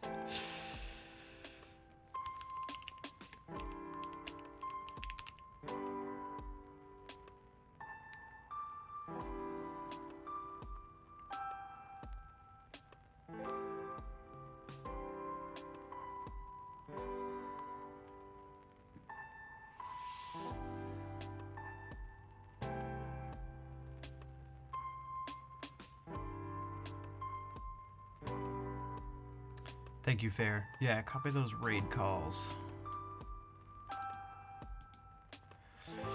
Sorry, I like instantly dropped in like energy and focus for a second, but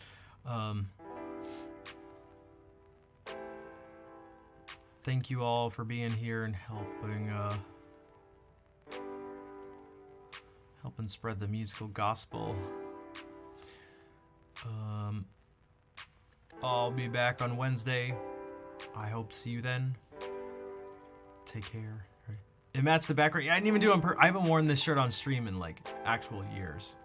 And I thought about it. I was like, oh, it's blue weird. And I was like, wait a second, it matches. It's not just brown everywhere anymore. So it's from a guitar festival. All right. Dude, I literally just blanked out for a second. All right. Take care, everybody. I will see you later.